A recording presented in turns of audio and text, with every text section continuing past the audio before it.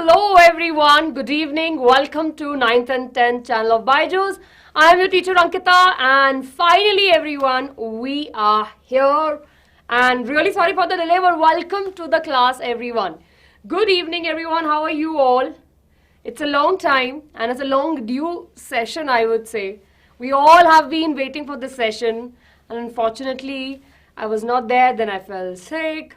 And yeah, it took a lot of time for me to heal. Yes, but finally we are here. Good evening, everyone. Good evening, Harsh, Deepika, Dipali, Aditya, Cosmotalk, Student Ash, Yamini, Yashita, Om, Yashaswini, Harshita, Rubika, Shubhalakshmi, Sweetie, Avneet, Yamini. So many of you are here. Good evening, everyone. How are you? First, tell me, how are you? How your these 3 weeks have been? I hope that now your school may, pre-boards are done. You are kind of sorted with the pre-boards. Now you have your study preparation holidays or, you have your days with you where you just need to revise and recap. Great, great, good to see all of you back. And thank you for a warm welcome. Yes, so awesome everyone. So without taking much of a time, I know that all of you are actually sitting on an edge, right? Because your examinations are very close and all of you wants to finish off the revision. So here we are everyone with 100 PYQs for the class 10 social science. Now of course in this class we have all the 4 subjects. We are starting with the history, then political science, then geography and then the economics. So I will be taking the starting 2 subjects. Right, and then Aishwarya ma'am will continue with the geography and with the economics. डर लगने की बात ही नहीं है, बहुत ही easy है. And I'm sure, मतलब जिस तरीके से हम लोगों ने पढ़ाई करी है, especially for the SST, right? We have gone into the detail sessions भी हैं जहाँ पे हमने एक चैप्टर को 2-3 महीने में पढ़ाई की है, वो बहुत जल्दी भी पढ़ाई की है. तो मतलब you have a wide range of the content that is already there with you. Read the NCERT and please make sure that you're thorough with the NCERT. मतलब एक बार रीडिंग तो आपने लगा रखी होगी NCERT की. नहीं लगाइए तो एक बार आप NCERT को देख तो जरूर लेना. Yes. Yo everyone. Yes. Thank you.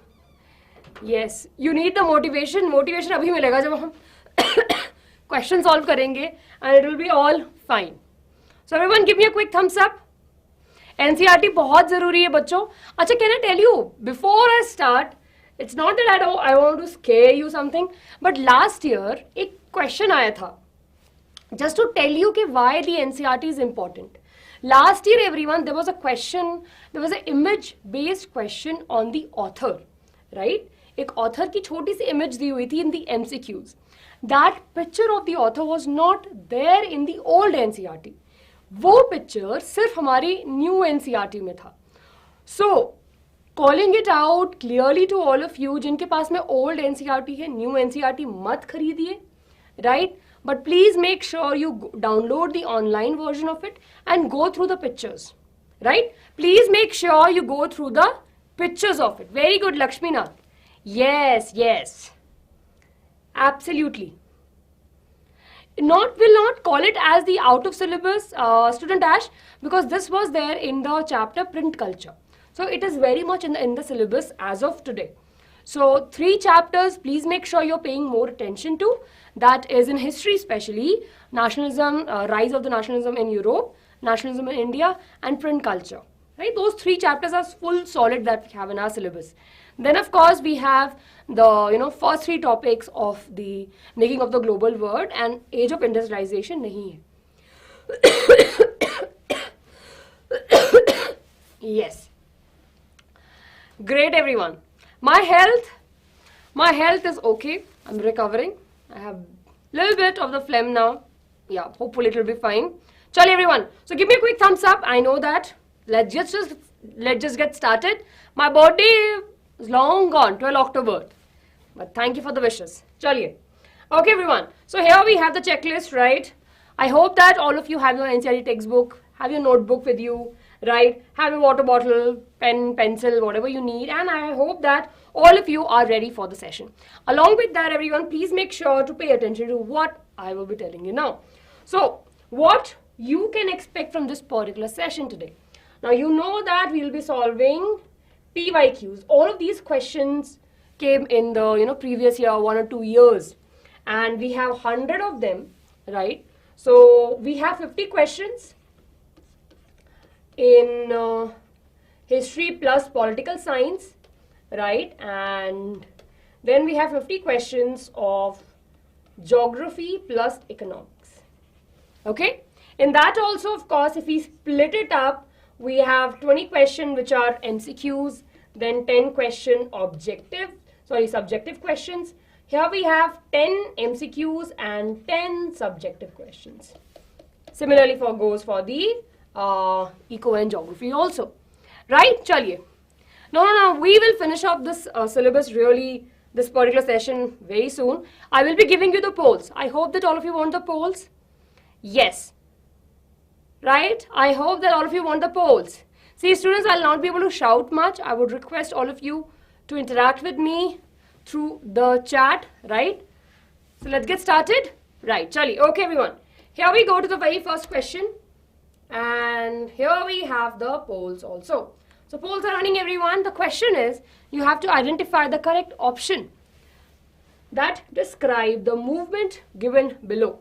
The movement broken colonial rule laws and also refused the cooperation with the British. Which rule are we talking about? It's a very easy question, I would say. The polls are running on the channel, everyone, so please pick the poll over there. The movement broken many colonial rules, basically colonies के rules को तोड़ा गया and refused the cooperation with the British. Right? There are two things. I hope that you will not get confused with the two options, right? Okay, I can see that majority of you have voted for the correct answer. Yes, very good everyone. I can see that. Chaliye, we are ending the poll now. The correct answer over here is the civil disobedient movement, right? Yes, 41 of you have actually got confused with the non-cooperation movement, right? But the broke law wala part is the civil disobedient movement, and of course non-cooperation movement, they were just non-cooperating with the government and just disowning the things that was there. So option B is the correct answer over here. Of course, as you can see, this came in the practice paper 2023-24. Chaliye. Question number 2, everyone, on your screen. Read the question, everyone. Polls are coming here.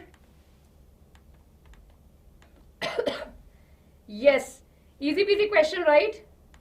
But everyone, there's one thing which I've realized that history mein se MCQs are a little bit trickier. Which one of the following is not true about the female allegory of the France? Now read the options carefully, right? She was named the Mariana. She took part in the French Revolution. She was a symbol of national unity. Her image was marked on coins and stamps. Ma'am, what is the weightage of the chapter print culture? So again, we have 3 main chapters. Now, usually we say that it's 20 marks, but if you see the question papers, right, the marks have not been yet, we cannot pinpoint कि हाँ भाई इतने marks का होगा. So fairly about, just focus on it that 3 chapters are there, full and solid chapters, so equal weightage. Starting 2 chapters will have more weightage as compared to the print culture. Very good, everyone. Yes, this question was there in 2023. It's okay, Harsh, but if you keep on reading it, you will realize that you have everything. Yes, very good. Okay, ending the poll, everyone. I can see that 81% of you have voted for the correct answer. Very good, everyone. Very good. The correct answer over here is that, which is not true about the figure, right? Or the French figure, which is called as Mariana, is that she never participated in the French Revolution, right? Yes, so option B is the correct answer over here. What exactly is deleted from the making of the global budget? We did a session on that, so you can go through it. Only first 3 topics are there. 1.1 to 1.3 topics are there. Okay, chaliye. Yes, I will be sharing the PDF after the class. Here we go, everyone, to question number 3. All of you, I would encourage you to focus. right? I would encourage you to focus in the class. Aishwarya ma'am will be coming after the political science part is done, right? Chaliye. Who among the following led the peasant movement in the Bardoli in the year 1928? I can see many of you are already answering. I will request, okay. Okay, by mistake, we just have, yes, just had 2 options, but adding more. Yes, everyone. Yes, no, yeah. Now you have 4 options. Yes. Interesting. Now, this is a very, I would say that it's not very evident, and it's a very not usually kind of question which is asked in the examination. Yes. I can see lots of correct answer. So, we can, I think, end the poll. The correct answer over here is option number D. बच्चे बिल्कुल आपको you will be getting the PDF after the class on the Telegram group of BYJU'S 9th and 10th. So please make sure you have joined the group. Okay, everyone. I can see that good amount of students have voted for the option number D, and the correct answer over here is the option number D, which is Vallabhbhai Patel. Very good, everyone. So are you ready for the question number? Next question, everyone. Give me a minute. Yes, chaliye. So that was question number 3. Yes. Okay. Question number 3, everyone. Which one of the following books was printed first by the Gutenbergs? Easy, I would say. Right? Yes. Jaldi se, everyone. Here you have the polls on your screen. Now this question is easy. I would say that this question is very, very easy. Right? We are talking about the first book, right, printed by the Gutenberg. So we know that Gutenbergs traveled. No, he didn't travel per se. Marco Polo traveled to China and he got the technique of printing from there, right? The pressing technique. And of course, it came to, well, it came to Europe. And then of course, Gutenberg adapted the technology with more of modification. And then he was the one who actually printed the first Bible. Did I just give away the answer? Seems like yes. Okay, but 93% of you have already voted for the answer. Very good, everyone. The correct answer to this question is option number C. Bible is the correct answer. Smileys for all of you, everyone. Easy peasy question. Yes. Yes. Very good, everyone. That was a question number 4. Now we'll be moving ahead to the next question. Right? Chaliye. Yes. Okay. I'll tell you where we have the Bardoli in chapter number 2. Just give me 1 minute. I'll just tell you the page number. Chaliye. Yes. Chap books बच्चे बहुत late आए थे. Right? Chap books बहुत ही ज़्यादा late आए थे. First, of course. Right? First we have the Bible. Yes. Okay, chaliye everyone. Which one of the following aspect was common between the writing of B.R. Ambedkar and Naikar? Yes, everyone. Here we go.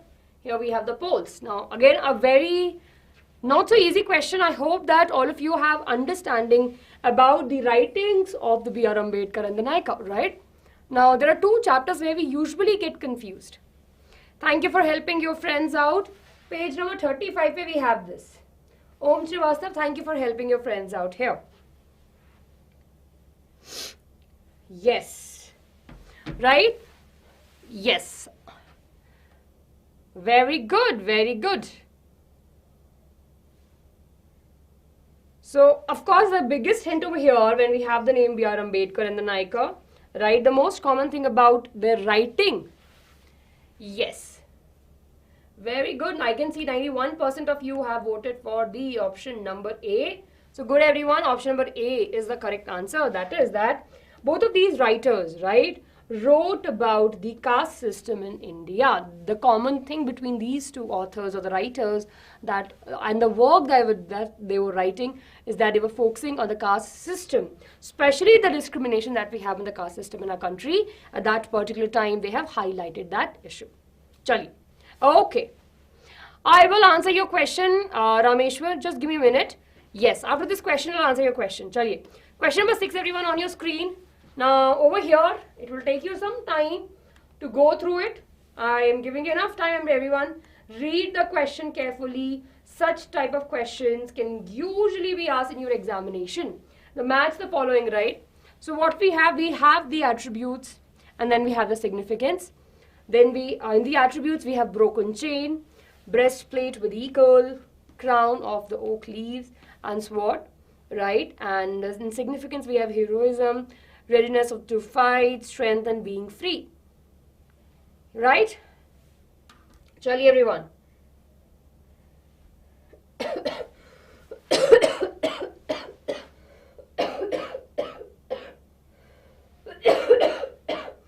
Excuse me, everyone.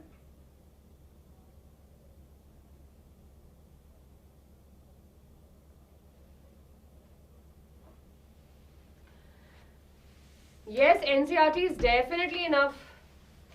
NCERT is enough for the board examination. Very good, everyone. Option number, I can see 85% of you have voted for the correct answer, and option B is the correct answer over here. The correct answer is option number B, everyone. So let's see over here. Broken chain, right? Broken chain, the significance is the being free. Then we have breastplate with eagle, that goes with the strength. Eagle with the strength. Remember this, everyone. Then crown of oak leaf, right? The crown of the oak leaf tells about the heroism, right? And the last one, we have the sword that is ready to fight. So option B is the correct answer. Yes. Clear, everyone? Very good, very good. Ma'am, I thought the options are horizontal, ma'am. It's okay, no issues. But that just tells us that we have to be very careful while picking up the correct answer, right? Verify it once or twice, everyone, again, right? Chaliye. Okay. Now moving to this question, which came in the year 2000, right? 2023. Now this is the question I was talking about. The image, I'll not say much. Everyone pick the correct answer over here. I think for this we don't need a poll. We already have the answer with us. But yes, let's have the polls running, everyone. You have to find out, we have to identify the literature that we have over here, shown in the image, and we have to choose the correct answer. Yes, very good. Is it Ram Mohan Roy, Raja Ravi Verma, Lakshminath Bezubure, or Gangadhar Bhattacharya? Rupesh Bache, please, you can watch our session for the chapter 1, right? Which is focusing on the nationalism in Europe, wala part. Chaliye. Okay, very good. हाँ बच्चे पर it's important chapter Rupesh, तो पढ़ना पड़ेगा है ना? It's very important from the exam point of view. Okay, everyone, ending the poll now.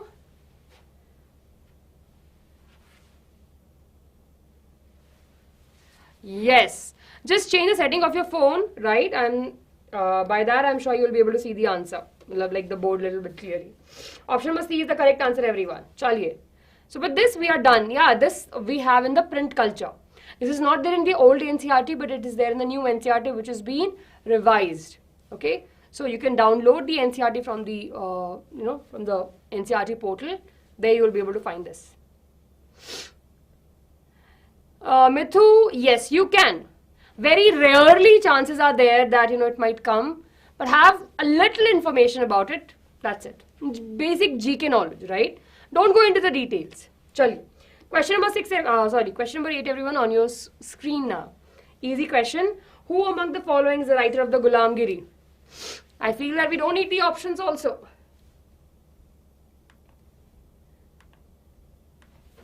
Right? Let's see, everyone. Easy peasy question. Who among the following is the writer of the Ghulamgiri? This time, can I tell you, the options, the chances, right, are so much huge that you will be getting the questions from the 3 chapters only. First, of course, we have the rise of the nationalism in Europe, the nationalism in India, and then the print culture. From these 3 chapters, please make sure you're going through the images. Probably the chances are really very high that you will get at least one image-based question. Yes. Yes, G20 is there for the examination. Ashwara ma'am came and just confirm it. Yes. We'll be providing you the PDF. You want the new NCERT PDF also? Okay, fine. We will share that also. We will share that on the... Yes, we will share that on the Telegram group. Okay. Chaliye. Option number C is the correct answer, everyone. Jyotiba Phule, right? He was the writer of the Ghulamgiri. Can anyone tell me in which chapter we have this information? Yes. Yes, Sharlin, we can say that. Yes. Ma'am, is it okay to do PYQs ka time? हाँ बच्चे. हाँ, it's okay. You just do the PYQs only. Very good. Print culture. Absolutely correct, everyone. See, we should have the information from which chapter we are getting the questions also. Chali. Okay. We're done with the question number 8, everyone. Now moving to the question number 9. Choose the correct option from the following regarding the central power in the First World War. Again, a very easy question, I would say. Such questions are very rare to find. But of course, these are the questions which came in the previous year paper. So we are really happy to have this question. Now you have to find the central power of the First World War. Now we had seen that worded for 2 World War, right? And of course between few countries only, but yeah, it caused a lot of damage. So tell me, everyone, which of these options have the central power that participated in the First World War? Very good. I can see 2 options ke beech mein confusion you have. It's not out of syllabus. It is not out of syllabus. It's there in the first chapter. And it's there in the second chapter of history also. Yes. Very good, very good. Awesome, everyone. Everyone, please make sure you hit the like button for the video. It should not be the case that bhai, you're coming to the class, you're enjoying the session and you're not hitting the like button for the video. Very good. So, ending the polls. Yes. Option number A is the correct answer. Chaliye. Option number A is the correct answer. I think the poll got somewhere. I don't know where. But option number A is the correct answer and majority of you have voted for the correct answer. Badhiya, badhiya. If you're disliking the session, that's good. You dislike the session and leave the class. Yeah, I'm sure then there's something which you are not enjoying about the class, you can leave the class. Easy peasy. Okay, everyone. Option number A is the correct answer. We have Germany, Austria, Hungary, and Ottoman Turkey. Right? So all of these were the part of the central power. Yes? Okay. Chaliye. Everyone, moving to the next question. Question number 10. It's a victory for us that we are halfway through. बच्चे मैं आवाज़ को नहीं बढ़ा सकती, अभी यही आवाज़ है. आवाज़ बस यही है अभी, इसी से काम चलाना पड़ेगा. Which one of the following ideologies were the European government driven after the defeat of Napoleon in the year 1815? Very easy question, everyone. हमने पढ़ा है ये. French Revolution में तो हमने बहुत कुछ पढ़ा है, right? And we clearly remember that after the Napoleon, right, we had a very famous minister, right? Metternich, Duke Metternich. He's the one who said that if France sneezes, whole Europe will get the cold, right? So after the defeat of the Napoleon Bonaparte, what happened, these people, right?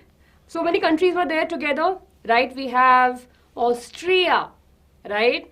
Yes, then we have Persia, Britain, all of these came together, right? And they, very good, right? And of course, they had their own small meeting and they had those long postulates. किसको याद है वो postulates?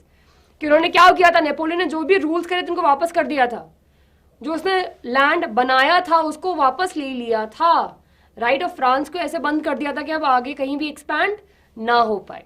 So those points are also important from the 3-mark question or 5 marks question, and this is definitely is important. Very good. Treaty of Vienna, and what they were talking about, they want to restore the monarchy, they want to restore the conservative approach that they all had. So option number B is the correct answer. It's clearly mentioned in our NCERT topic hai, so this is very important also. Very good everyone. 90% of you have voted for this question. Very proud of you that we have the understanding of it. Very good. Yes, Bourbon King. Absolutely correct. Yes, chaliye. Okay. Now moving to the question number 11 everyone. Here we go. Question number 11. Which one of the following aspect was common among the writing of the Kailashi Devi, Tarabai Shinde and Pandita Ramabai? Now see again, it's very important for us to have the understanding. हाँ, Vicks की गोली लो, right? या खिचखिच दूर करो. Yes, I can't. If I take the बच्चा, I'll not be able to speak. चलिए. Everyone, there's one good thing about the questions which came in the previous year, right? Like 2-3 years ka paper, if you see, they have gone into the text, right? So of course we know that these all of these authors were there in the print culture, right? But the question in the way that they are asking is that we have to find the common between these 3 female writers and what is common between their writing. Tanu bache, if you want to have 100%, definitely you can have in SST. I hope that you have covered your syllabus, right? I hope that you have an understanding of the NCERT. You will be able to achieve your marks. Yes, it is possible. It is possible to get 90 plus aaram se. Yes. My name is Ankita Len. My name is Ankita. Yes, Ahana. Ahan. Okay. Very good everyone. I can see the correct answer. Option number B is the correct answer. 95% of you have voted for it. So it has to be a correct answer, which is that they highlighted the experience of the women in the India at that particular time. Right? They focused on the condition of the women, right, and how the women have their experiences. Yes, Isha? So we have these 3 female writers, right? We have Kailashi Devi, Tarabai Shinde and Pandita Ramabai, right? They wrote about the experiences of the women during that particular time in India. This is there in the chapter Print Culture, right? So you can clearly see that from the print culture we have more of the MCQs question. So that means that we have to read the print culture in such a way that we have the understanding of 1 marks question. Okay, chaliye. Question number 12 everyone on your screen. We have to arrange the following order in a chronological order, basically in the order in the correct option based upon what happened when, right? So we have Napoleonic War, the Treaty of Vienna, Greek struggle of independence and Sal nationalism in the Ottoman Empire. So everyone pick the correct answer. You have to arrange them in the correct order. When what happened? Starting with the first one, right? Okay. Very good. The chart is moving like a fire now. So good to see that so many of you have given the answer already. Very good. Yes. XD. Supri. Yes. Laddu is there. Definitely.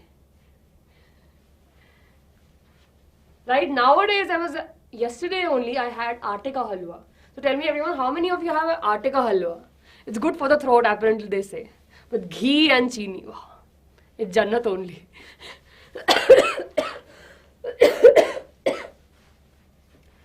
Okay, ending the poll now everyone.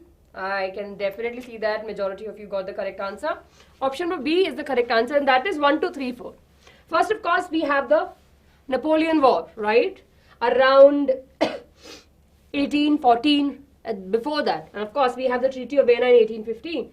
Then the struggle of the independence of the Greek. And then, of course, we have the nationalism in the Ottoman Empire. So option B is the correct answer that we have over here. Yes. It's okay, Sakshi. Very good, very good. Chaliye, awesome. Kaju Katli, acha, haan, bilkul. Let's have a Kaju Katli movement, everyone. So it's Kaju Katli.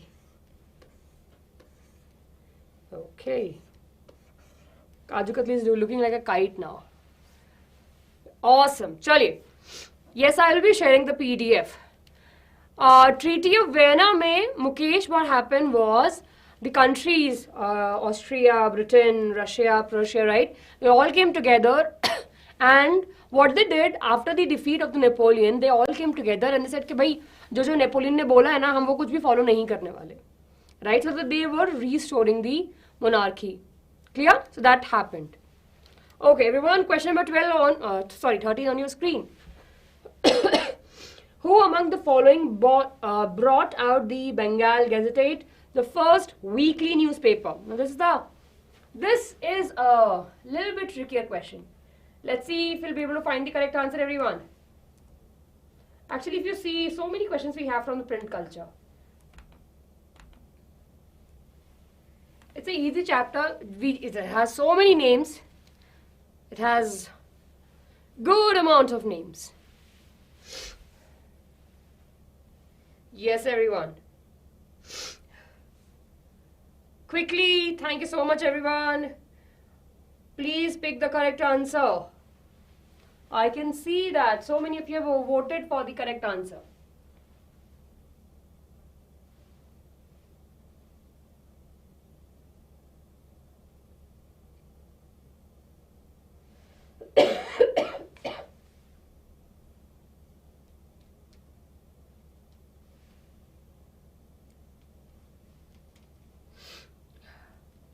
Yes, everyone.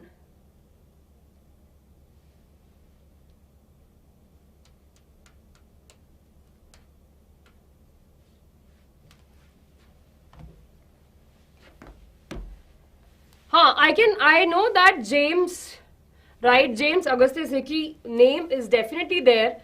But the question is, he was the one who, he was the one who first edited it, right? And this particular question, right, we have the brought out. So, of course, option number C is the correct answer. Gangadhar Bhattacharya. Clear? Yes. Clear, everyone? So, option number C is the correct answer. And 73 of you have voted for it. Very good, everyone. Very, very good. Yes. Awesome. Good, very good. Don't worry, bache, you just keep on focusing on the, your studying part. Everything will be fine. Chaliye. Okay. Unfortunately, over here, the answer is being marked incorrectly, but we know the correct answer is option number C. Chaliye. Option number 14, everyone. Who among the following brought... Okay. The question is incorrect. Yes. The question is, of course, the question is just match the following. So, look at the leader name and look at the name of the role. So, here we have the leader name, everyone. We have Victor Emmanuel II. We have Mazzini. We have Garibaldi. We have Count Cavour. And, of course, the role. So, everyone... Giving you the polls now. Pick the correct answer, everyone.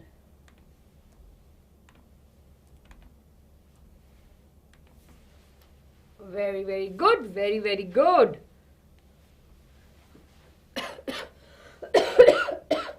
Good evening, everyone. Good evening.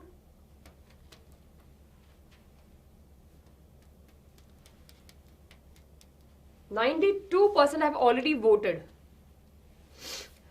Now, everyone take a look. Don't get confused with B and C. We have A over here, B, C, and here we have D.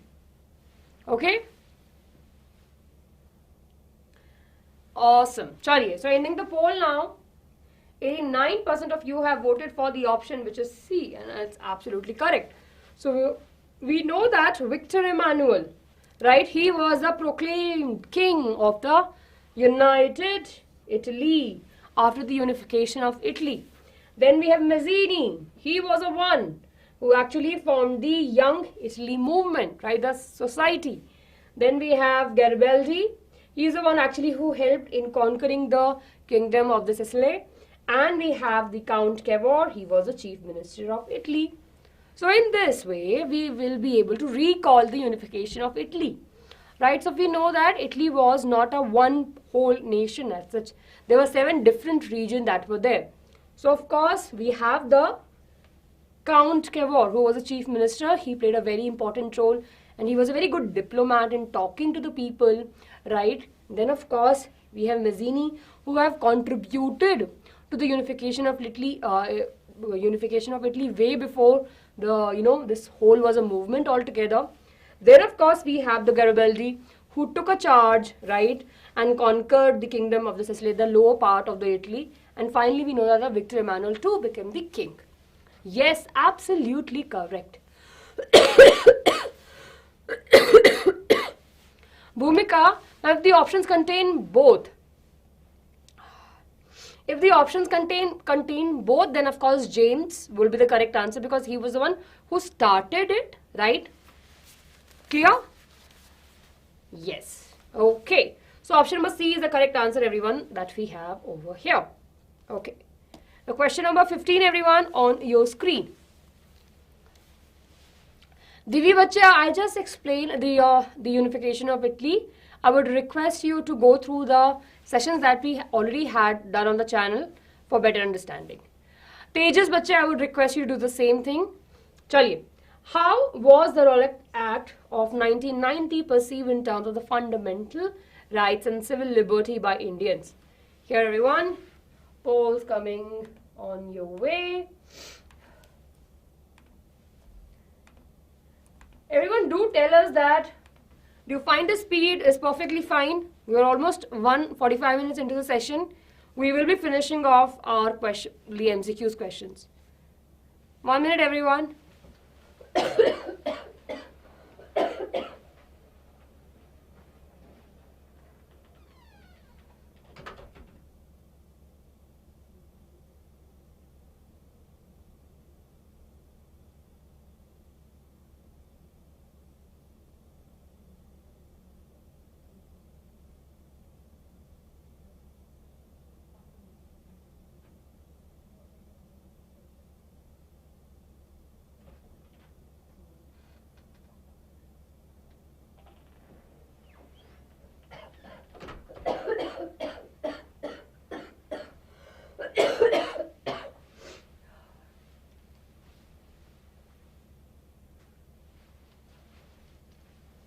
Very good, very good. 73 of you have voted for the correct answer. Let's end the poll, everyone. And the correct answer over here is option number B.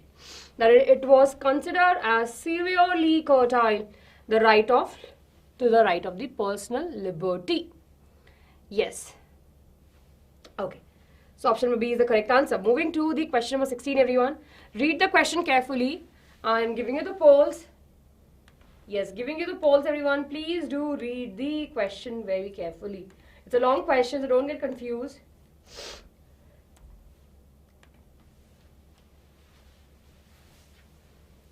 Yes. The Indian masses willingly participated in the civil disobedience movement despite the challenge faced during the non-cooperation movement. Accordingly, which of the following quote best reflects the outcome of the masses? The greatest glory in living lies not in the never falling, but rising every time we fall. An eye for an eye only ends up the making whole world blind. Injustice anywhere is a threat to the justice everywhere. And obedience is a key of the peaceful society. Easy peasy question. Very good, Divyanshu. Very good, Kanak, Neerja, Gunjan, Veer. Very good, very good. Mineral Valley, according to the NCERT, James, right? He's the one who started that. And of course, later it was brought out by the Gangadhar. Okay? It's there on our NCERT. Okay. 70% of you have voted, so I'm ending the polls now because 70% of you are voting for the correct answer, and the correct answer over here is option number A. That is the greatest glory in living lies not in never falling but rising every time we fall. Okay, so here we have that. Great, everyone. Yes, G20 is coming in the examination. Question number 17, everyone on your screen. Question number 17. A, B, C, and D. Here we go, everyone. Given below is a painting of the Imperial Federation, map of the world. Okay, I don't have the painting. We have to observe the painting, and of course we have to tell. You remember the painting that we have word map mein, right? So you have to pick the correct answer. I think the painting is missing from here. Now you can take your movement, everyone. Take your movement and you can Google, right? Or you can open your NCERT. Open the painting that we have. Yes. Very good. I can see the correct answers.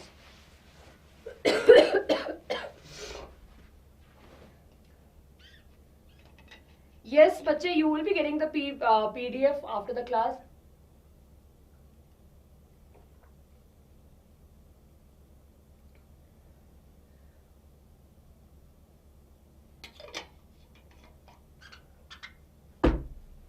Bilkul sahi. Option number D is the correct answer.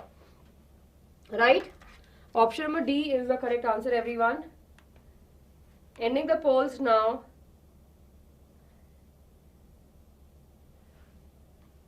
Option number D is the correct answer. If we look at the image, right, the word freedom and the fraternity written on the top of the atlas despite depicting the human labor holding the word upon its shoulder. Okay? So this we have in chapter 1, so you can go back and see that. Chaliye. Okay. Here let's move ahead, everyone, to the question number 18. Here we have accession and the reason. Let's take a look, everyone, over here. We have the distribution, application, the preservation of the knowledge were fundamentally altered with the invention of printing. And the reason is that the printing enables intellects to produce, comment on, and evaluate text, which spread as the idea across Europe. So please pick the correct answer, everyone. Yes, bache, G20 is there in the examination. Can come in any format. Different types of questions that we have.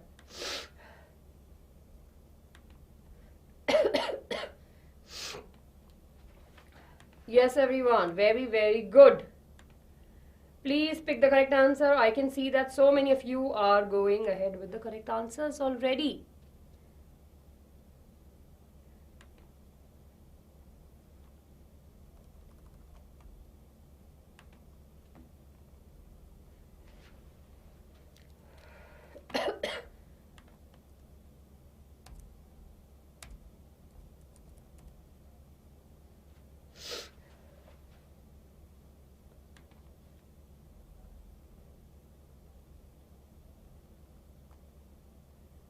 Yes, everyone.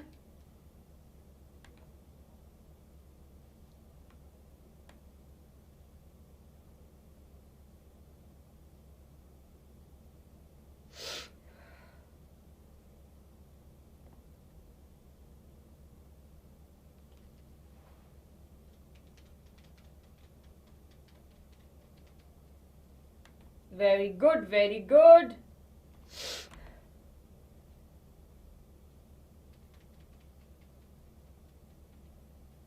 Chaliye, very good, everyone.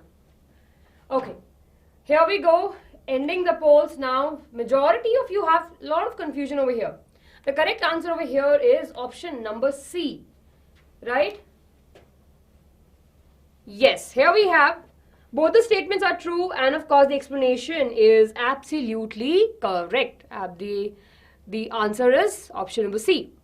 Yes.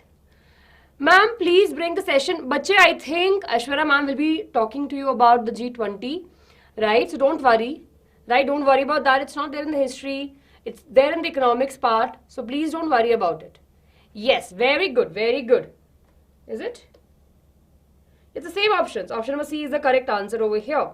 Right, Acha, you're saying that mostly in the examination we find that option number A is the one where both the statements are correct and it's a right explanation. Okay, very good, very good.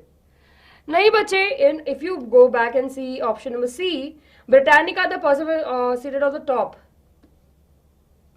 But that does not make the sense. Depict the painting which is talking about the, conflicting when they presented together. The question is talking about the conflict thing which we have in the picture.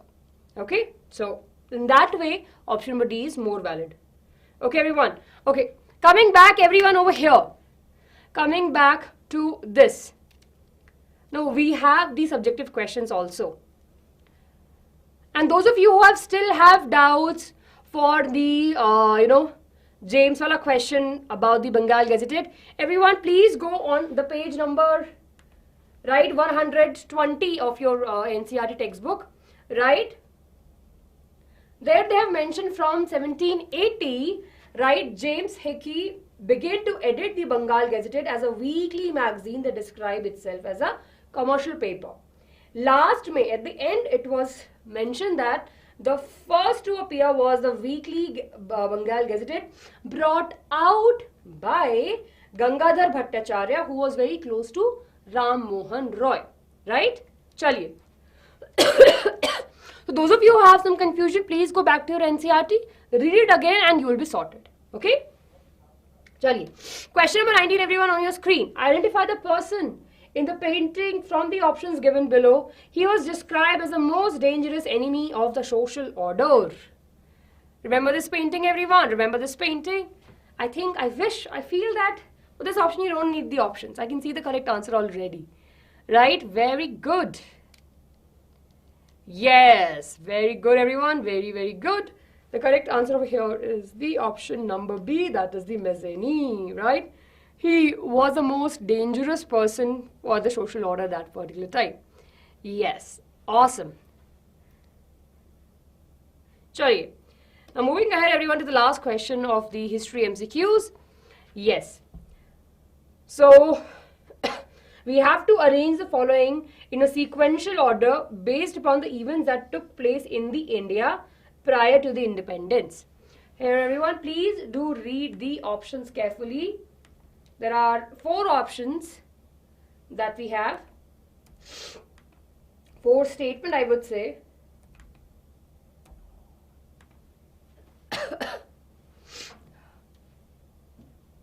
Yes. Okay.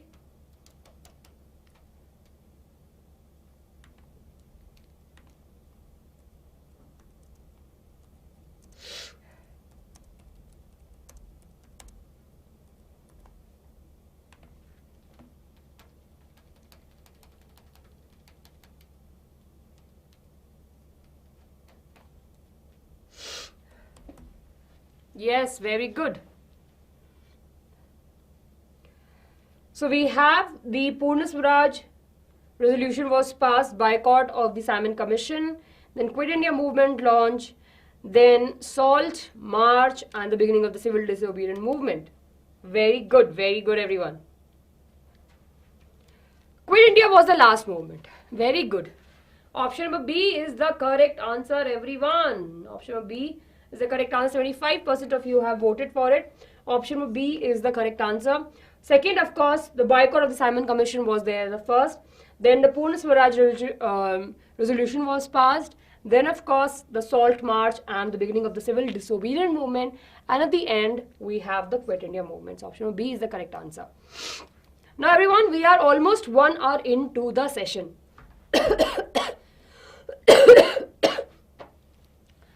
Which question, Shreya? This question you're talking about? Shreya, this we have, this image, right? Here we have Mazzini. This is there in your first chapter. Chaliye. So everyone, Everyone, so with this, we are done with the 20 MCQs questions. And now we are starting with the 2-marker question. Now I'm giving you a break of 5 minutes, right? Now again, a very important thing that all of you have to remember. Everyone, please do pay attention. Now, what we have, right? You know that 20 marks you have, like as in total, 80 marks total paper you will be writing in your examination. Yes. Mineral Valley bache, हाँ. But Gangadhar Bhattacharya is there in the options also. Nahi, in options also we had Gangadhar Bhattacharya. Okay? Right? So everyone, you know that out of these 20 marks, there's no hard and fast rule कि अच्छा इसमें से इतना ही आएगा from the chapters, right? So please make sure to go through the NCERT. Especially for the print culture, you have seen so many questions have been come from that particular chapter. So please make sure you go through them. And please focus on the images also. Please focus on the images also. Okay? And those of you are asking about the G20, again I'm repeating, bache, Ashwara ma'am will be coming and ma'am will be dealing with that. So don't worry about that. Now I'll give you a break of 5 minutes, right? I think I also need a break of 5 minutes. And then of course everyone, after the break of 5 minutes, we will be moving ahead with the 10 questions, right? We have 2-marker, 3-marker, 5-marker and the 4-marker questions. So everyone take a movement, right? Go through what you have seen as of now. We'll be coming back and we'll be solving more subjective questions. So please make sure you stay with us, right? And just quickly, 5 minutes will go like this. Take a break everyone and come back. Supremely fresh. Yes. I'll see you in 5 minutes. We'll meet at 6 p.m. Right? We'll meet at 6 p.m. 4 minutes. 4 more minutes. Chaliye.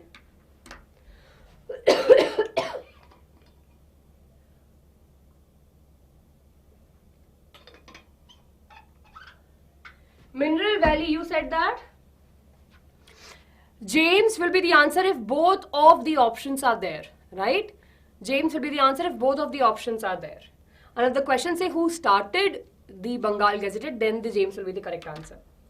Mineral Valley, have answered your question, bache.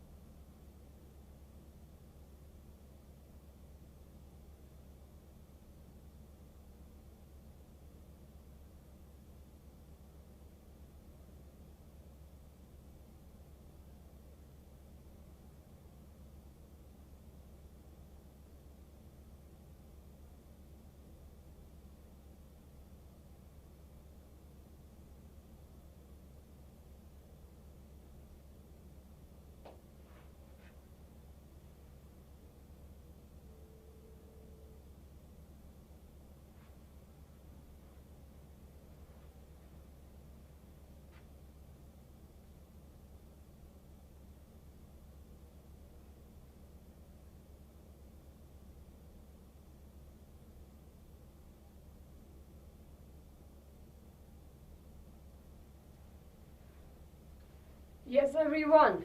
Chaliye. So let's get started. Yes, so we are starting with the 2-marker questions. Now these 2-marker questions, of course, can be asked in a very different way altogether. So we have the answers in such a way that, we can, if these questions are coming at, 3-marker or 5-marker also, you will be able to deal with them. Chaliye. So starting everyone, 2-marker question. I want all of you to focus now. This will be a very quick, right? We will be finishing this really very quickly. So I want all of you to focus over here in the class. Yes. Okay. Chaliye. Mention any 2 advantages. Very straightforward question, everyone. We have to mention any 2 advantages of the Silk Route in the pre-modern trade, right? Any 2 advantages of the Silk Route in the pre-modern trade. Now, what do you think will be the answer for this particular question? Exchange of the cultural goods, exchange of the goods, culture, trade, exchange of the food, trade of silk, spices, cultural exchange.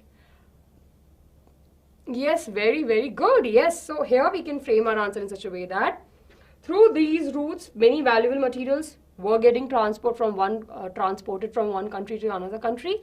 Along with that, this route was frequently used for the explorer and for the travelers in the exchange, in the ideas of the food, culture, religion, etc.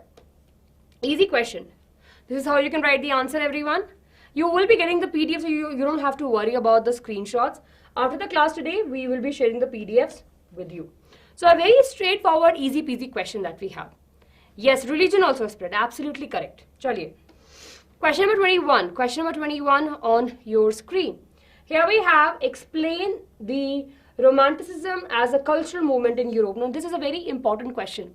I'm sure you would have seen this such similar type of question coming for 5 marks also, for 3 marks also, right? We're talking about the Romanticism of the culture movement, right?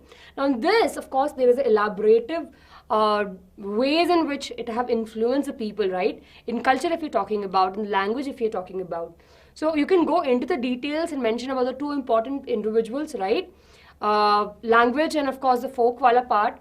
In language, mein, of course, we have the Polish language ka, and the culture, but we have the German wala. Thus was, right? So you can mention up all of these things. Yes, very, very good. So this particular question is just for 2 marks, right? So here we have the question and here we have the answer for it, right? So we can mention, yes. Yeah, this question came in the year 2023. Absolutely correct, absolutely correct. So cultural movement was emerging as a very important thing to hold the national sentiments and the national feeling, right? The main aim for the artist was to collect the collective heritage and the common cultural past, and thus give a sense of belongingness to the country, right? Yes? Yes. Very good. Yes. Very good. Very good, everyone. Then, of course, language played a very important role. You can talk about the Poland language being used as a weapon against the Russia, right? And you can mention these 2 points over there. Yes, King Usaid. Yes, Divyanshu. Very good. Yes, baked beans. Yes, okay. Neglected the signs. They were focusing on the culture. Yes, yes, very good, Gunjan. Okay. Ha, very good, Divyanshu. So this is how you can write the answer. Again, a very easy question, I would say. But again, a question that can come for 3 marks or for 5 marks also. And I'm sure you will agree. I'm sure you would have seen this question. And when we were studying this chapter also, not just us, I'm sure your teachers would have also said that that's a very important topic. Right? So here we go. Chaliye. Moving to the question number 23, everyone. Explain the Frederick Soyoud reigns in the context of the Democratic and Social Republic in the France during the 1848.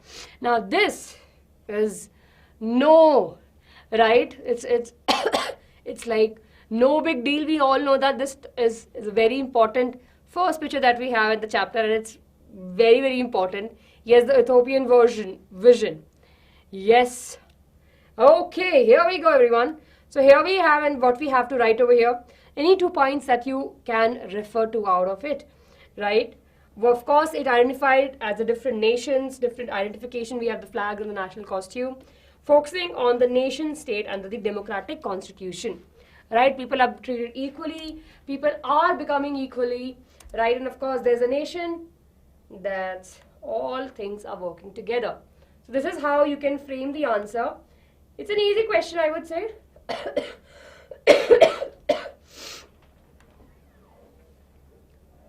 Oh yeah, all sorted. No, I'm still going through. Yes. I'm just doing the polls and like, yes. Very good, everyone. So yeah, this is how you can write the answer. Here we have. This question came in the year 2023. All of these, the majority of the questions that we have today are from the paper from the previous year, 2023 paper, right? I have collected, we have various sets, right? 6 sets. We have taken the questions from there. Chaliye. Now, that was the end of a 2-marker question, right? Now, let's take a look at the 3-mark question, everyone. How did access to books created a new culture of reading? Explain. Easy question, very easy question, right? How did the access to book create a new culture of reading? What do you think about it? We know that once we have the reading mania, that is a topic that we have in the print culture, right? Once we have the books, which were very cheap, now it was accessible to so many people, how it impacted the society. Especially if we talk about, we can mention about the new culture of the reading, right, in India and in the outside. Very good. By printing, the printing of the books increases. We have more of the chapbooks now. Reading books become more as a luxurious activity, leisure activity. Yes. Women started reading, writing, printing become very easier. It becomes cheaper also. Very good, everyone. So here we have the question, the reading culture, right? So we know that as we have the printing press, right? The reading public, the new reading become more public to the people, right? Of course, books become cheaper, printing technology got the cost was reduced, right? Then of course, as books flooded in the market, readership increased. We know that readership increases, books were reaching a large number of people, and of course created a new reading culture. Initially it was read by only by the rich people, but now the books were present and was available to the middle class people also, so of course they also were reading. So you can mention all of these points. Easy peasy, right? Now this question can come for 3 marks, or like it's there for 3 marks. It can come for 5 marks also, right? You can mention about that now the literate, you can mention about the points that we have, that the illiterate people can still learn about the books by watching the ballet or by listening to the poetry. That is also a very important point which we have. Chaliye. Awesome, everyone. So are we clear with this? Everyone, are we clear with this? Come on. How many of you here? After the break, बच्चे तो जा चुके हैं अब. भाई वापस आओ. Tell your friends to come back. Yes, everyone, please make sure you hit the like button for the video. And everyone, please have the excitement in the class. Yes, religious text was also published. Very good, Razor. Did the technology not replace the traditional hand printing? It did replace the traditional hand printing. It did. Yes, that is the reason we have more and more books. Yes, I'm God. Yes, that's a French book that you're talking about. Yes, very good. Chaliye. Okay, here we go, everyone. Question number 25 on the screen. Question number 25 on the screen.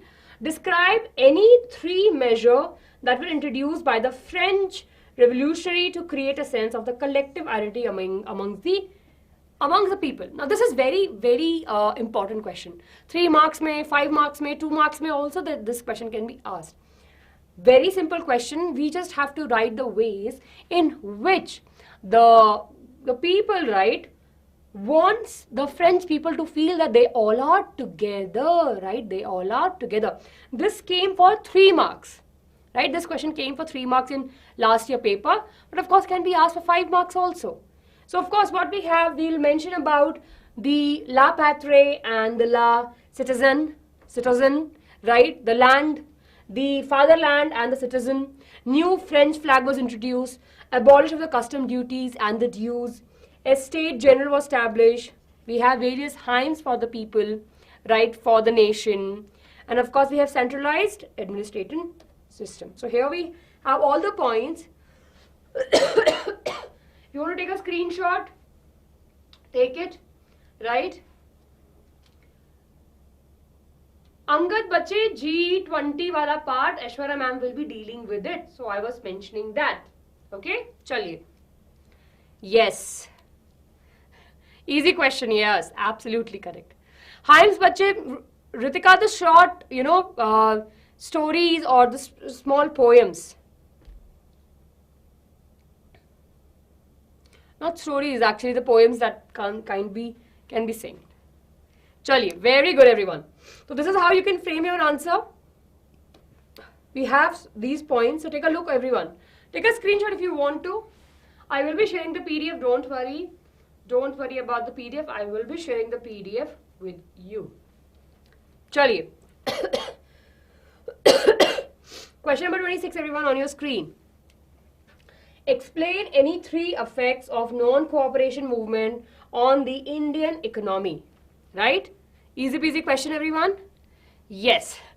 Very good. For the weekend, but wah.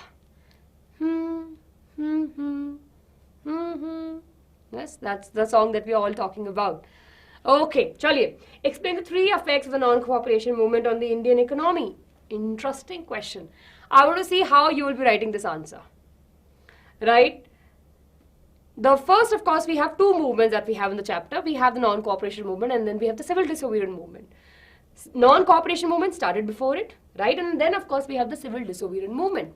So, explaining 3 effects of non-cooperation movement on the Indian economy. Very good. Khadi becoming very more expensive. Very good. Let's see everyone over here. Right? The call of the non-cooperation movement, shopkeepers, public boycotted the foreign goods. Yes. We all did the boycotting of the foreign goods. Then the movement in the cities received huge support, right? Burns the various foreign clothes and picked the liquor shops, as you all are mentioning, right? Got the momentum. The imports of the foreign clothes become halved. Then, of course, many places merchant and trader refused to trade for the foreign goods, as you all are mentioning. So these are the things that were done by the Indian people during the non-cooperation movement that affected the Indian economy. Yes. Easy peasy. Right. Of course, this question can come for 5 marks also. Chaliye. So question number 26, everyone, this is how you can mention the answer. Yes, I will be sharing the PDF. Don't worry, don't worry. I will answer that question. After this question, I'll take some questions. Okay. Now, let me just stop over here. Many of you are asking them how we should write the answer in the examination. See over here. If you see over here, right, we have highlighted the important points. Can you see? We have underlined the important points. So this is very important, everyone. When I was there, right, with the CBSE and when I used to correct the question papers, right, what will, one thing they have to, they would really love to see in the students' notebook is that the students have, first of all, they should have at least legible handwriting that one can easily read, right? Should not be sitting with a magnifying, should not be sitting with a magnifying glass to read the content that you're writing. Second, importantly, please write your answer in the points that we always tell you. Please do write your answer in the points. 2 marks question, 2 points. 3 marks question, 3 points or 4 points. 5 marks question, at least 5 to 6 points, right? Then underlining is very important, right? If you underline all the points, the teacher knows that you know the concept and it will be easy for them to read the important words. For example, if you have written ke shopkeeper public boycotted the foreign goods, the teacher understood that you know the content. So it is very good. It is very important to underline. Now in your examination, I would always, I don't believe in the various news that comes and people say that you can use the black pen, blue pen, etc., etc. I would still say to you, all of you, please carry good blue pen. I would not even say carry a gel pen. Carry a ball pen, right? What happens if there's a gel pen or an ink pen? If something fell on that, probably the examiner will not be able to see clearly. And of course, your marks can be getting affected by that. So carry a ball pen, have 2 or 3 ball pen with you. Start practicing from now itself, right? Change your sleeping pattern, start practicing with the pen now itself so that you know that, this is how you'll be writing.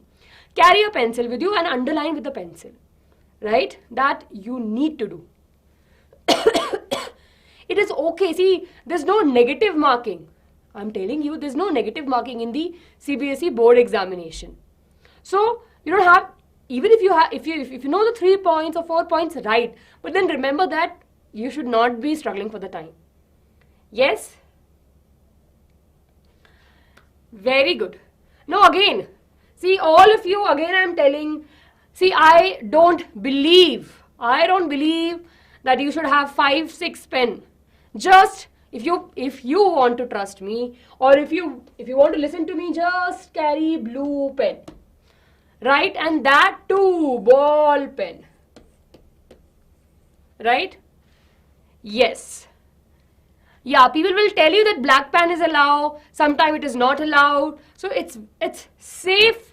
It's safe to have at least 2 good blue ball pen with you so that you can write. And of course, have a pencil with you for every time. Right? Yes. Angad, you don't have to worry about it, bache. Okay, chaliye. Haan, I'm God, yes. Octane pen, yes, it is waterproof. Chaliye. Okay. So we are not focusing on the pen now. I've clearly mentioned, right? I've clearly mentioned that what pen you should use. And for the answers also, I clearly told you, write the answer in points. Always underline the important points, right? And leave good space between them. Chaliye. Okay. Question number 27, everyone on your screen. Come back to the class. Chaliye. All of you come back to the class.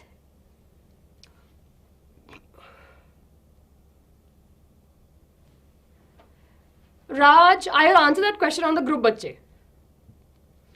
I would suggest that please don't carry a gel pen. If you have, then it should be, waterproof.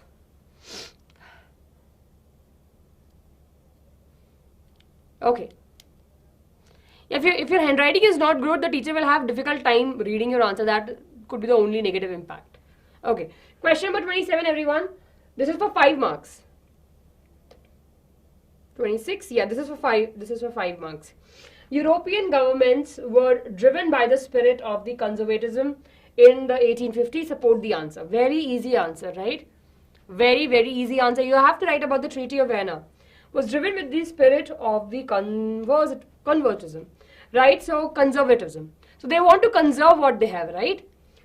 So of course, we'll mention about that they believe that the establishment of the traditional institute, social monarchy, church and everything, social hierarchy will be good for the country. They did not propose any return to the society as a pre-revolutionary days. They took some of the good things from the Napoleon part and of course have incorporated that. Right? They make state powers more effective and strong. They took majority of the powers to them. Right? And of course, they have the dynamic effects on the economy. They abolish the feudalism and the self-dress system. Right? So these are the good things that they did. Small good things that they did. So again, this question looks very, very complicated, but it's very easy. It's very easy. Yes. Ha.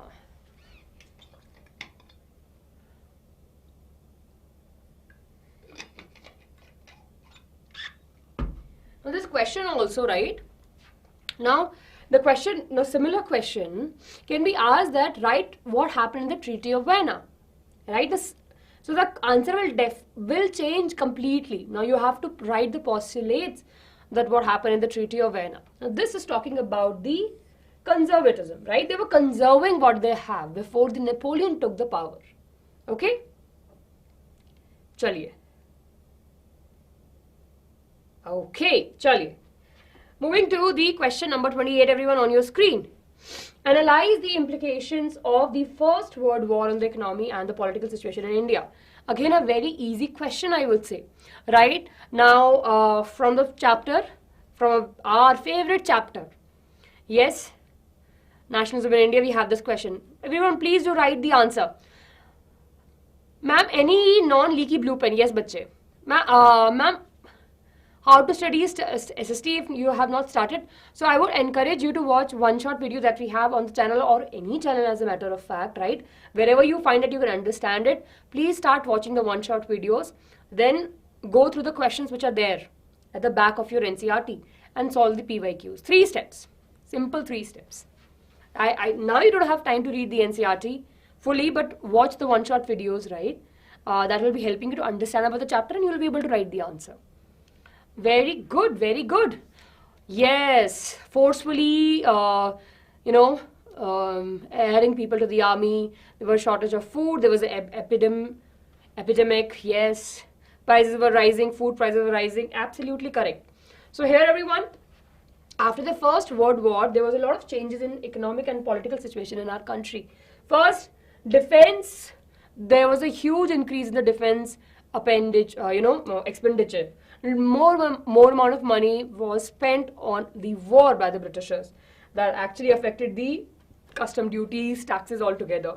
There was an increase in the taxes for the common people. Villagers were forced to join the forces, right? And there was a lot of crop failure also during that particular time. That also led to the shortage of the food, and so many people lost their life. And apart from that, there was a spread of influenza that particular time, which actually killed so many Indian people. So economically, our country's condition was not that great, and politically also it was not in a very good shape at that particular time. So here, how you can frame your answer. Yes, absolutely correct. Shraddha, it's not that I don't read your chat. I just saw your message. Your name, anime. Yes, see, additional papers are difficult. Practice papers are difficult, right? They just want you to understand that paper can be that difficult also. Go through what you have studied, right? You don't have to worry about anything. Chaliye. Yes. Okay, question number 29, everyone on your screen. Plantation workers had their own understanding of Mahatma Gandhi's idea, the notion of Swaraj. Support the statement.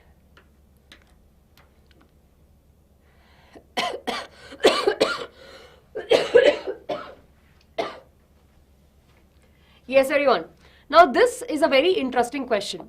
Now, during the time, right, when we have the non-cooperation movement going across the country and the civil disobedience movement going across the country, before the civil disobedience movement, right, we have various different parts of our country was affected by the movement differently, right? We have said about the peasant movement, which was happening in Uttar Pradesh, right? We have plantation workers in Assam, right? Yes, absolutely correct. Inland Immigration Act.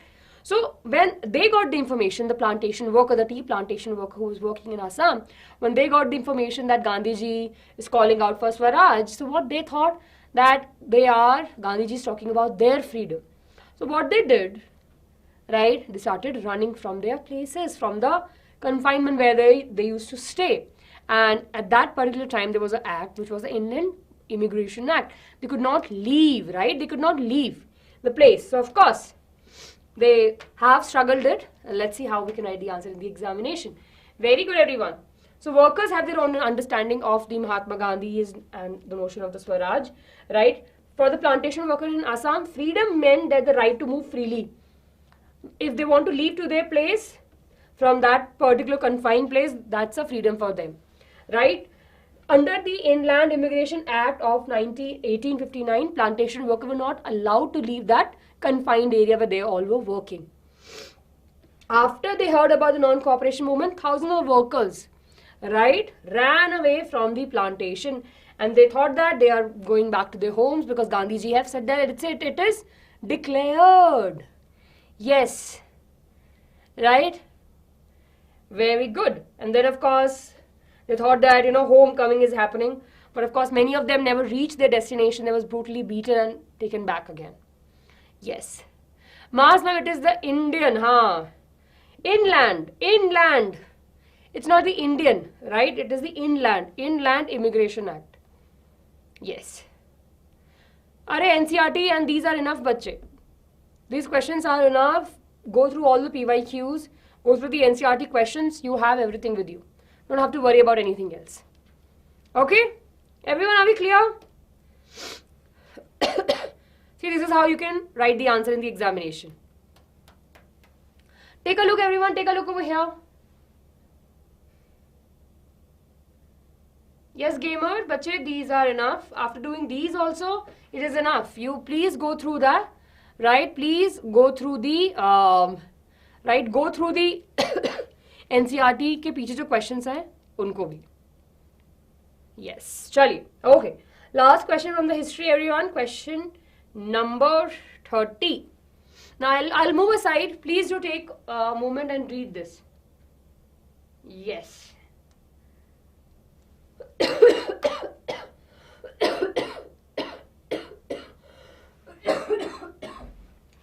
Excuse me, everyone. Please read the questions.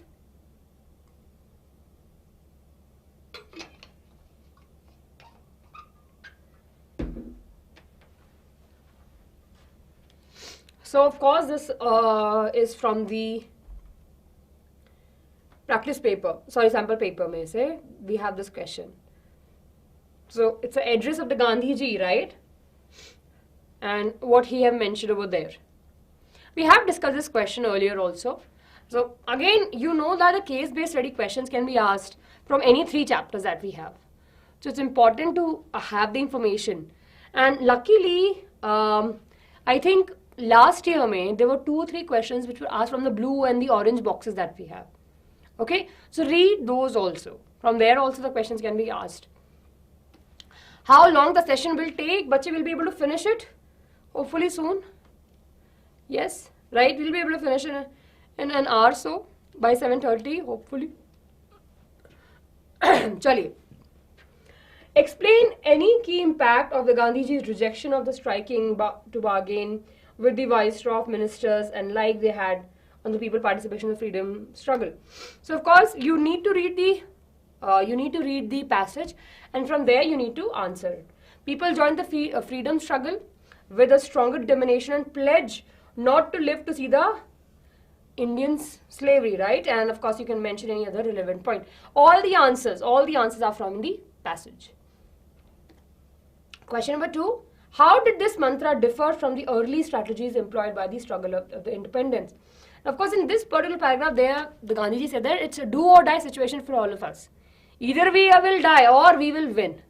It's like we have to do, right? We have to do something for the freedom of our country, right? The movement aimed at achieving the complete independence without accepting any of the partial freedom that the British government was giving us, right? Earlier strategies, and of course, there were a lot of negotiation that was happening, but now was a situation of do and die. Yes. Last question, everyone. From here, we have discussed the economical context and the political climate that led to the adoption of do or die mantra. You can mention about these points. Okay? Yes, do or die is your situation. You still have time, right? You still have time.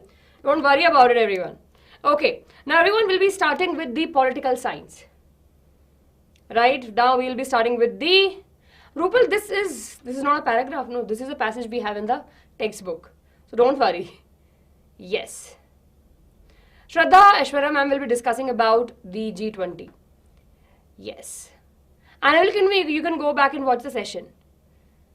To be assessed as whole means that you can either mention the points or the answer will be assessed as whole. I think you're talking about this passage. 3 questions are there, they will be answered. Okay. Chaliye, everyone.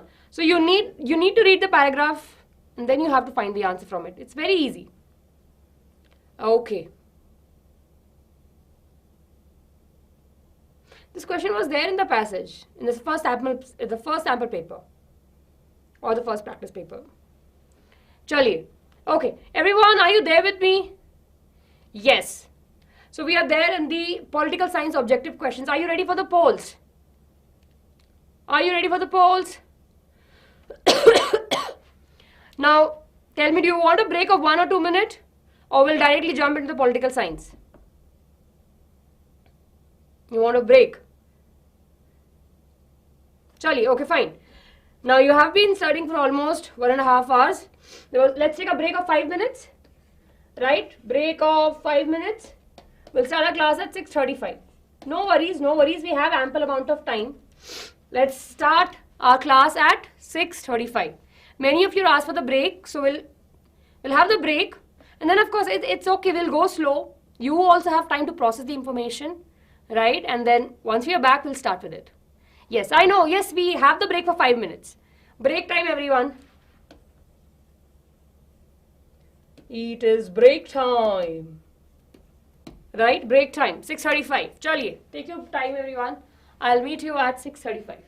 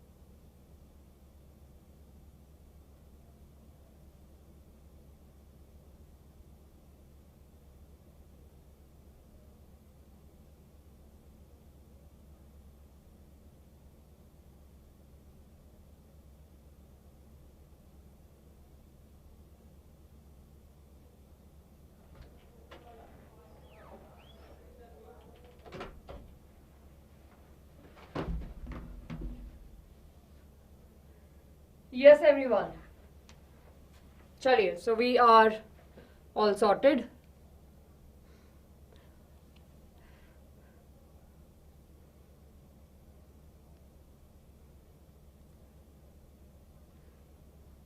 Chaliye. Okay, everyone, here we are. And now we'll be starting with the poll questions for the MCQs.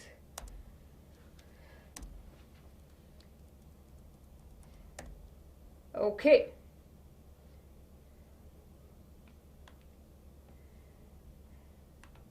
So are you ready, everyone, for the poll questions? So we have 10 questions over here. Let's go. Yeah, sorry for the 1 minute delay. Here we go, everyone. Question number 31 on your screen. Which one of the following is not true about the democratic government? And you have the polls running for you now. Read the question carefully, everyone, and the options very carefully. Which is not true? Which is not true about the democratic government? Yeah, this was a very... this was a question which was, again, came in the last year. 89 of you are voting for the correct answer, everyone. Very good. 91% of you. Meow meow question. Nice, comfy study. Ending the polls, everyone. The correct answer over here is option number D. That is, it does not allow the room to correct mistake. It's not true about the democratic government. It does allow to correct the mistakes, right? So this option is incorrect. But of course, like, this option is incorrect about the democracy, but true about the question. Chaliye. Moving to the next question, everyone. See, I'm telling you, bacho. I'll tell you some tricks also. For political science, right, I'm telling you. Listen, my dear students. I want to take a moment and want to emphasize on this.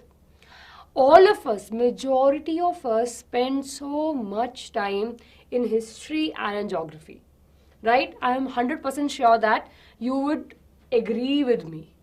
But, right? Okay.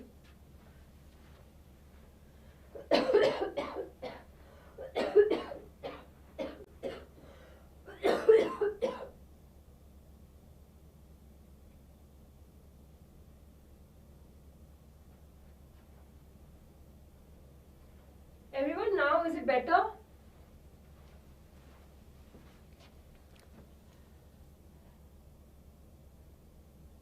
Now good, right? Chaliye.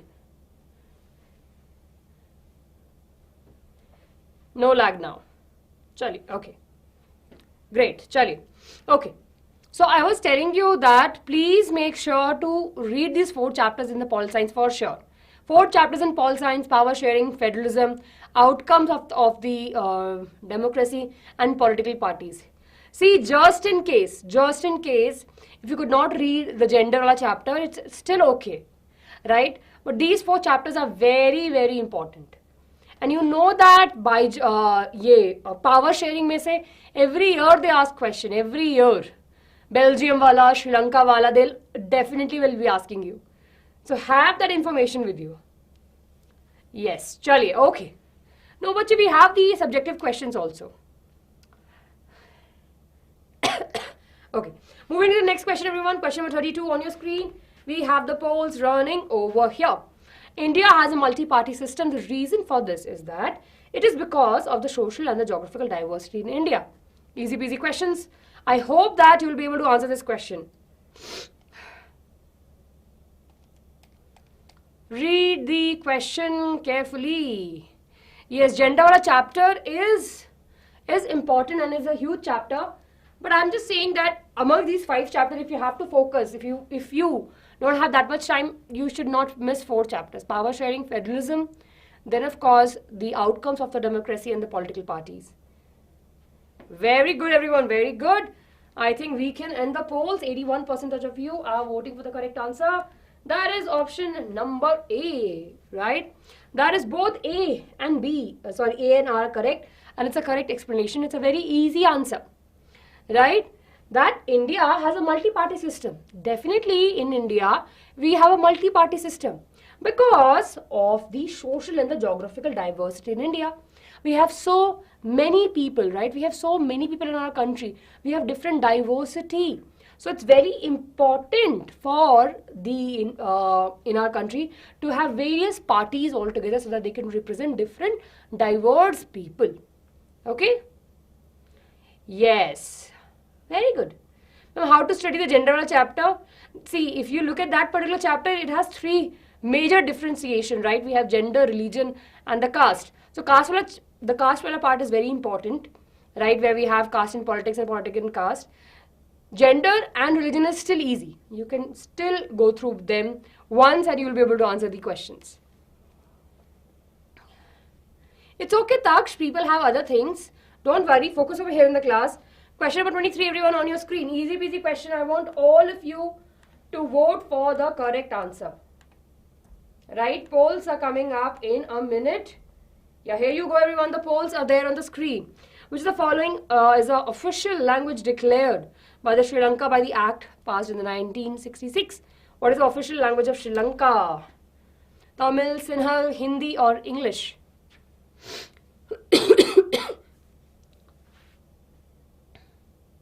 हाँ 1956 है, not 66, 1956. Yes, the question which is based on the Sri Lanka, question which is based on the Belgium, right, the population distribution, how the power sharing is important, right, that is very, very crucial. In federalism, the different types of the government that we have, right, the important characteristic features of the federalism, that is important. And then, of course, outcomes of the democracy may accountability, accountable, responsive, legitimate government. All of those points are very, very crucial. And of course, we have the political parties, so everything is important in that particular chapter. Okay, the polls here. I can see that polls are not working. Something happened, everyone. Polls are not working, though. Yes. Yeah, just see if you can vote now. Can you see the polls now? Yes, everyone, can you see the polls now?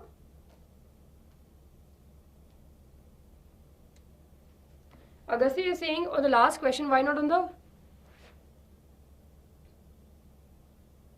Yeah, polls are not working, everyone, so ending the polls now. The correct answer over here is option number B, right? Sinhala is the official language, right? Yes. And you're asking about the religious basis? Social, oh, that's a statement in the textbook that they have given. Right, if you have a doubt on the statement, but this is the statement which they have given. Social, geographical diversity. Anyways, religion, we don't want the parties to be made, right? So that's why it will not be there in the statement. Okay. Next question, everyone. Question number 34 on your screen. Which one of the following is the most popular form of the government in the contemporary world? Easy question. I don't want the polls for this question. Right? Yes, polls are not working. I don't know what is the reason behind it. So we'll not be conducting the polls. After this question, I'll try once again. But this is very easy question, right? Which of the government, which form of the government is very popular in the new world that we are living in? Is the dictatorship wala, constitutional, military, or the democratic? Constitutional monarchy. Very good, very good. Option D is the correct answer, everyone. Democratic form of government is very, very famous. It's very, very popular in the current world. Right? Chali. Okay, question number 35, everyone. But before that, let's see if the polls are working for us.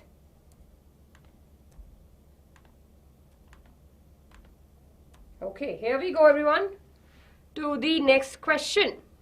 Here we have question number 35. In which one of the following regions in the participation of women in public life is the highest? Chapter number 5 is very important. Outcomes of democracy is super, super important.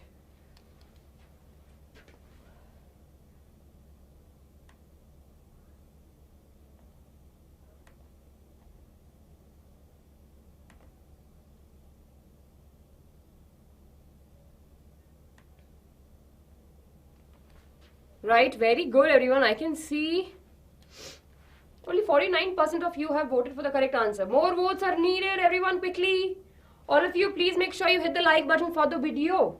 And all of you, please pick the correct answer. Okay, 51% of you are voting for the correct answer. 50 now, 20, and there is option number D also. Okay.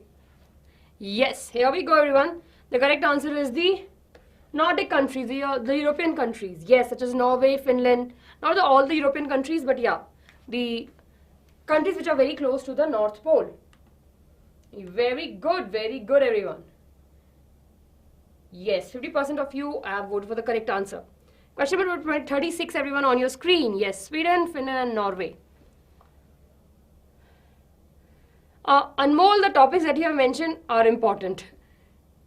Okay, which of the following state is ruled by the regional party? Now this is interesting. Let's see.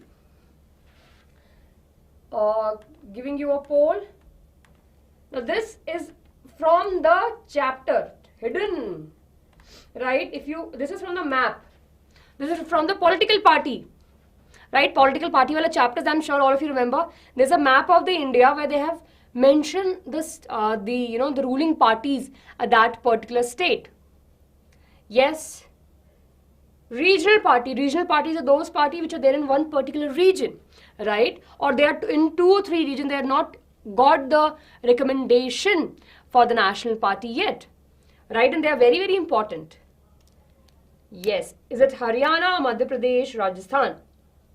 See, according to the book, of course, we can clearly rule out the options of Madhya Pradesh, Rajasthan and Haryana, right? These parties usually have the rule of the national parties, is it Congress or BJP, right?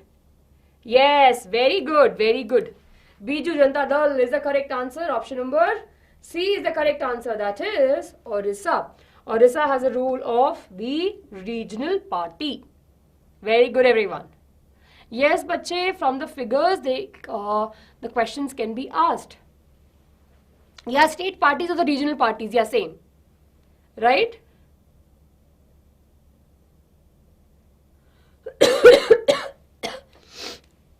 Animal kingdom, now things have changed, right? But in the textbook, they have mentioned this. Okay, chaliye. Question number 37, everyone on your screen. Which one of the following countries adopted multi-party system? Easy question. I don't have to, basically I don't think we need the options also. Which of these countries, right, which of the following countries, you have to pick one, had the multi-party system? Easy answer, everyone. USA, we know that they have two-party system. China में one single party system. UK also two-party system. What are we left with? We are left with India, which has multi-party system. Easy question, right? In which we live, absolutely correct. Okay. Question number 38, everyone on your screen. Belgium is the accession and the reason. So read the statement. Till that time I'll start the polls.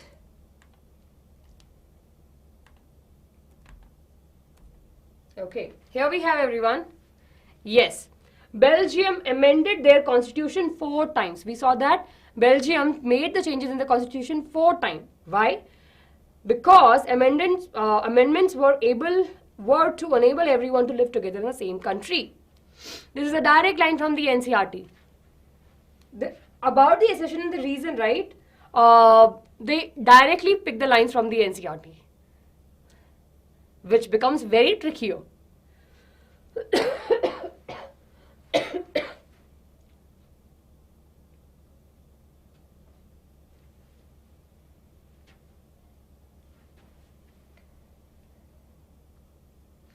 See, for the accession and the reason, right? For the accession and the reason, always ask the question why, right? Are we fulfilling the question? That Belgium made the changes in the constitution 4 times because so that the people can live together in the same country. Makes sense, right? So option number A is the correct answer, and I can see majority of you have voted for it. 82% of you have voted for the answer. That is option number A. That both the statements are correct and it's a correct explanation also. Yes, Agastya, give me a minute, I'll explain you. We have the next question based upon that only. Which one of the following is an example of coming together federation? So we have two. We have coming together and holding together. Coming together has that they basically has their more power, right? The states are not losing their power. They still have their individual power. In holding together, center has more power. So, which of these countries is an example of coming together federation? I think for this question also we don't need the polls because it's a very straightforward answer. We have India, USA, Belgium and Spain. Very, very good, very, very good. So USA, absolutely correct everyone, is an example of the coming together, right? USA, Australia, Switzerland, all of these have the coming together federation. Whereas India, Belgium and Spain has holding together, where of course there's more power is in hands of the, is in the hands of the center, right? And of course states have the different power. Yes, UK also, absolutely correct. The main difference between the coming together federation and the holding together federation is that in coming together federation, these states, right, who are coming together and forming the main center wala part also, right, they have equal powers. They are still stronger, right? They're equal to the center. Whereas in a holding together federation, definitely states have less power as compared to the center. Okay? Chaliye. Nice everyone. Last question, right, over here. Read the statement everyone, read the statement carefully. Yes, UK too. We have three statements, right? You can see we have 1, 2, 3 and 4. You have to read these statements, three statements, and then you have to find out which of these systems are we talking about. Power shared between the central to local government. The state government are required to share some powers and revenue with them. It is called as the three-tier government. Okay, very good, very good. Polls are running everyone, you can vote. I can see 80% of you have voted for the correct answer. Now it's 81. Fair, very good everyone. Option number C is the correct answer. Decentralized system. Right? We know that in the decentralized system, we have seen that the power will be shared between the center to the local government, right? Then of course it will be requiring, the state government will be requiring to share some power and the revenue with the local government, and it is called as a three-tier government. Very good. Yes, Tanaji बच्चे आपको बताया है how to answer the question. I will explain you once again, but I've already mentioned this part बच्चे. Please make sure when you're writing the answer, leave proper spacing between them, underline the important keywords and write in a legible handwriting. Three things, that's it. Easy peasy. Chaliye. So everyone, we are done with the MCQs, right? And now we are moving towards the 2 marker, 3 marker, 5 marker and the 4 marker. Chaliye. Center and state may relation even in terms in the power sharing, right? Center has more power, state has less, and then of course then we have the local government. But what happens that the state has more power in the state, right? Because they know what is the need of the people. What happens is the center and the state, they definitely share some revenue. They have their own specific areas where they can make rules and regulations, and we will be followed by the people. Okay? Chaliye. Space between the points means if you're writing, you don't write all the points all together, right? Leave one line between, and always write the always write the answer in the points. Chalo, okay everyone. Okay, chalo everyone, we just quickly need half an hour more, right, from your side. Give me half an hour more, everyone will be able to finish this part, right, and then we'll move ahead. Chaliye, okay. 2 marks question everyone. Mention the different aspect in which women are discriminated in India. A question from gender, religion and caste. Right, here we have to mention about the different aspects in which the women are discriminated against in India. Easy question, right? We know that there is a discrimination in literature, literacy rate, salary, right? no equal job opportunities. So here we have 5 points. You can write any 2, right? I am just writing over here any 2 points. Any 2 points can be written, right? In the exam, literacy rate pe you can mention unpaid work, sex ratio, domestic violence, and the violation of the Equal Remuneration Act, right? Yes, easy peasy. This is a very easy question. So this is a very, very, very easy question, right? Discrimination against the women. Okay. You can write, you can pick any 2 for you to write the answer, right? Chaliye. Question number 42, everyone. Why did the feeling of the alienation increased among the Sri Lankans Tamil in the year 1956? Explain. Easy. I was telling you that the Sri Lanka question is very common. Here we have the proof. 2 marks question, everyone. Why do you think that the Sri Lankan Tamils started the feeling of, feeling that they are kind of being neglected, right? Yes, because, yes, very good. 2, if you have to write 2 things, right? If we have 2 things, we can mention that. First, of course, that the Sri Lankan government at that particular time, after the 1956, they actually made Sinhala as the official language. They made the religion Buddhism as the, main religion at that particular time. Yes, yeah, and they were favoring the candidates which speak the Sinhala language. So, yeah, here we have the important points. The government adopted the majoritarianism measures to establish the Sinhala supremacy, right?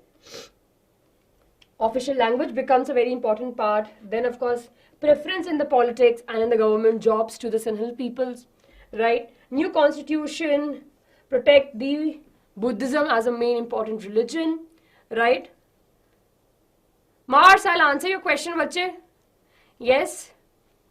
Yes, SK and Craft, you need to leave the lines between the answers. Sri Lanka Tamils felt that none of the major political parties were actually helping them and understanding their culture and their sensitivity. And of course, as a result, we saw the civil war. Easy peasy, right?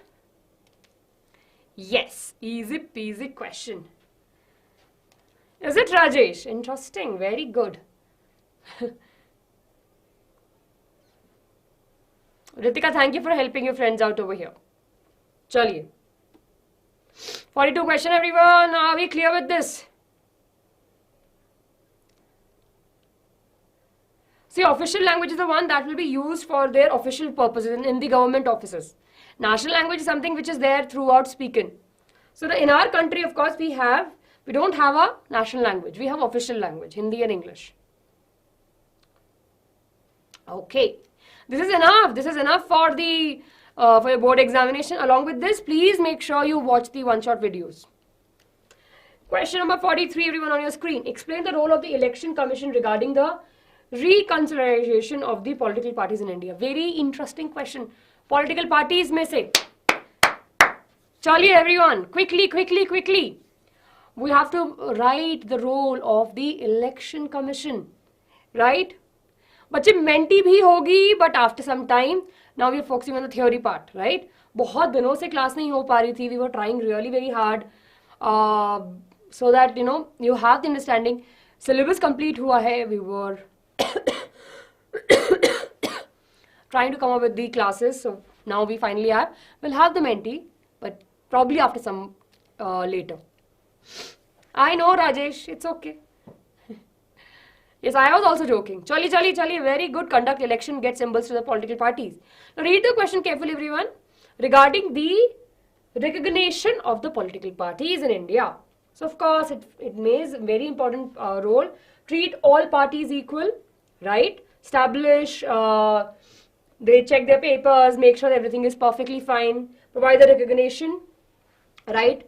Should have a unique symbol, as you all are mentioning, right? And lay down the detailed criteria, right, for the seats in the party should have. So this is how you can write the answer, right? Every party should be following these criterias. This question was there in your pre-board examination. All the best. हाँ बच्चे, SK and Aircraft, you do have to leave lines between your answers. Okay. Here we go, everyone. Right, see over here, this is how. SK and Craft. See, bache, this is what I was mentioning, leave the space. After one point, I'm leaving a space, right? So that you can clearly see point number 1 and point number 2. Okay. 3 marker question, everyone.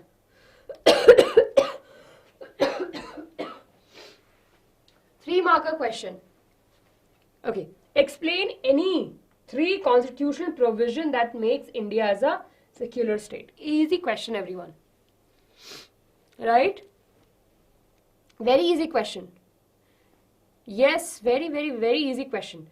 We're talking about secular state. Our country is a secular state, right? We have to mention any 3 constitutional provision that we have in our country that makes our country as a secular state. We don't definitely have no official religion. There's a freedom to practice any religion. The individual can preach, can pray wherever they want to, right? So this is how you can frame the answer. The Constitution of India does not have any special recognition for any religion. There's no state religion in our country, right? We have various different religions, like in Buddhism was there in Sri Lanka, Christianity is there in various different other countries, right? But in India, we don't have an official religion per se. All individuals and communities have given freedom to practice, profess and propagate any religion.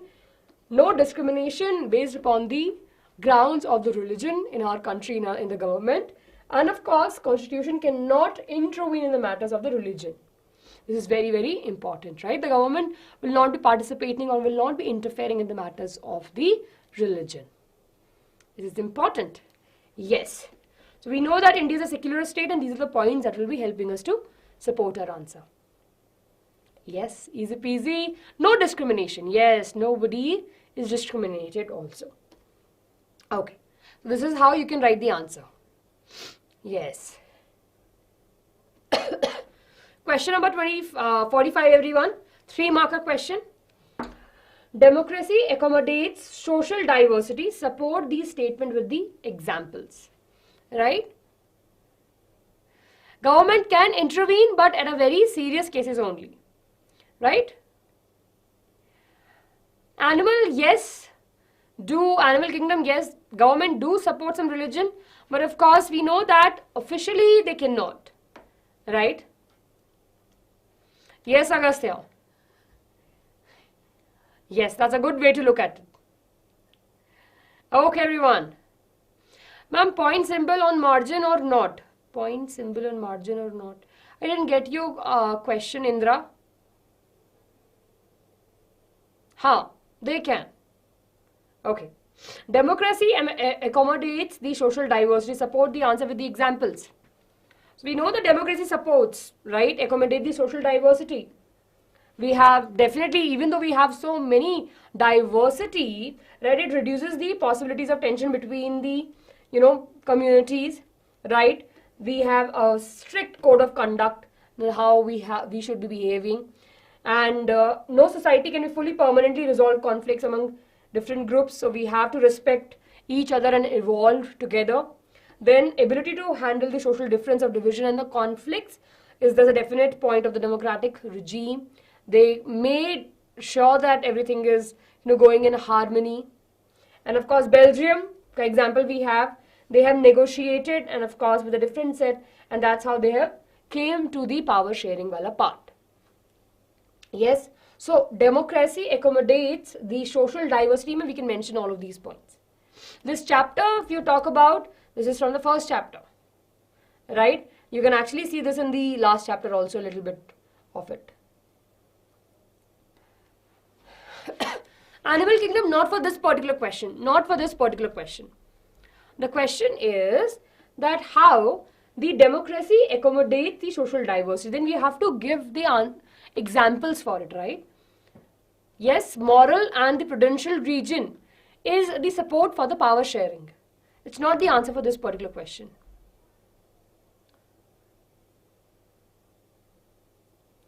Yes.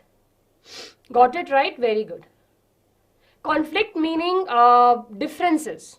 I have a conflict with this. Means that I don't agree with that. Okay, chali. Question number 46, everyone on your screen.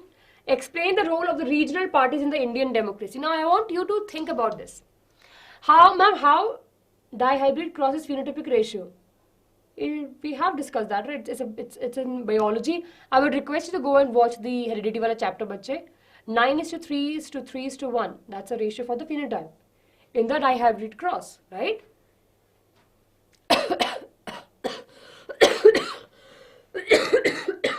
Excuse me. You have to explain the role of the religion party, right? Regional parties. You have to explain the role of the regional parties.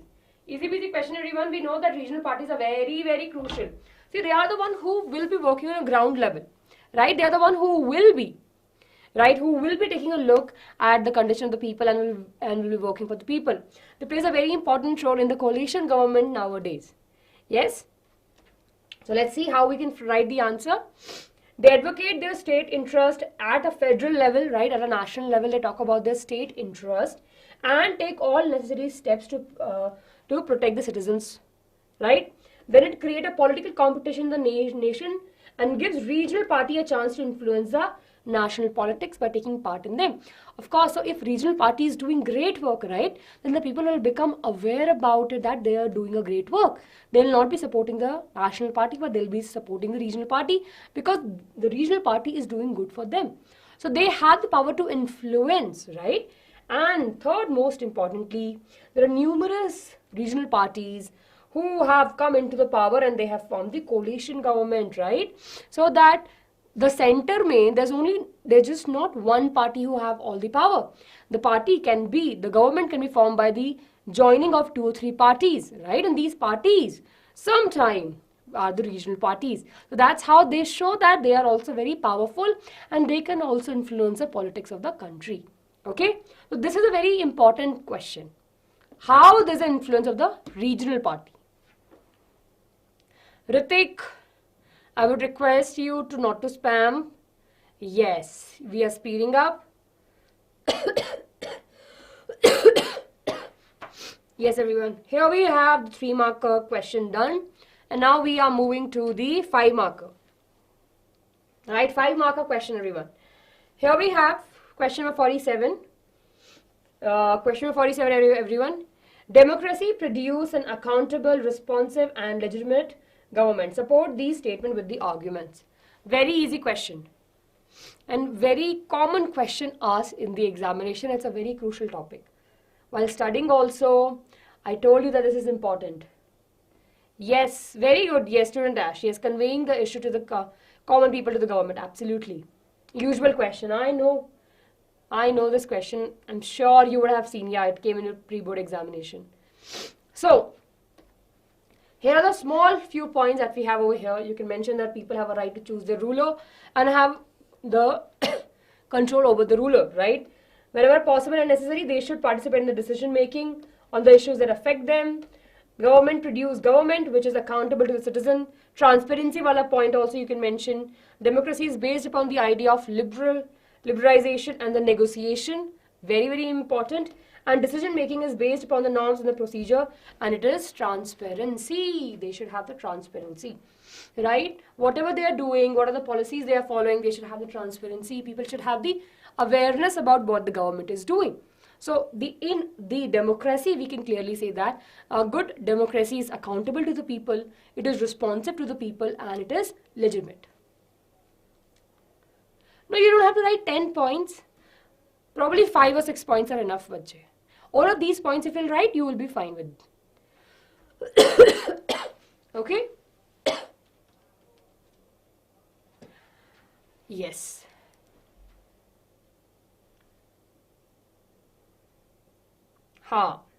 See, in this particular question, right, there are 3 important terms. How the government is accountable, how the government is responsive, and how the government is true to the people.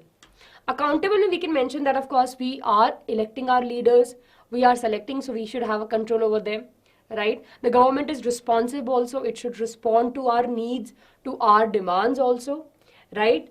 Then the transparency wala part also comes, that the government should be transparent in terms of what they're doing. It should be easily understandable to the people. The government should be answerable to the people, right? And legitimate, the true government means that it has the room for the correction, right? It involves people in the decision making process, and there changes can be happen, right? Yes, and it is the most supported form of government in the new world. Yes, very good discussion with the people. Basically, the decision making should involve the people also. No, grammar remarks नहीं करेंगे SST में. Democracy is based on the idea of liberation and the negotiation. Liberation means equality, right? We should have the liberal approach and negotiation. Of course, there should be discussion. There should be understanding between the government and the people. They should negotiate. They should discuss the points. And why they were use the word of transparency? They use the word transparency to tell that the government should have the transparency to the people, right? Whatever work they are doing, whatever process they are following, it should be transparent. Whatever they are doing should have the clarity to the people, because we are the people who have elected them. Okay? Candidate, I hope that Pratap Singh, I hope that I've answered your question. Yes, hello 40. Yes, Ashu. चलिए हाँ बिल्कुल बिल्कुल. Moving to the next question, everyone. Question number 48. This is the question. That's how you can write the answer, everyone. 48. Analyze the condition under which democracy promotes dignity and freedom of the citizen. Now again, a very trickier question. Yes, the question is that we have to analyze the condition under which the democracy promotes dignity and the freedom to the citizen. Now dignity over here, right, in this particular question, this particular chapter, means that dignity, for example, if I want to open my hairs, nobody should stop me from doing it. It's my own respect, it's my own need, right, or it's my own wish to do that.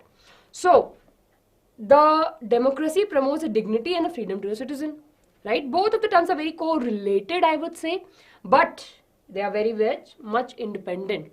So democracy throughout the world, right, recognize the fact that the people should be treated with due respect.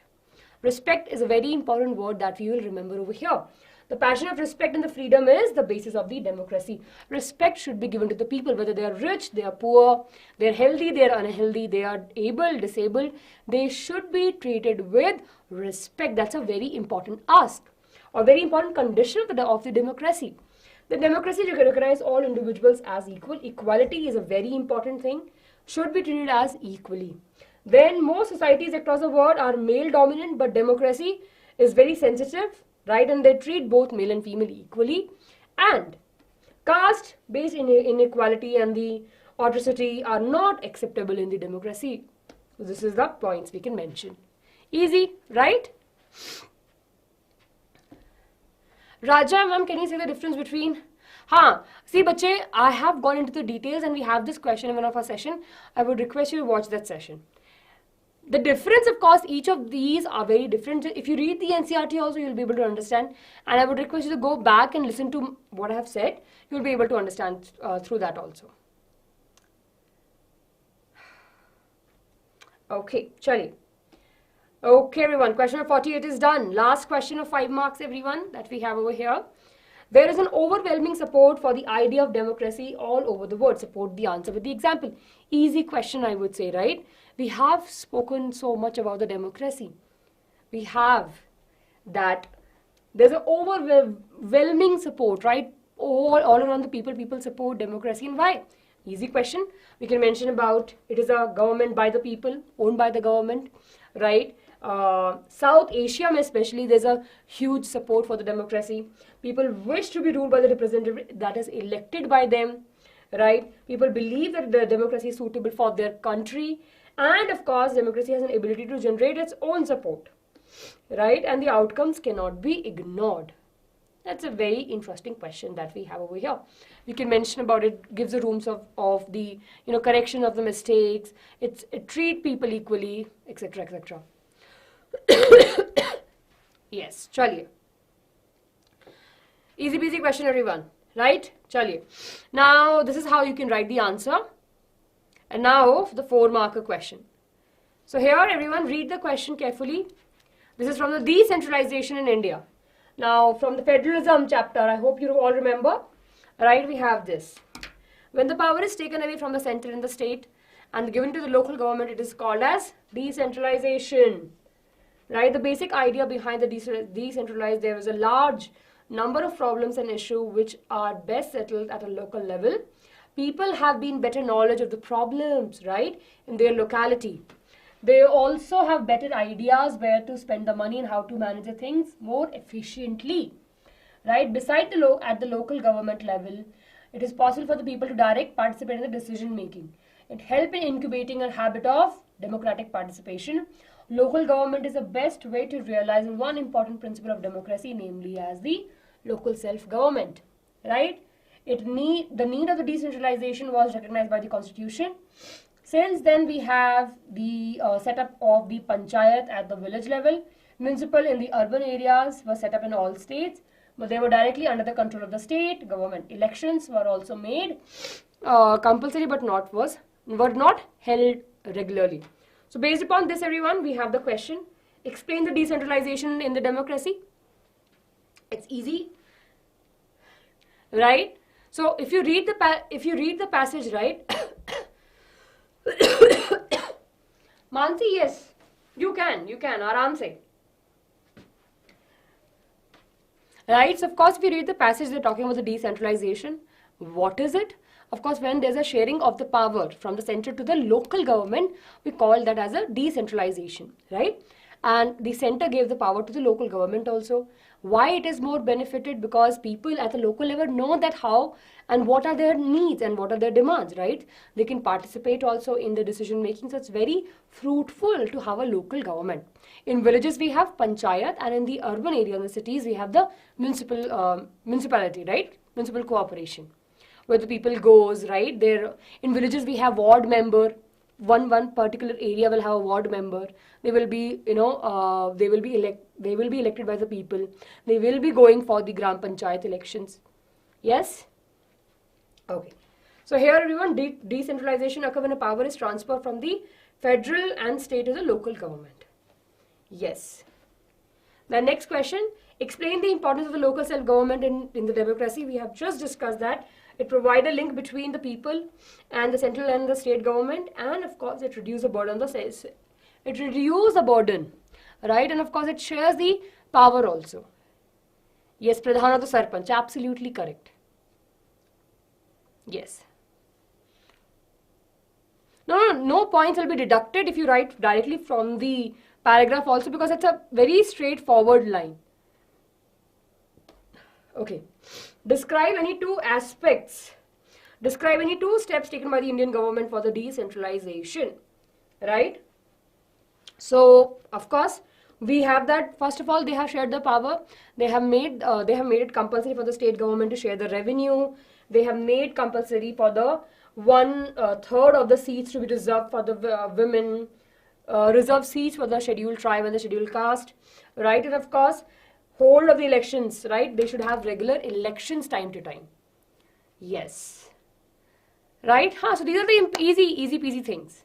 So of course, this question, if you take a look over here, it's not there, right? This question, it's not there in the paragraph. But of course, we have the understanding, right? That why the decentralization is important and what the government is doing to make it come into the action. Yes, very good. Nice. So everyone, with this, we are done with the history and we are done with the political science, right?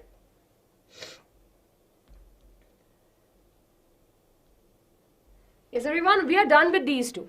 Now tell me, how's your confidence level? Tell me, everyone, how's your confidence level? How are you feeling about how you are feeling about this?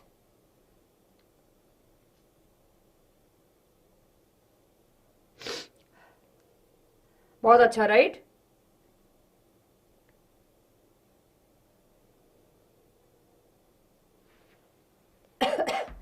Very good, everyone. Very good.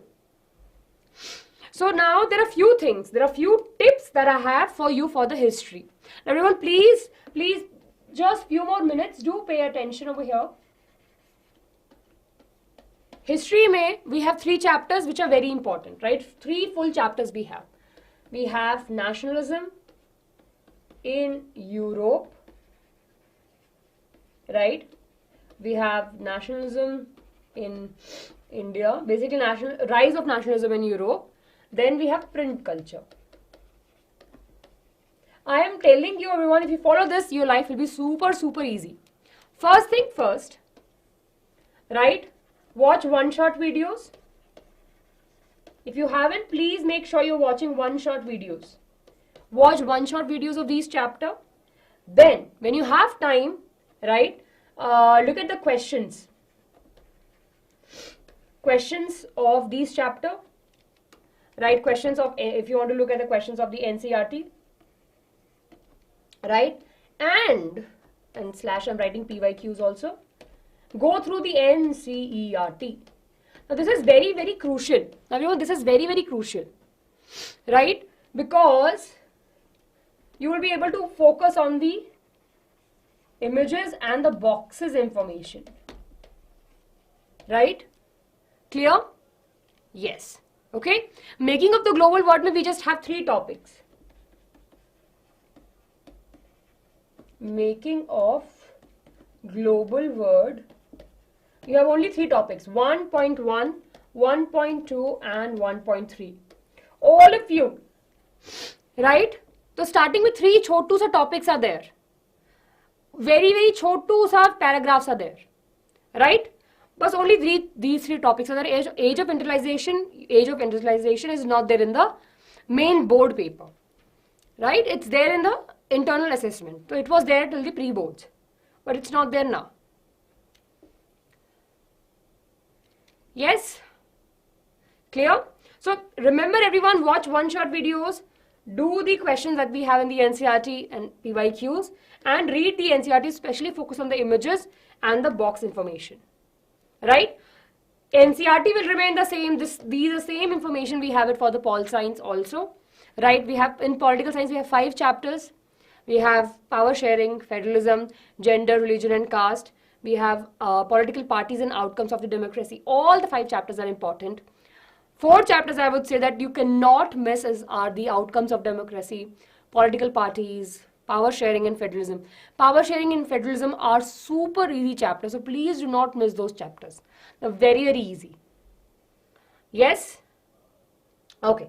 So with this everyone, I would end the session right now. I'll give you a break. It's a break time everyone. Right?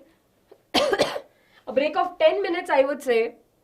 Right? Take a break of around say 10 minutes. Right? And then once the break is over, Ashwara ma'am will be coming and we'll be starting with the geography and with the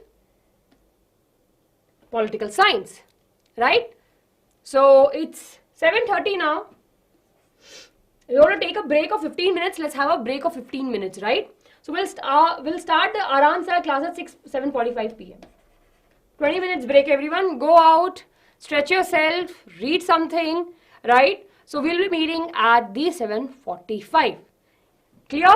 So ma'am will be joining the class at 7:45. I want all of you to be here present when ma'am comes to the class, right? Yes.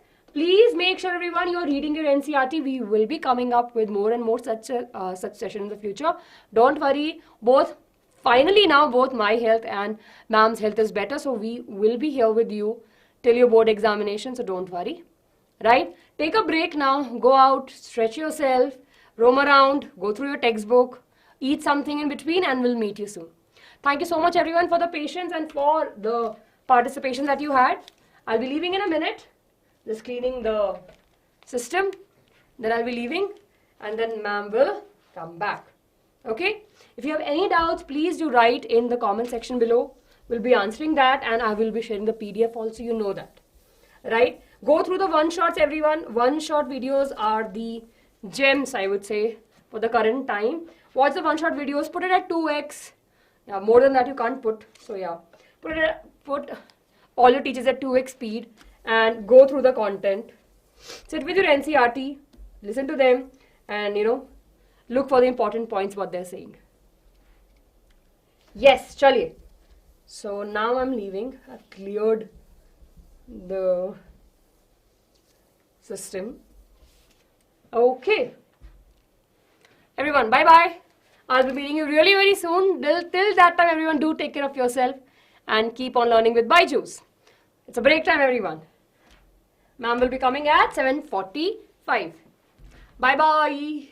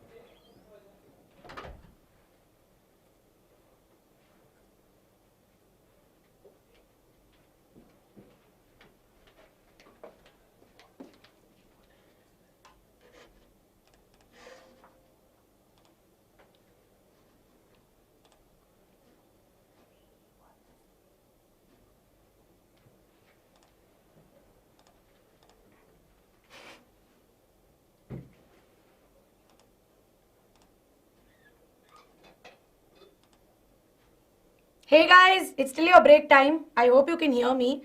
It's still break time. I'm just here to sort out the file for the geography part. I just finished a class and I came here, so please don't mind. Hello, how was it? How was history and pol science? How are we feeling? Are we feeling confident? Are you all excited for geography and economics? Guys, geography and economics is very easy. Yeah, I'm telling you, after this session, you guys should feel like you are going to ace the exam. Because trust me, with social science, no main thing is practice. I was teaching in 6 to 8, so I jumped from there and I came here. So you just give me 2 minutes. Ma'am, don't say. It is easy, I'm telling you, it's damn easy. Yeah. Now, main thing, all of you just pay attention to one thing with social sciences. Some of those indirect, justify, analyze, all those questions only we need to crack. So have your textbooks ready with you. I'm still going to give you a break time and I'm going to put 7:45. I just came to sort out the PPT. So...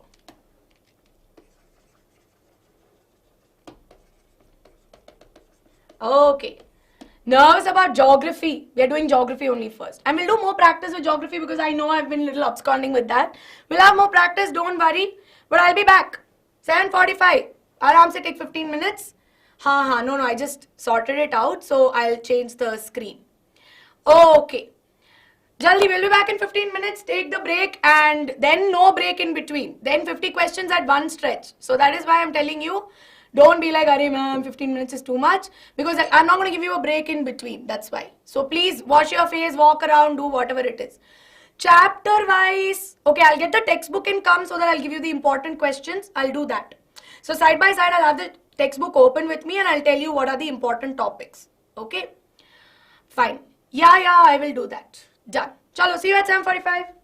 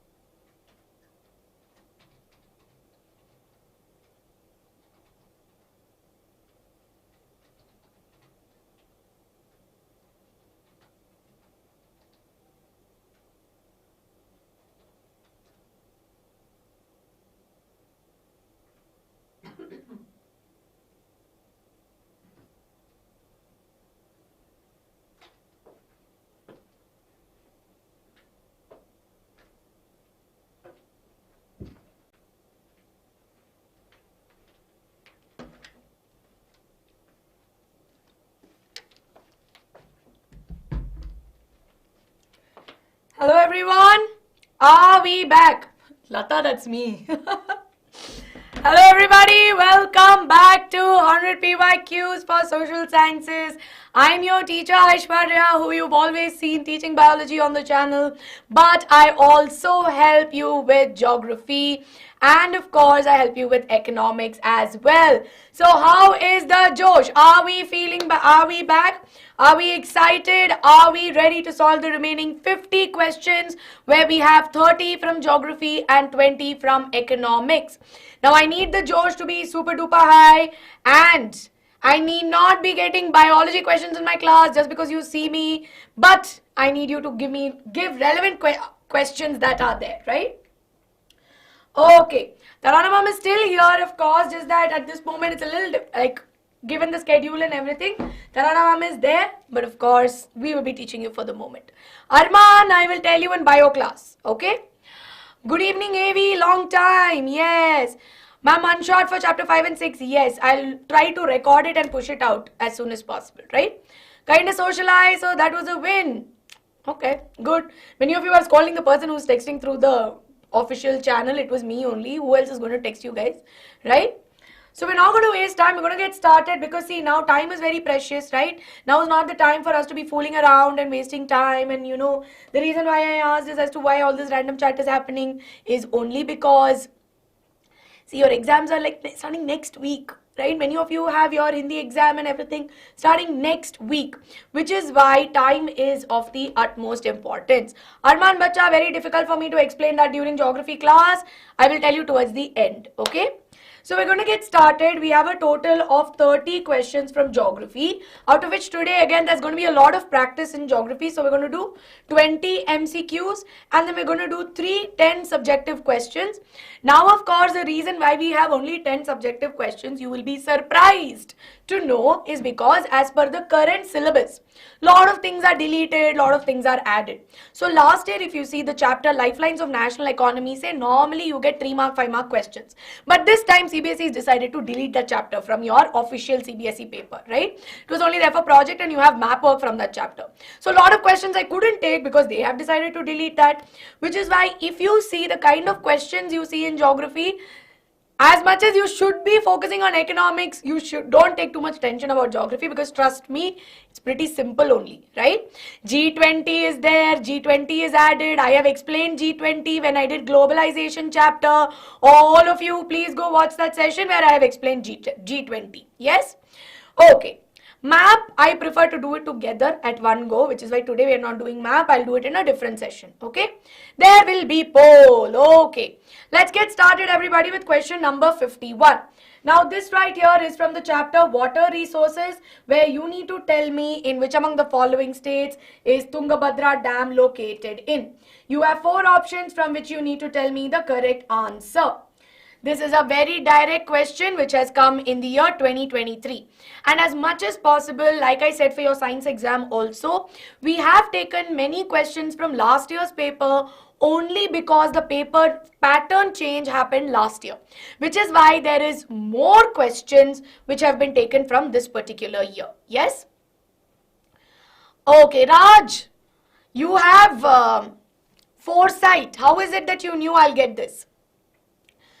It's easy only. Hi Dolly, I'm doing good.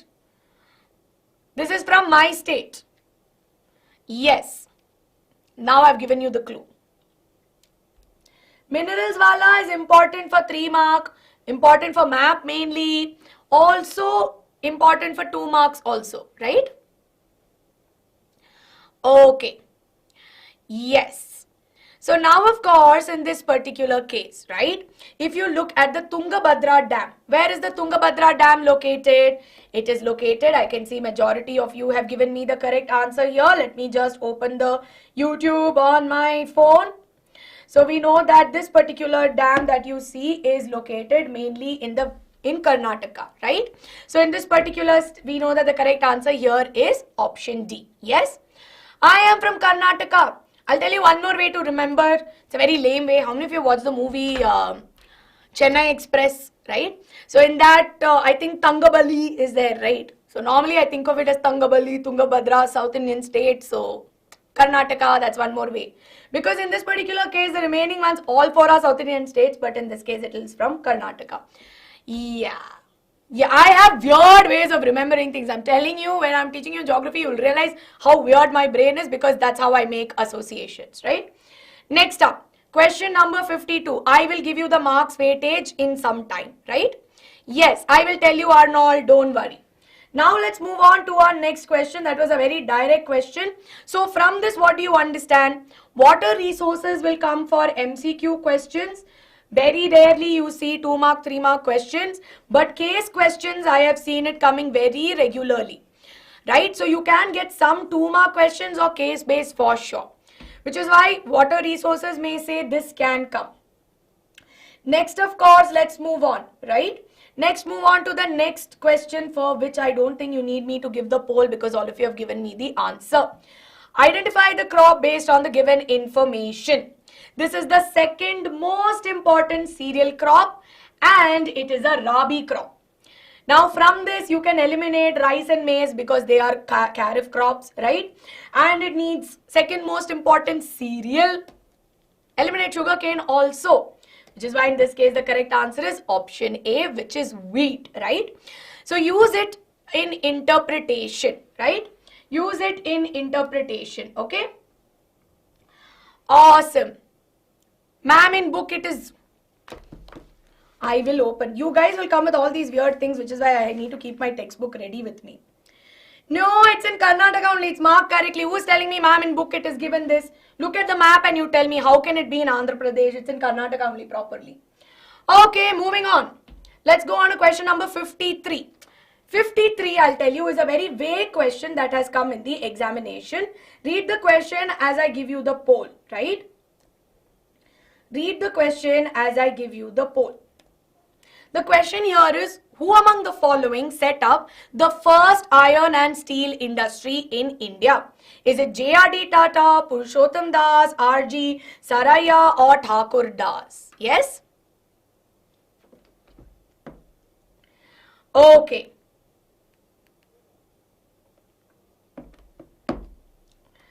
Yes. Can you give me the answer?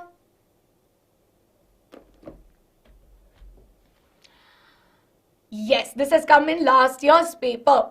Now, in this particular case, many of you have given me the answer and the answer is option A, J.R.D. Tata. But can I tell you something? It's not exactly accurate, right? Because if you go and if you search who set up the first iron and steel industry, you will not get the answer as J.R.D. Tata, right? You will not get the answer as J.R.D. Tata, but rather if you search for it, you will say that it was set up by Jamshed C. Tata. I'm not getting it. Jamshed Tata, right? It's not, anyway, it's not J.R.D. Tata, it's not coming in my mouth. So in this particular case, if you see, it's not exactly the answer, but amongst the 4 options, if you see the most relevant, yeah, the word is not coming in my mouth. But if you see, it's not exactly the answer, but of the lot, the remaining or the closest that you see is the correct answer, which is option A, which is why we're going to go with it, right? Yeah, I know I'm able to write it, but it's a little difficult to pronounce the word, right? Okay. Ma'am, how many marks is it for totally? 30? Oh, totally, I don't know. But 20 marks, you'll get MCQs. Yes? Okay. So, which is why in this case, students, let me tell you, board exam you will get some vague questions like this. So, when you get such vague questions, don't get worked up. Go ahead and give the answer, right? Awesome. Now, let's move on to question number 54. Some of which I have already solved with you. Which of the following develops in an area with high temperature and heavy rainfall? This has come in the year 2023. 2023 or a little before that, I think, 2020. Read red and yellow soil, black soil, alluvial soil, or is it laterite? I know, it's like I put that guy's name in a blender exactly. Okay, this is from the chapter Resource and Development, right? See, we're talking about heavy rainfall. So heavy rainfall can cause what? What can heavy rainfall cause? It can cause a particular process which is called as leaching, right? Heavy rainfall can cause leaching. Hence, in this case, which soil is formed with the help of leaching? It is going to be the laterite soil. So, in this case, if you see, the correct answer is going to be option D. Yes. So, correct answer here is laterite soil. Now, if you are going to be asking me about manufacturing industries, I'm going to come with it. Don't worry. See, once I finish the questions, I will give you a chapter-wise bifurcation of what type of questions you can expect. Yes? Okay. Now, shall we move on? Many of you have got the answer and I've clearly forgotten to put the poll for this question. So, we will move on to the next one, right? Previous question was from which chapter? Minerals and Energy Resources. Yeah. Now we'll move on. Now minerals, manufacturing industries, yes. Okay. Now moving on to our assertion reason question. Assertion statement says that agriculture and industry move hand in hand. Reason being that industrial development is a precondition for the eradication of unemployment and poverty of the country. What is the answer to this? We have an assertion reason. This is from the chapter Manufacturing Industries. This is literally one sentence has been uthaufied from the chapter text, from the textbook itself. Okay. I've given you the poll as well. See, solving PYQs in one way will give you an idea of what are all the important topics that you should not skip. For example, rainwater harvesting is not a topic you should skip. But if you end up skipping it, what will happen? We see that in this case, it can become tricky, right? Now, agriculture and industry move hand in hand. Yes, true. We know that because we know that for any manufacturing industry, it needs raw materials. Where are the raw materials that are going to come from? They are mainly going to come from agriculture, right? On doing agriculture, you get the raw materials. But does this mean that if we develop the industries, then if industrial development happens, it's a precondition for eradication. That means getting rid of unemployment and poverty. If I just only develop my industry, then we see that unemployment and poverty will no longer exist in our country.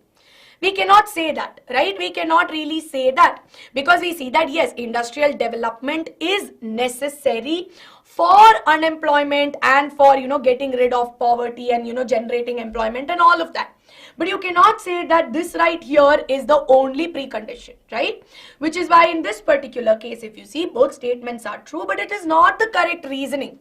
Which is why in this case, the correct answer is option B, that both A and R is true and R is the incorrect explanation or not the correct explanation, right? Yes, exactly. Very good. Okay.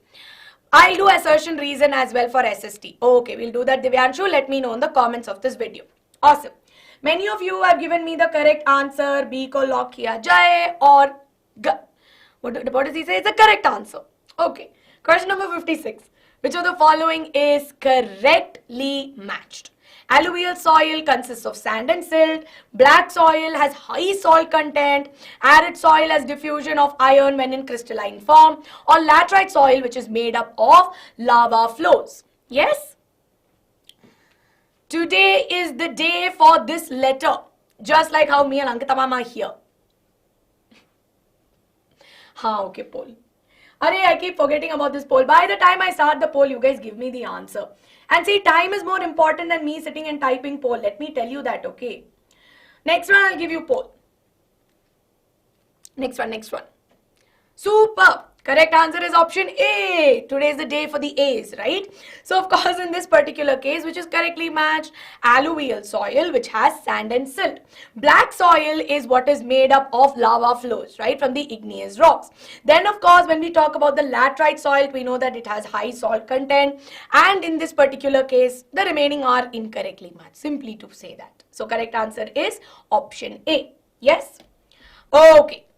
This is now a little bit of a vague area question. Yes, there was no poll, but poll for this, right? Awesome. Which of the following is an example of a ferrous metal? Now, this right here was something which came last year. Now, this is from your Minerals and Energy Resources chapter. You have copper, tin, bauxite and nickel, from which you need to tell me which among the following is an example of ferrous metals. Now your ferrous metals will mainly include, in your textbook if you see, you have iron, then you have manganese, but you have one more that needs to get added here, right? Which is it? Tin or bauxite? Ma'am, bauxite. Ma'am, D for sure. Ritika, get your textbook and come and tell me if bauxite is an example of a ferrous metal or a non-ferrous metal. Very good, exactly. Ma'am, important topics. I will tell you, students, if you don't mind, I'll finish the questions, and once we solve all the questions, I will make you open your textbook. We will go through the important topics. Mind you, if you would have watched my one-shots, I do NCERT reading side by side also. So in case if you need it for a specific chapter, NCERT reading is available for the same. Now I can see 50% of you, right, have given me the answer. Oh, majority of you here have given me the answer as nickel. So G20, I will chop it out from my globalization and I'll put it out as a separate video. G20 के बारे में मैं बोलती हूँ, don't worry. Don't get stressed out about G20, guys. Don't be. Correct answer is option D, nickel, right? So if you look at bauxite, copper, tin, they're all examples of non-ferrous metals, right? While on the other hand, if you look at manganese, nickel, if you look at chromium and all of that, they're all examples of ferrous metals. Which is why in this case, the correct answer here is option D. Proud of you that all of you got the correct answer for this. Next up, we will go on to question number 58. Mention the reasons of land degradation in states like Jharkhand, Chhattisgarh and Odisha. Is it overgrazing, mining, over-irrigation, mineral processing? Now, this is a very popular question that I keep asking, right?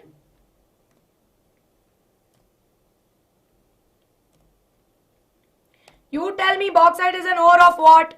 By now, I should be asking you this question, not because I don't know the answer, but because you should be knowing the answer by now. These are, see, if you ask me, ma'am, where you find bauxite, which is the largest producer of bauxite, I will agree. Ore of what? These are things you should know. Those are things you should remember easily. Oh, very good. Bauxite is an ore of aluminium. Exactly. See, these are things you should remember. If you tell me, ma'am, I don't know where I find this, I don't know, where I find hematite ore, or, who is the largest producer of bauxite, those things we tend to forget, which is normal. Okay. Fine. Ma'am, this question and then Punjab, Haryana, So, with the land degradation in Jharkhand, Chhattisgarh and Odisha. Now, in these cases, what is done extensively? Is it overgrazing or over-irrigation? No, right? In this particular case, we see that it is mining, which is why in this case, the correct answer here is going to be option B, which is mining. Yes? Very good. Ma'am, I have come from farewell. No problem. Oh, Muse, you had your farewell today. How are you feeling? You must be feeling very emotional, right? Okay. So with this, of course, all of you, as you all know, the correct answer here is option B. Moving on to 59. Devi, I'll try to give it as soon as possible. We have matched the following, which is again from water resources, right? So it is from the chapter water resources. Now you need to do match the following and give me the answer. You have Mahanadi. This is also a very repeated question. I've asked this at least some 100,000 times, I feel sometimes. Ma'am, what can I do for this sign? Arman, what are you talking about? I missed some message, I think.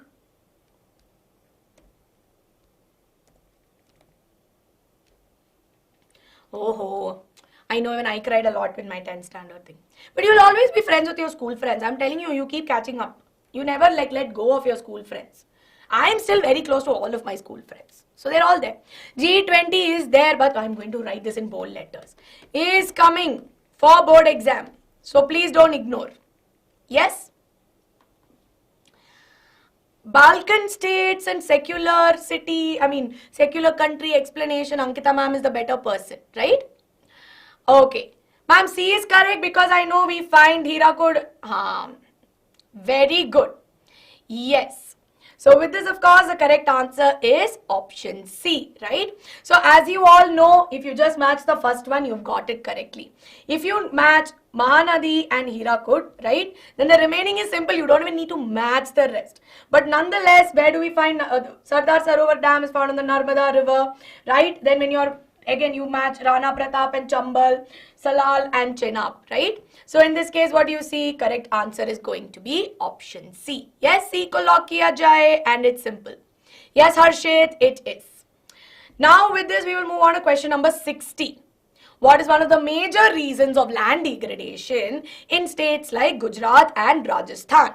Same options: overgrazing, mining, over-irrigation, mineral processing. Ma'am, I was unable to attend class. Tomorrow's science pre-board. No problem, Rupinder. No issues. If you have exams going on, prioritize exams. Come back and watch it later. See, let me tell you, with PYQs, there are two things. One is to give you important questions where we give you higher order questions purposely. But with PYQs, I cannot modify or change the question and make my own. I can only give you what is there in the boards, right? But this time around, one more session we will have for geography where we will do some tough questions. But of course, we will try to do it way before, let's say, your Hindi exam and everything. So that you practice this end of the spectrum where you have the easy ones, and when you have indirect questions also, you are able to solve it.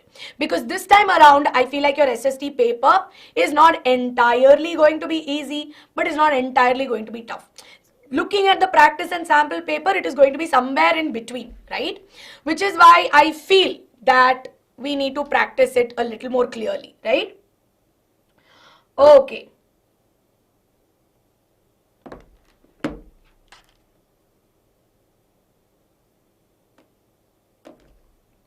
Yes, Chambal, Rajasthan. So we find it in Rajasthan and we find it in some other states also. But if I have to say one state, Rajasthan. Yes. Okay. Classification of resources is deleted, right? Ma'am, you are scaring. I have to be honest with you. See, I'd rather be honest than lie to you and say that it's going to be super easy, right? I really feel like it should be somewhere in between. This time, I am having a strong feeling. Correct answer is option A, overgrazing, right? So correct answer here is option A, overgrazing. Tishan, if you have exam tomorrow, focus on that. Next up, in the Bakranangal project, water is being used for what? Hydel power plant, hydel power production, irrigation, transportation, cleaning. Yes? Ma'am, why? Because in Gujarat and Rajasthan, primary activities are grazing and overgrazing takes place, which is why land degradation or primary cause is by overgrazing. Thank you, Arman. Bacha, you give me answer. I want to know if you're answering correctly. Divyanshu, don't be scared. See, don't be scared for the examination, right? Because I'll tell you why. Last time when your seniors went to give, just before the board exam, they released those competency questions and then your seniors lost it. They were so scared. To be honest, Ankita ma'am and I were also very terrified before the board exam that, you know, maybe what if the SST paper comes really tough, but it was very easy. Like super easy it was. Which is why this time around, having a look at the previous years and this year's sample paper, I'll be realistic that we need to put in little more effort in breaking down the questions. And don't worry, I'm here to help you out with it. So we will do one more class where we will have tougher questions. These are PYQs, so I can't do much about it, right? Okay. Don't worry, we have lots of time for SST. Don't worry, don't get worked up about it. What is the answer? Mainly for power production, right? Yes, this is mainly for power production and irrigation purposes. While on the other hand, these are not the cases, which is why correct answer is going to be option B. Yes? And Ashvi, you are right. Ashvi, I think competency is going to be higher. So today they are going to be, this time around they are going to check how much you are going to be able to interpret questions. And the only way in which we will be able to tackle this is by practicing more, right? हाँ, जरूर 21 से पहले मैं tough questions करवा लूँगी. Don't worry. Yes? Okay. Now we'll go on to question number 62, all of you. Okay. Question number 62, very important question.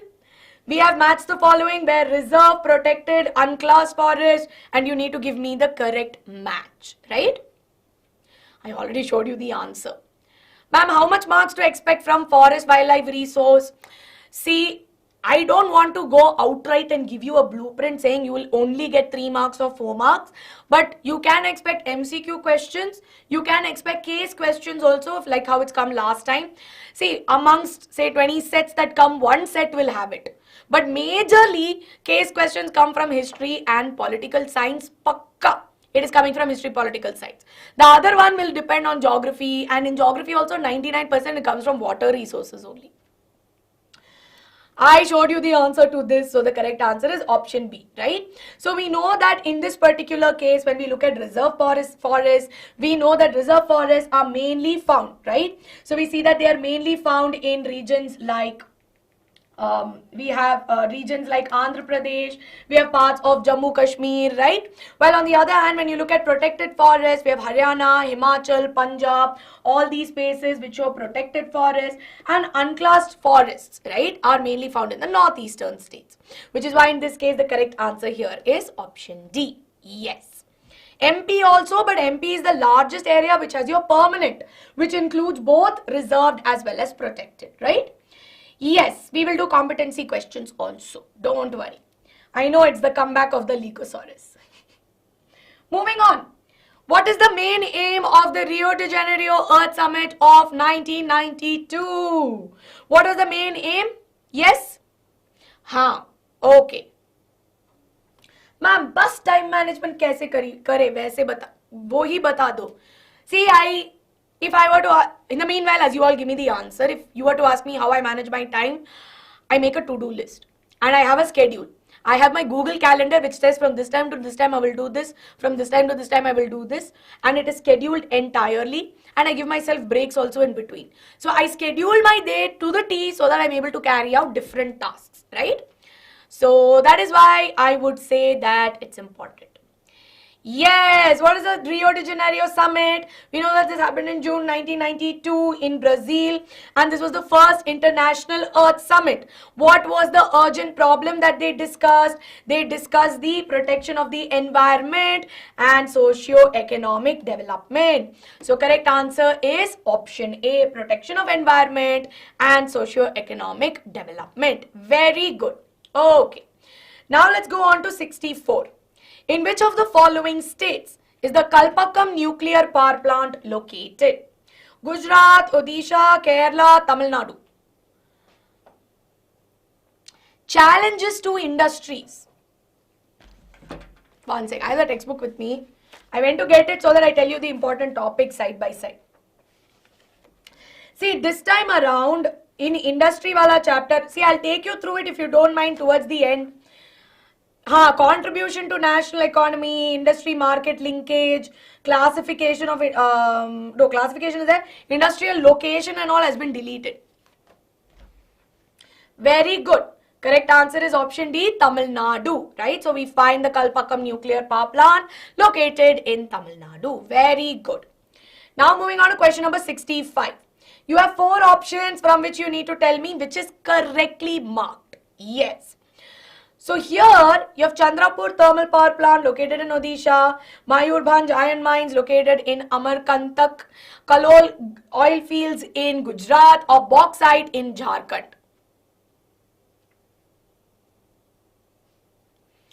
Quickly everyone, give me the answer.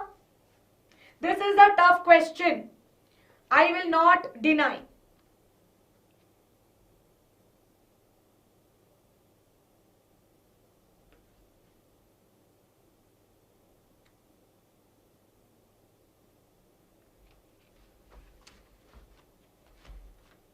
If you need to take the help of your, actually I'll give you the poll. So this is an incorporation, a little bit of your map work also I feel. See, this is one way in which they will incorporate map work and they can ask you a little bit about it. Yes, we have subjective questions. Question number 71, say. Okay, Rupinder, no problem. Ma'am, I remember. No, see Divyanshu, I give you all freedom to remember it however you want to. Because see, all these things, I remember it in the best way possible, right? like which is after jute, cotton. See, this time around those industry part is there, like let's say aluminium smelting, whether it is jute, cotton industry, all that is there this time. Yeah, I have a questions on that, Aniket, so we will solve it together. No ma'am, Annapurni, we will discuss it. See, if you don't mind, I'll finish geography. We will do NCERT together. I'll make you flip pages and mark the important topics. Chapter by chapter. We will do it together, okay? And see, all of you, I always tell you one thing. Ma'am, identification is harder. Ma'am, we are going very slow. If I go faster than this, what is going to happen?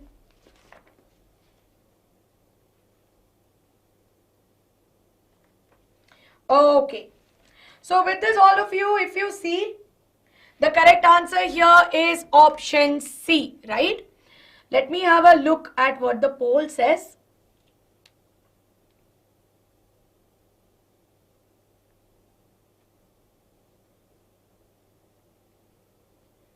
Okay, I can see 43 of you have given me the answer here, but not bad. Majority gave me the answer. Now, of course, see, where do we find Chandrapur Thermal Power Plant? It is located in the state of Maharashtra. Mayurbhanj, see, if you look at Amarkantak, right? Amarkantak again mainly in MP region where you have more bauxite. So no, bauxite, largest producer, Odisha, I was just talking about that. Which is why in this particular case, what do you see? We see that apart from here, we also find it in Amarkantak region in MP, right? Which is why the correct answer here is option C. Identification, will it come for map work? No, it can come for MCQ. They will give you one distribution and ask you to identify which soil, which is why that can come for MCQ. Yes? So this was a little tricky one, but I hope now we are clear, right? Are we all clear? I'm so happy, MS so muse. Jaldi say we will look at the remaining questions. PDF, Telegram. Okay, question number 66. So this is a long question that is there.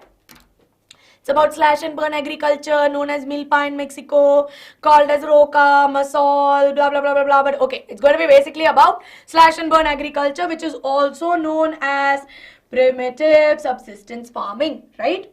Now they're talking about what is the major problem. Is it because there is single crop dominance? Is it because we use modern inputs for this?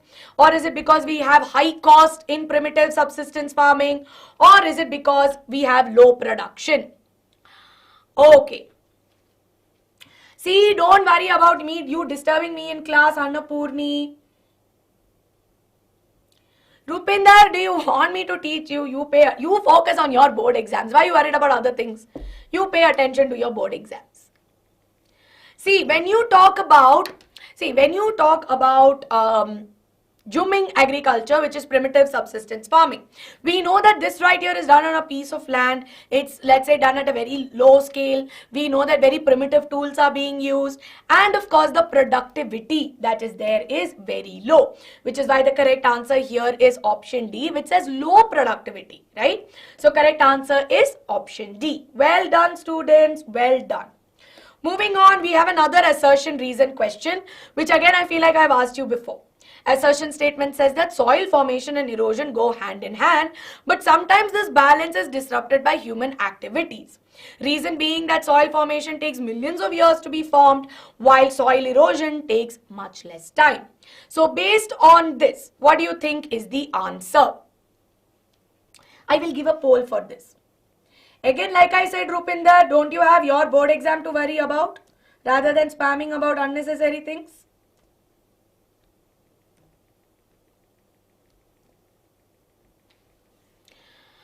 Ma'am, are there any chapters only for map? I think Lifelines of National Economy, we have some map work. Yeah. Guys, see, oh God, today actually I wanted to come and get the syllabus page, pasted in this because I know many of you are still confused about the syllabus. So we will go through that map work syllabus first. And I will post it on the community post as well, so it will definitely help you out. Yes? Why are we voting? Okay. We are confused with C and D. I realize here the options have gotten inverted. Now, soil formation and erosion go hand in hand. True. Formation of soil takes millions of years, while soil erosion takes much less time. True. Now, how do we know if it is the correct explanation? Why is it that soil formation and soil erosion go hand in hand, but the balance gets disrupted by human activities? Because soil formation takes millions of years, while soil erosion takes much less time. So when human activities are intervened, rate of soil erosion happens much faster. Which is why correct answer is option C, that both A and R are true, and R is the correct explanation for A. So are we clear? Many of you who said, ma'am, this could be the incorrect answer. That is not the case, right? C is the correct answer. Yes? Moving on to the next question. Aditya says, ma'am, briefly describe globalization chapter. Go and watch the one-shot video that I have done. It will help you out, right? Ma'am, reason should have been no. So, reason could have been that also. But here we are talking about why does soil formation and erosion go hand in hand normally, but balance gets disrupted. So, we are focusing on how there is a disruption in the balance, right? Why is it that humans are disrupting that balance? Because of the time that is taken. Yes? Okay. Next up, the type of millet that is rich in iron, calcium, micronutrients, roughage. What is the answer? There is only one millet. Nothing else is millet in this. Nothing else is millet. So easy. Very good. Correct answer here is going to be option D, which is ragi, right? Because we know that it's a type of millet that is rich in iron, calcium and micronutrients. Very good. Now we will go on to the second last question.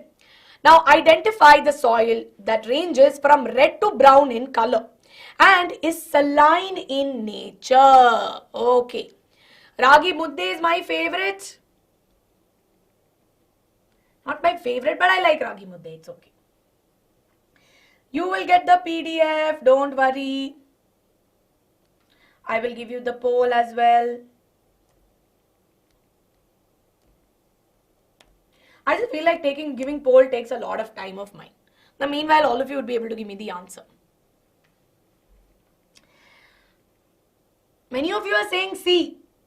So, we're talking about what is saline. Now, NCERT may say only they have told you what is red to brown in color, generally sandy and saline in nature.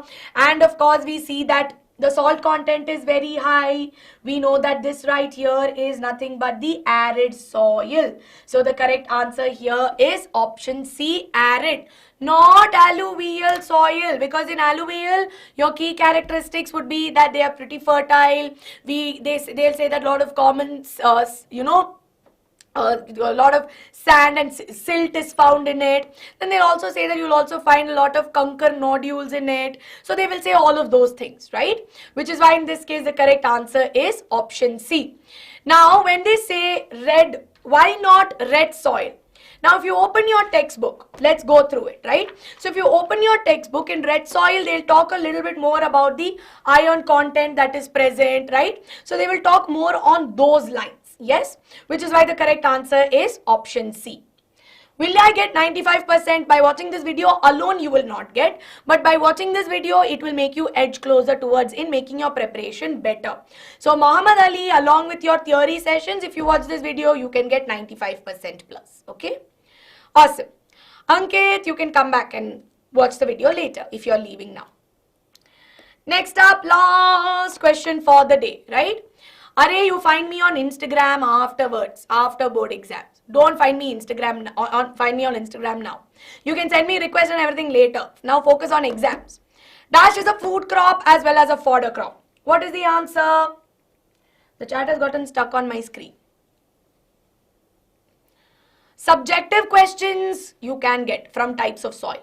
They can ask you in the previous years, they've asked them for 3 marks. Describe 3 characteristics of black soil, 3 characteristics of alluvial soil, right? So they can ask such questions.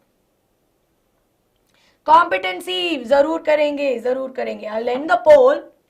I think the poll is okay. Very good. Maize right here is an example of both food crop as well as fodder crop. Not wheat. Wheat is a cereal crop, right? It's not fodder per se, right? It's a wheat crop, cereal crop. Okay. Shout out to Pari Gupta. So with this, all of you, we are done with 20 questions from the entire geography syllabus. And I have tried my best to incorporate one question minimum from each chapter. So that way you are able to remember or revise through all the chapters, right? So shall we move on? Shall we move on? Arey, they are the same. Corn, maize is the same. This is the way we refer to it. We will do competency hopefully by this week. Hopefully. Yes?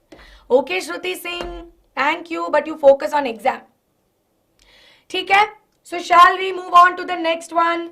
Shall we move on to now our 2-mark questions which will normally come in section B, right? So this is what is going to come in our section B. Arman, I told you. Now I'm not going to give you a break. Pura we're going to do 50 at one shot. Because I give you a very long break. No, 15-20 minutes I give you a break. Yes, you have to learn G20. G20 is important.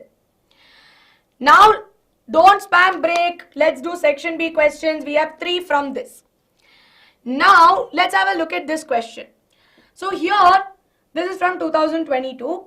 Study the flow chart and answer the questions that follow. Now here you have a flow chart given to us, and this is from your manufacturing industry, especially the flow chart that comes under textile industries, right? And if you see, the label that is given to us is value addition in textile. So based on this, what is the basic material that is required for garment manufacturing? So what is the basic material that you will require? Think about it. See the flow chart and tell me, for garment manufacture, what is the basic raw material that you will require? Students, you have gone to the first raw material. First raw material. So for garment, the first raw material that you will require is raw fiber.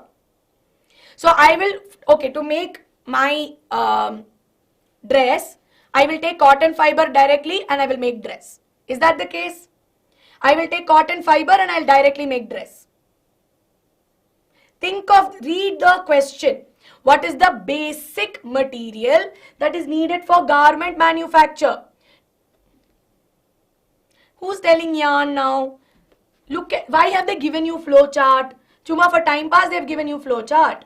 Have they just given it to you for time pass?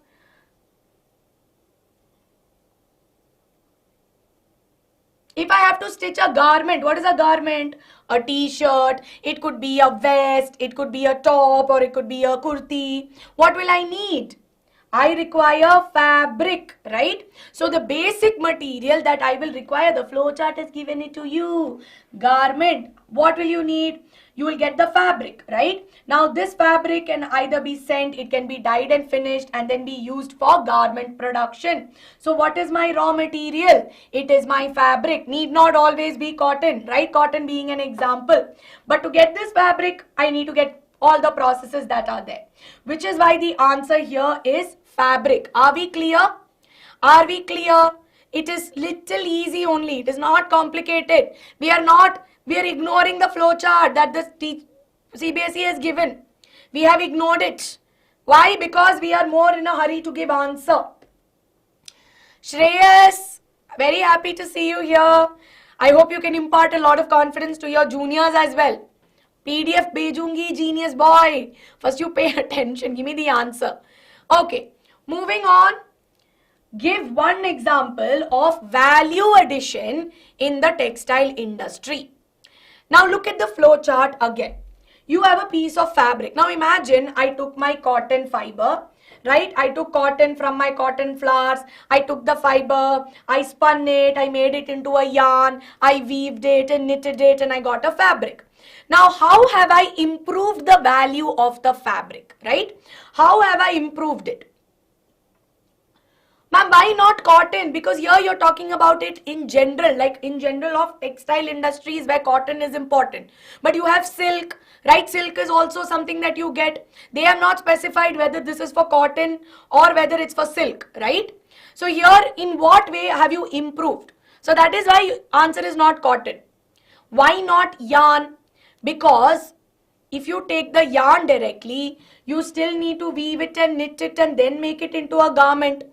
Is that directly your raw material? No. It is like saying, what is the raw material for ketchup? The raw material for ketchup is tomato. Then I can ask you, no, why not seed? Because you grow the tomato from the seed. So that is the logic you have to use. Okay? Yes. Now moving on. How have we improved the value? So I have got everything. Then I've got the fabric. Yes, very good. By dyeing and finishing it, right? So one example of value addition. So this is just the paragraph from which I've taken it. But one example of value addition that we see is dyeing. Now what do I mean by value addition? This word value addition means that we increase the saleability. That means how can I make my product more attractive to the customer so that the person will buy it. So if you see, imagine if I had a plain dress versus I had some rib knit top or all those I don't know, so many fancy things have come up like baggy pants or cargo pants. Then there are all these fancy denims and all that have come. So why do we do all of that? To increase the saleability, right? Which is why in this particular case, how would you write it? The basic material that is needed for manufacturing garment is fabric. One example that we see is process of dyeing, where we have improved the value of it. And how have we improved the value? By dyeing it with different colors. So if you watch the movie Rocky or Rani, I'm sure many of us would have watched the movie Rocky or Rani. It was a very popular movie for last year. Now how people are going gaga over Alia Bhatt's sari, right?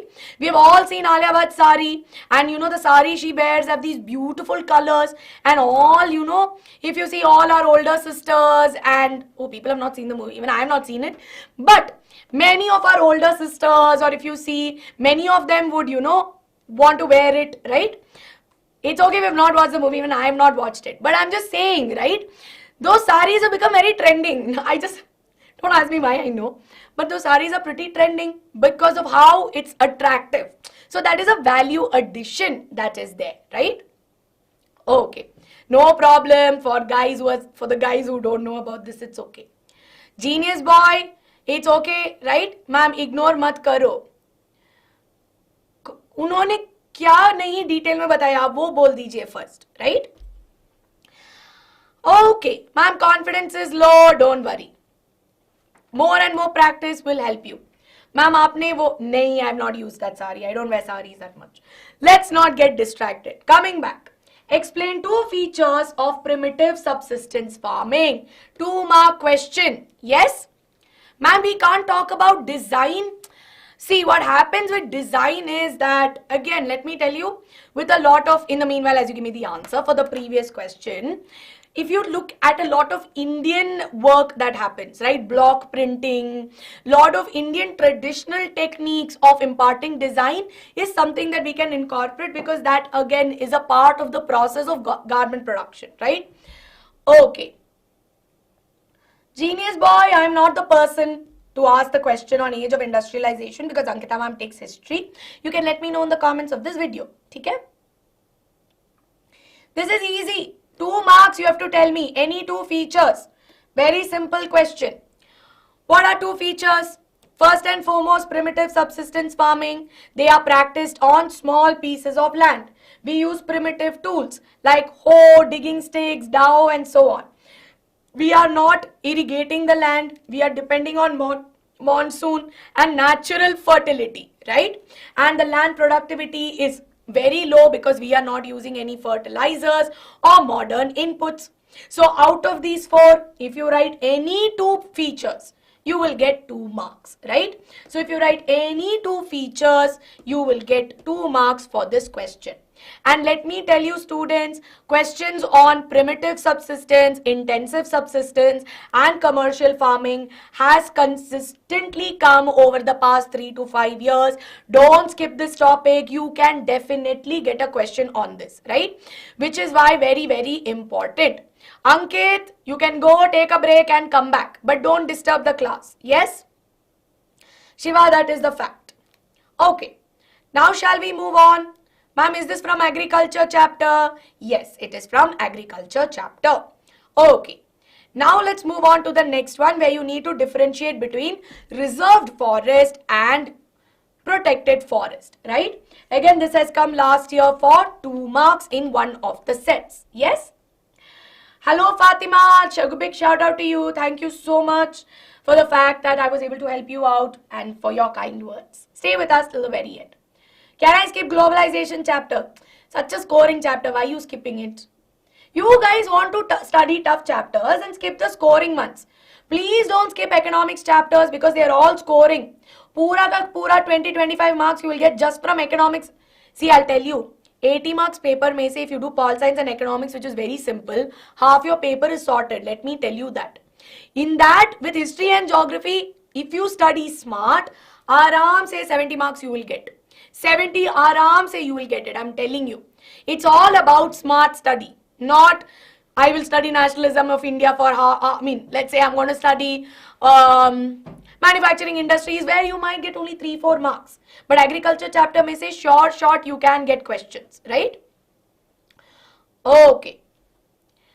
Now we will move on. What are reserve forests? We know that reserve forests are those which make up half of total India's forests that are preserved, which is owned and protected by the government, and the primary intent is to conserve the forest and the wildlife. So regions of Jammu Kashmir, regions of Maharashtra, Andhra Pradesh, all these are places where we find reserve forests.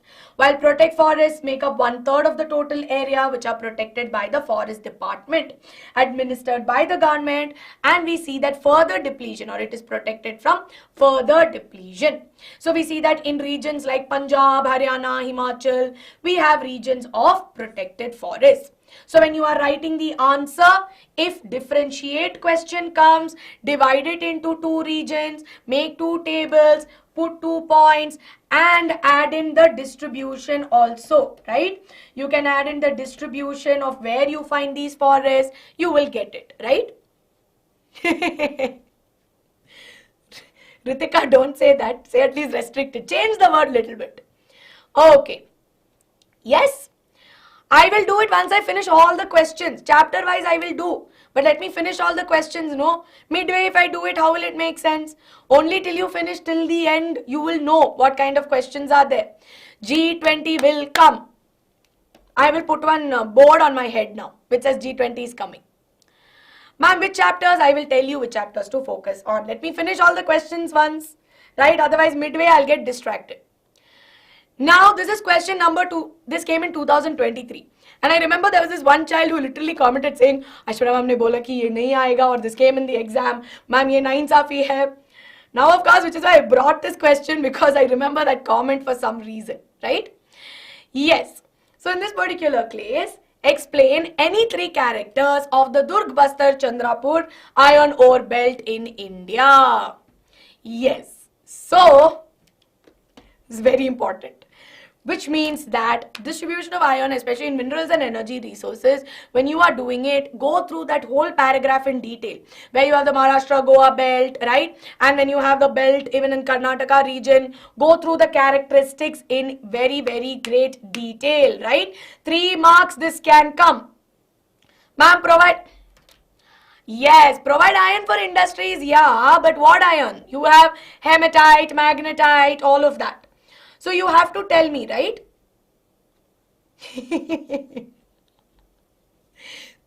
Yeah, but don't say that, guys. Please star mark and learn it. Okay. Durg-Bastar Chandrapur, where do we find it? We find it in Chhattisgarh, Maharashtra region. What kind of metal? Exactly, you get high-grade hematite metal, right? Now, this high-grade hematite metal we normally find in the Bailadila ranges, right? And this is right here has the hematite ore, that the hematite that we get here has physical properties which help us in making steel, and of course along with this, some of this is exported to Japan and South Korea. So this right here, as you see, are three very important pointers. So when you are writing it, mention any three characters. So where do you find it? What kind of ore do you get here? And what kind of export happens? And what do we use this ore for? Which is why if you write this, you will get 3 marks. Yes? Okay. Are we all clear? Ma'am, I'll not make you star mark the whole one, but this distribution is important. Distribution, especially of those three, iron ore is very important, students. So learn it, don't skip that. We tend to think, ma'am, I'll remember name, I'll remember marking and it is over. Nahi. Learn the characteristics. So this right here is very important for us to learn. Now going on to the next one, which Raja was asking me. Any three institutional reforms that have been taken up for the development of Indian agriculture. So we know that in order to develop Indian agriculture, we have technological reforms and we have the institutional reforms. So technological reforms are mainly using your HYVs, using fertilizers, right? All of that. Now what about institutional reforms? Yes, institutional reforms include what all? This one has come first. Ma'am, Kisan credit card, easy.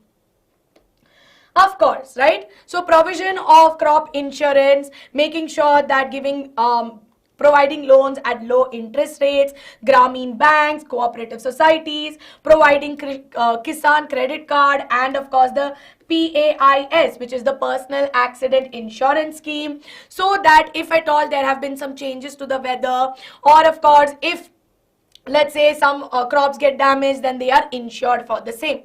Along with that, we also see that there is a bulletin that is going to be introduced to keep all of the farmers informed.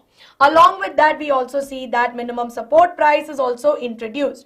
And what is the minimum support price? MSP is the rate at which the government purchases the crop from the farmer, and then based on one calculation, they will then sell it, right? So that is the support that they provide the farmers. So when you are writing all this, you can write any of the points that we have discussed, any 3 points, but you will have to write about the institutional reforms, right? Okay. Ma'am, do reforms and agriculture go hand in hand? See, technological and institutional reforms need to go hand in hand in order to improve agriculture and productivity of agriculture, right? Yes. Okay. Genius boy, I want to know why are you behind me for this? I really want to know. Okay. Stop spamming unnecessarily. If you're here to spam, you can leave the class. Don't disturb the other students. Strategies towards the end. Manasvi, is this the time to ask such questions? We need to focus, right? We need to focus in class. Chinese ke liye language paper, just study well. That's all. Next up, explain the importance, right? Explain the importance of manufacturing industries. This will come for 3 marks. This can come for 5 marks also. This is literally in the first page of manufacturing industries. If all of you open your textbook, in the first page there is one paragraph towards your right side which talk about the importance, right? Which talks about the importance of manufacturing industries. Yes? So first and foremost, we know it boosts agricultural productivity, right? So we know that it boosts agricultural productivity. It provides employment as well, right? So when you have so how does it boost agricultural productivity? If more manufacturing industries are there, there is more need for raw materials. And of course, we know that therefore more raw materials, in order to get it, more agriculture is done. Along with that, we also see that, let's say, chemical industries produce fertilizers, which in turn are for the agricultural field or your primary sector. Thereby, again, make sure that more amount, right? More amount of agriculture is done.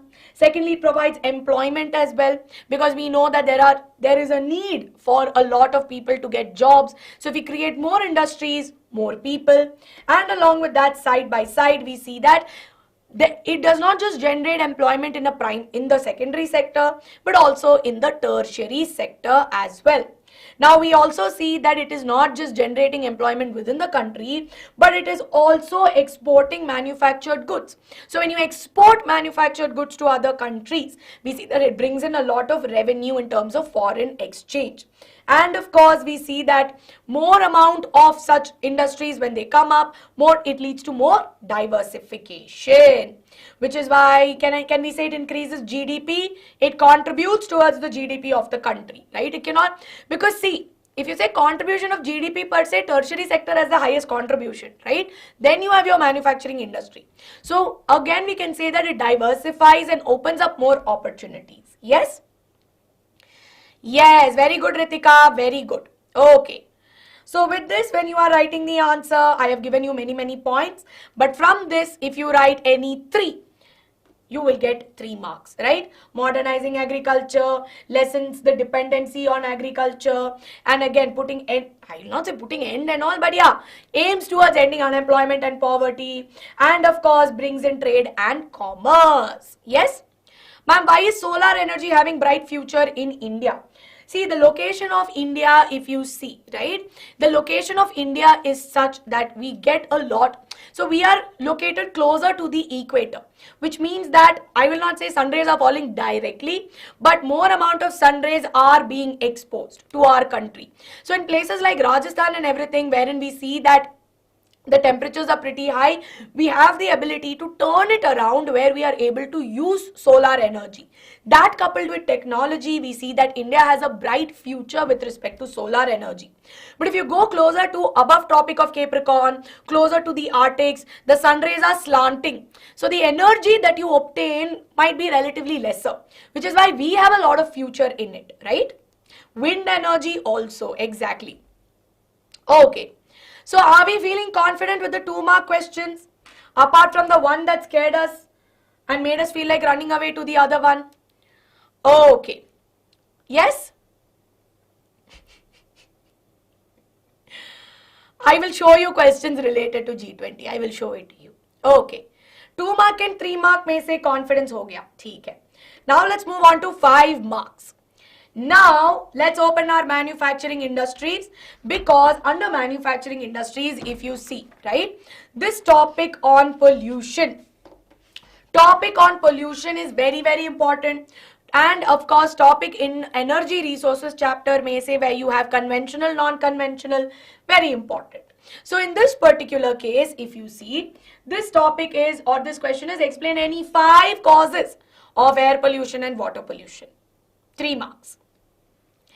Exactly. This is such a generic topic. Easy peasy. Aram se you will be able to get. But you can't digress too much also. You'll have to keep an eye on what is given to you, right? So we know that air pollution is caused because of a lot of unwanted gases like carbon dioxide and sulfur dioxide. And of course, you have your carbon monoxide also. Now, along with this, we also know that a lot of smoke that gets released by industries by burning of fossil fuels, lot of particulate matter that is released, especially from the smoke. Yes. So from chemical industries, then from your fossil fuels, you have a lot of smoke that gets released as well. Now, along with this, we also see that at times there could be leaks, toxic gas leak as well. So the Bhopal gas tragedy is one of the examples where there was a tragic gas leak that happens, which can also lead to air pollution. So here you have to write about 2 to 3 points, right? Because if this comes for 5 marks, you'll have to write 5 points here and 5 points here. So you'll get 2.5 marks for this and 2.5 for the same, right? Okay. How to underline? I feel like I have to do some generic classes for geography as well. Realize many of you are getting lost, right?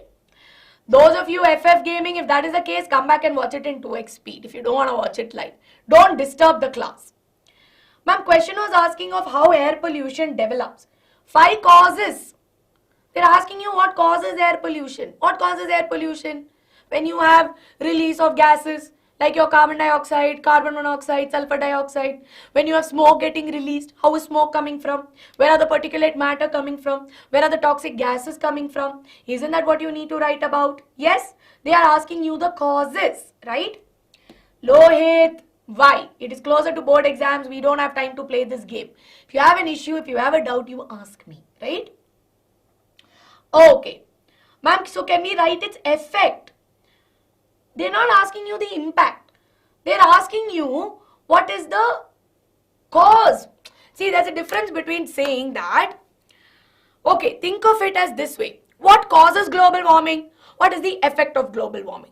So when you write the answer that way, if I ask you what is the cause of global warming, you will tell me, ma'am, the cause of global warming is increased carbon dioxide concentration levels or greenhouse gases levels in the atmosphere. What is an effect of global warming? Increase in temperature.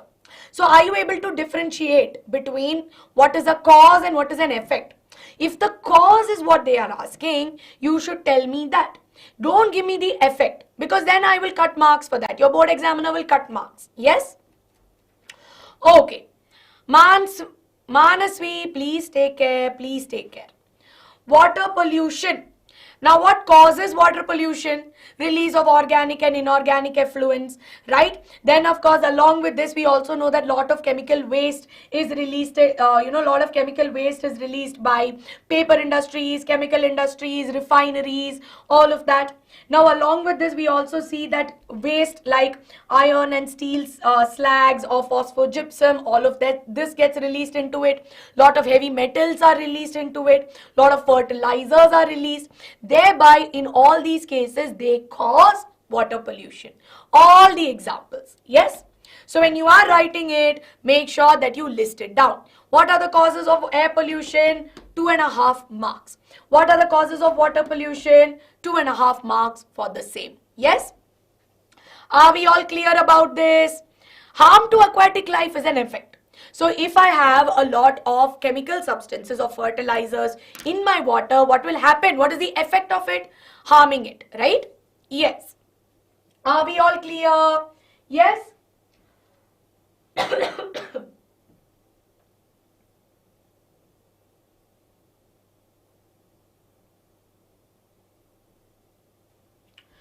Okay. Yes, you have to write 5 points because 5 marks, right? I will explain. Let me get to the questions. Let me finish the question set. We are only at question number 78. We have 22 more questions to go. Okay. Now moving on, explain the features of primitive subsistence farming and commercial subsistence, or explain the features of intensive subsistence farming and plantation. This right here is divided as 2 plus 3. So the 5 marks is given as 2 marks for this, 3 marks for this, right? I will tell you about NTPC. Guys, all of you, let me finish and then I will come to it, right? I am doing question on this. Can we all please focus? It is a or question, but I'm going to do both, right? So first up, we have primitive subsistence farming, which we have also learned that it's a form of slash and burn agriculture, low land productivity. We use primitive, we use primitive tools in this. We use no chemical fertilizers are used, no irrigation is used. So any 4 pointers that we have discussed. While when we talk about commercial farming on the other hand, right? So when we talk about commercial farming, we know that commercial farming is done on a large scale on a piece of land, wherein we know that a lot of high yielding varieties, lot of chemical fertilizers are being used. Then along with that, we also see that lot of it is labor intensive. Then we also see that in this particular case, it is mainly done for export purposes. While when you look at NCERT, intensive subsistence farming, intensive is again when we have a small piece of land, but the productivity is at a higher rate, right? So higher the productivity. While on the other hand, if you see, we are again no heavy machinery per se that we use, but of course we use a lot of chemical fertilizers, we use HYVs, right? In all these cases, it is practiced. And of course, we know that it is practiced in So we see that it is mainly practiced in densely populated areas, right? Then when you're talking about plantation you should say that it is where in a large area of land, we are growing a single type of crop. So rubber plantation, tea plantations are all examples of the same. They are labor intensive, and of course we see that here the industries are also closely associated so that they can make the final good as well. So in this case, when you are writing, the first part of the question, when you are writing features of Primitive subsistence versus commercial. You need to give me 2 points here and 3 points here to get a total of 5 marks, right? While in the case when you're writing the other part, I will show it to you. So in the meanwhile, students, can you take a quick screenshot of the same? Yes? Can you take a screenshot? And yes, you can add in the pointer that it is mainly profit driven. Yes. Okay. Are we clear? Shall we move on? Awesome. Now the next part of the question is intensive versus plantation. So when you're doing intensive versus plantation, again you need to write down the key pointers that they are practiced on small patches of land, it is labor intensive, high doses of biochemical outputs and high land productivity. While plantation it is a single crop on a large area, it is capital intensive, labor intensive, it is profit driven and examples of the same, right? Which is why, do you need to make a table? No, because they are not asking you to differentiate between the two. They are asking you to elaborate between the same, right? Which is why in this case, if you see, the correct answer here is going to be in this format that you can write. Yes? So this here will come for 5 marks. Yes? Ma'am, the number of ma'am, does the number of manufacturing industries lead to development of economy? See, manufacturing industries will contribute to the economy. How? Because it's generating employment, which means that more per capita income that is coming, it will contribute to the economy. And is it used to measure the economy? Yes, it is used. Because how do you calculate your GDP? See, when you calculate the GDP, you see the contributions of primary, secondary and tertiary, right? So you factor in the contributions of all of it. So yes, it does contribute. So Fatima and Angad, are we clear? Yes, are we all clear?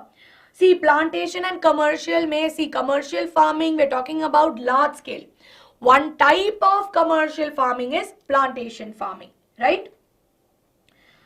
Ma'am, are 2 points enough for 2 markers? If they are specifically asking you for 2 points, you just need to write that much. Yes?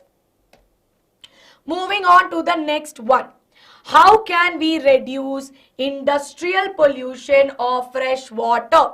Explain with examples. Yes? No problem, Jishna. Come back and watch the video later. Yes? Okay. Why are we all so worried about G20? I'm going to come back to this. For all you G20 people, once and final all, I'm going to send one video to you. Watch that. Okay? Moving on. They're talking to you specifically for water. So don't write about the second part of it which talks about machinery, right? So if you have your textbook open with you, don't talk about, how we can use, let's say electrostatic precipitators or how we can use filters and scrubbers. Don't talk about all these things. These we don't require. All this about noise pollution and everything we don't need to require. But rather, what do you need to do, right? What do we need to do? We see that in this particular case, you need to write about how we see that over a period of time, we need to minimize the use of water, right? Minimize the use of water for processing by reusing and recycling it. Make sure that we do rainwater harvesting. Make sure that we treat hot water, right? And make sure that we treat the effluents as well. How can I treat the effluent? We have primary, secondary, tertiary stages wherein sewage treatment can be done in order to do the same, right? No, intermediate goods are not included. Only final goods are included in GDP. Yes? Okay. And of course, along with this, making sure that groundwater reserves, wherever groundwater reserves are at a threat, water resources need to be regulated. So write down all the points which are associated specifically with water and water only. Yes? So when you're writing the answer, you can write it in this manner, everyone. Yes? Yes, today we are having a lot of spamming.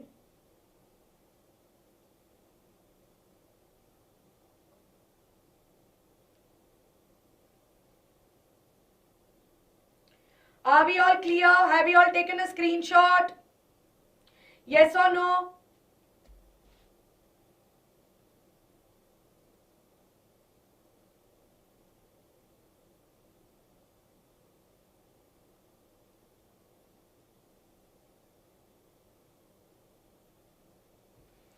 Okay. Yes, done. Now we will go to the last question in geography. Yes, wherein we are going to be looking at the 4-mark questions. Okay. Now I'm going to take Raja Ram's. I think it is Gujarat as well. I'm just going to cross check with the textbook once, because even my memory is only so, right?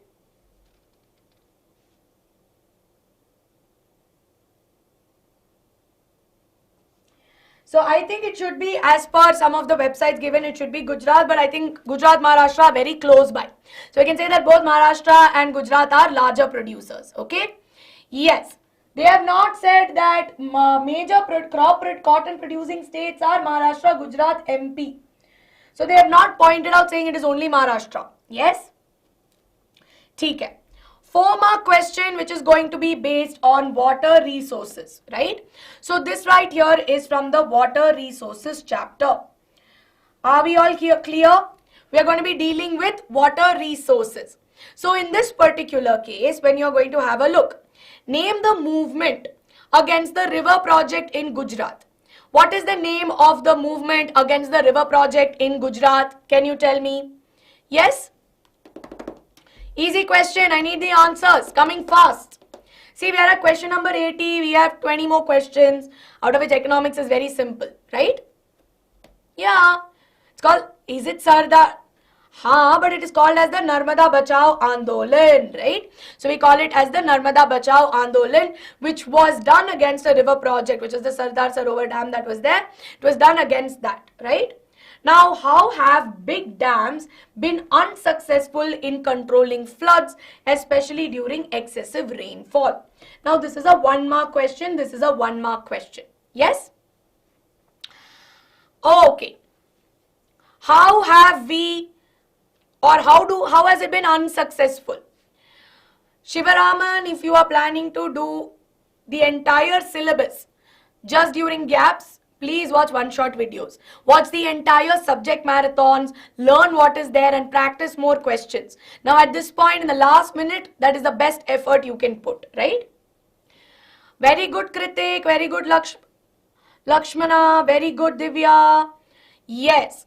Fatima, just give me 1 minute, I'll do that, okay?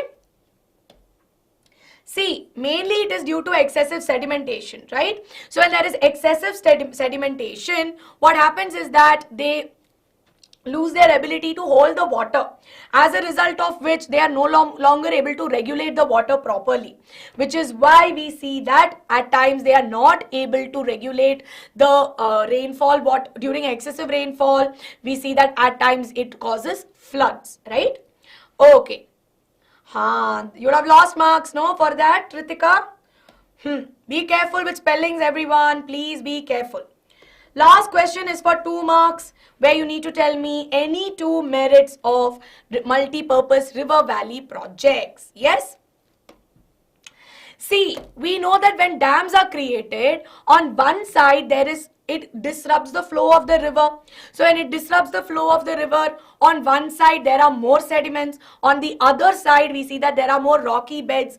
Now what normally happens is that when there is excess of rain, ideally at the riverbed there is soil and silt and everything. So normally what happens is that they are able to regulate it, because at some point some amount of the water will seep through or it will percolate. But when there is excessive of sediment happening, we see that it is not able to hold the water properly, right? It is not able to hold the water, causing floods. Yes? Very good. So now of course in this particular case, how do we use it? Electricity generation, for industrial uses, for inland navigation, fish breeding, ironically for flood control as well, hydroelectricity, any 2 you write, you will get 2 marks. See, for case, let me tell you, I have seen that this particular topic on hydroelectric projects and the topic which is based on let's say rainwater harvesting. These 2 are very, very important. So students, please star mark this, right? Please star mark it. Now, before I go ahead, we are going to mark the important topics which are there from every chapter. So everyone, first and foremost, if you don't have new NCERT, recommend that you use new NCERT, okay? So I'm going to switch to a full screen view right now.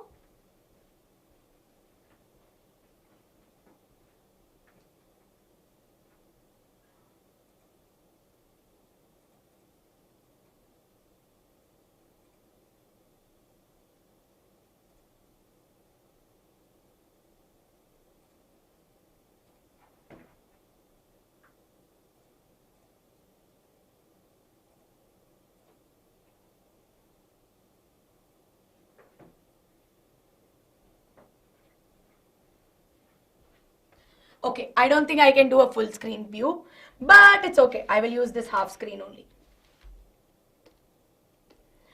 Okay, can all of you see my screen? I hope you should be able to. I think, yeah, you can see even if it's 1/4 of the screen. So we're going to go chapter by chapter right now because firstly, let me do this. So many of you are still confused with what is the SST syllabus. I should have ideally done this in the beginning before I went ahead with anything else, right? So all of you who have not seen your SST syllabus, please, now is the time for all of you to check the syllabus. Open it. Go to one tab and type SST syllabus 2023-2024. It should be giving you this particular PDF which will otherwise load, but today it is not loading. So in the meanwhile, as this loads, let me open up the textbook. I'm sure you're all able to see my screen, right? Only 1/4 of it might be there, so please don't mind. I'll make it smaller. Yeah. Okay. This is your syllabus, which I know you guys have not seen. Because you're asking me questions which don't make sense sometimes. Or questions for which you guys are not sure of. See, age of industry. Now let's go. History mein you can read through this. But for those of you asking me, age of industrialization, is it coming or no? Please note, for your board exam, right? If you look at it, interdisciplinary project for age of industrialization per se is not, I think it's not there. Only this particular subtopic is there. Age of industrialization mein there is not much. Next up, let's have a look at resource and development. Resource and development mein what do you need to do? Planning of resources. That means resource planning is very important, right? So resource planning topic from chapter 1. I have my chapter 1 open. So this is our revised syllabus, rationalized one. So in this, resource development of resources, right? What is resources? How are resources getting diminished? What are the major problems we face? Equitable distribution of resources. Why do we need resource planning? What is this sustainable development? This is very important. Learn the Agenda 21 Rio de Janeiro Summit because they can ask you questions. This entire topic on resource planning is super duper important. Yes? Next up, what do we have? Resource planning in India. This also please star mark, right? Super important. Next up. Land resources may say land utilization. Questions are very rare that have come in from my knowledge, but go through it. It's very easy. Make a flow chart, go through it. Next up, now we have land degradation. This topic very, very important. Okay, land degradation and conservation strategies. They can ask you for case or they can ask you 2-mark questions on the same. Soil as a resource may say types of soil or classification of soil is coming. Star mark classification, make a table. If you want the table, I have done a session on the same. You can watch that, right? So all of these topics will come. Now map. Map from this chapter is very easy, right? What will come from map? From resource and development, only identification of major soil types is there. Nothing much is going to come. While on the other hand, if you look at it, you don't have anything else, which is why resource and development is simple. Agenda 21 is important, so please don't skip Agenda 21 either. Okay? Are we clear? Are we clear with this chapter? I have told you the important pointers. I'm going side by side and I'm not going to spend too much time talking about this either. Now look at forest and wildlife strategies. Now in this particular topic, See what are the specific learning objectives. Conservation is very, very important. So examine the importance of conserving forest, wildlife and interdependency. Analyze the role of grazing and wood cutting in the degradation of the same, right? And of course, in this particular case, if you look at the chapter also, open rationalized syllabus, you see that from your old textbook to new textbook, lot of deletion has happened, where you don't have all that endemic species, extinct species, vulnerable species, all that is deleted. Directly we are talking about conservation of forest and wildlife, right? And Project Tiger is also important. Here they talk about implementation of the Wildlife Protection Act, and of course importance of wildlife sanctuaries. All this is important. Yes. Next up, classification of forest into reserved, protected, unclassed. Very important. Then of course community and conservation. Two case-based questions will come from this, right? Nahi, endemic and all is not there. It is deleted. Done. Hemant. Next thing you know, you're timed out from the channel only. Do you want that? You don't want that, right? Okay. Now, of course, we have sacred groves that are there, right? So, sacred groves, again, they can ask you. JFM, they will ask you. So, they may ask you, what is the role of JFM? How has JFM contributed? So, this right here, again, is important, students. Conservation strategies, role of community. I hope that side by side, as I'm, yapping all this, you guys are writing it down. Otherwise, tomorrow, when I take one more class in geography, if my students who are here, and I remember names, if you are again asking me, ma'am, ye important hai, I'm not going to tell you next time, right? So I need you all to pay attention. Otherwise, there is no point. We are on the 13th of February. Exam is starting next week, right? I need all of you to pay attention. Yes? Okay. Now moving on to chapter number 3. I will tell you, bacha, let me go in chronology, please. Water resources, right? Water resources chapter may say map pointing will come, right? What will come for locating and labeling? All of this is going to come. Yes, all of this is going to come, where you have Salal, Bakrarangal, Terry, Rana Pratap, Hirakud, Nagarjuna Sagar, all of these will come. Along with this, causes of water scarcity, what are the reasons? What are the importance of multi-purpose river valley projects? What are the disadvantages? What are the hydraulic structures? Then of course, here you need to make sure that rainwater harvesting, you cover all these topics, right? Make sure that all of you cover these topics. Yes, I will do a separate session very soon on map pointing, so don't worry about it. So these topics that I've told you, what are the causes of water scarcity, qualitative and quantitative factors? What is the importance of multi-purpose river valley projects? Again, boons and bane, right? Then of course, what is rainwater harvesting and how can we do different kinds of rainwater harvesting? Yes, wo jo haath gul, wo sab aayega. Bamboo, drip irrigation, all of this will come.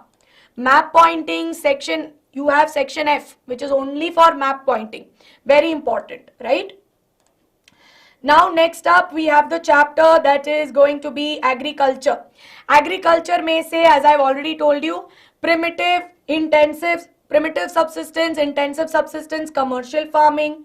Cropping patterns are important. They will ask you questions on that. Map pointing, only identification is there. Learning the features, characteristics of different food crops, fiber crops, beverage crops. You have to learn because questions based on that can come.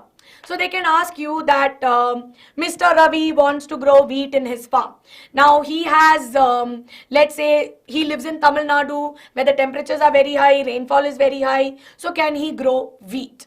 So they can ask you questions like this, right? So they can ask you a little bit on indirect questions on the same. Yes? Ma'am, we have to shade the region also. No. See, identify. What does the word identify mean? Only what is identification. No shading. No shading. You don't need to shade anything. Only if they say locate and label, then you need to locate and label, right? Where are you taking this PDF? It is there on the CBSE website. Just type SST syllabus 2023, 2024. You will get this. Now we have the next chapter, which is minerals and energy resources, right? Now see, minerals and energy resources and manufacturing industries are our maximum doubt. Look at this. Understand the importance of natural resources and their distribution, economic development and distribution and sustainable uses. Distinguish between conventional and non-conventional uses. Now from this chapter, if you look at it, they will ask you about types of minerals. Is it a metallic mineral? It is a non-metallic mineral. They can ask you if the mineral is, let's say, ferrous, non-ferrous, and in this case, this particular one on iron belts. Very important, right? Very, very important on the Odisha Jharkhand belt, Durg Bastar Chandrapur, the BCCT belt that is there. Learn the characteristics because they are going to be important, right? Now, non-ferrous may say bauxite is important because a lot of questions have come based on bauxite.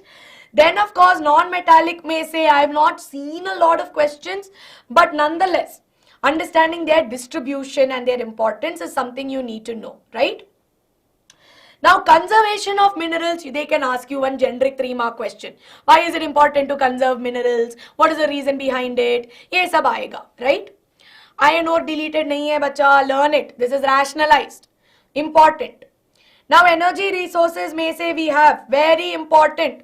Energy resources, don't skip no matter what. Even in the previous one, 1, 2, if you skip little bit here and there, like if you skip limestone and all, okay, because I've not seen a lot of questions come.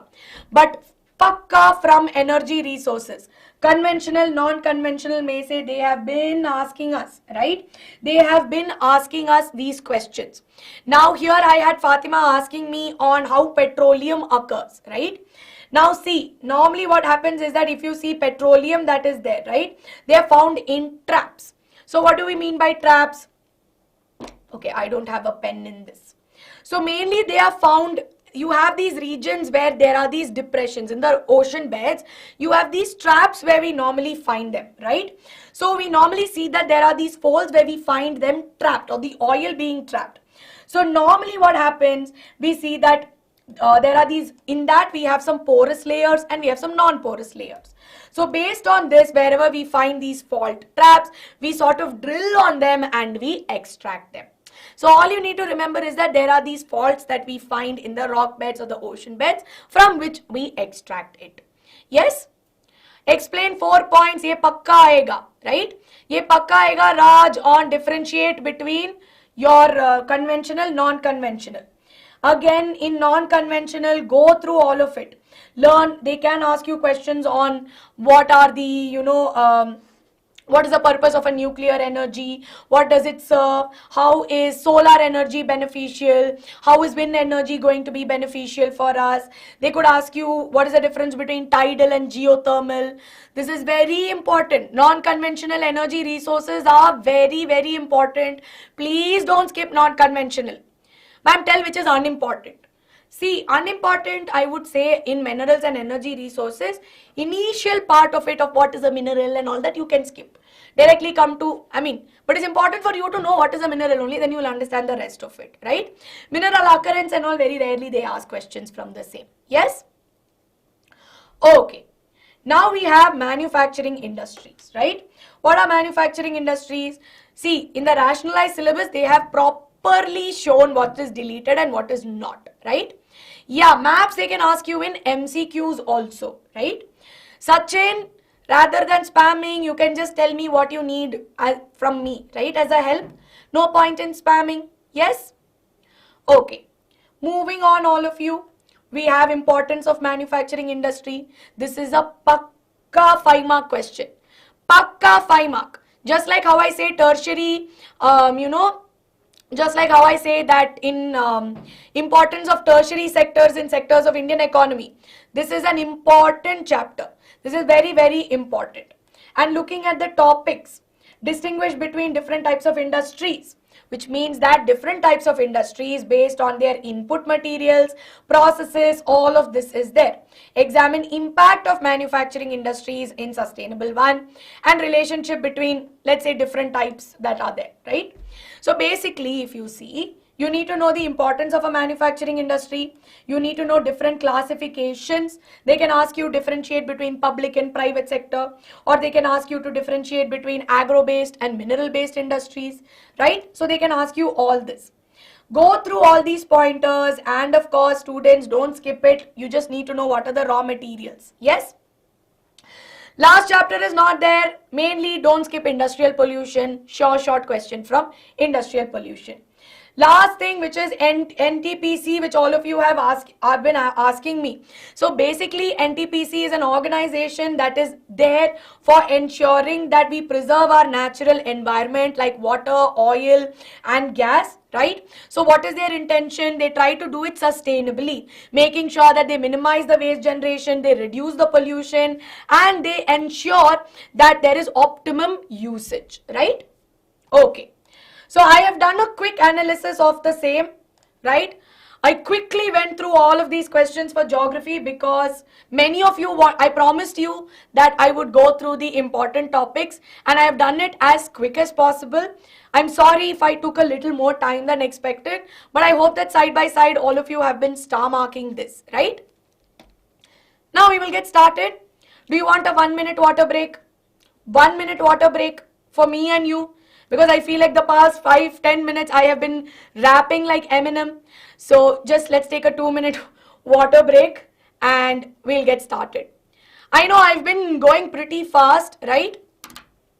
But nonetheless, students, see, I've not gotten the time, sadly, because of my health back in January, where I would have done this for all of you.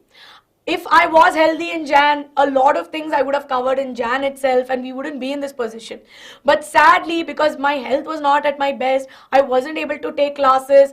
I had to cram everything, right? Which is why, please, I know that there are a lot of doubts that you have, which is why I will take more classes. Yes, don't worry. Okay. 2 minutes. Angad, I'm going to block you now.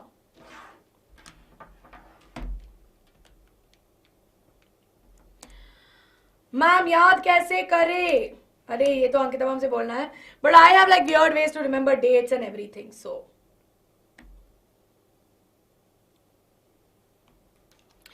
okay, so we're going to start.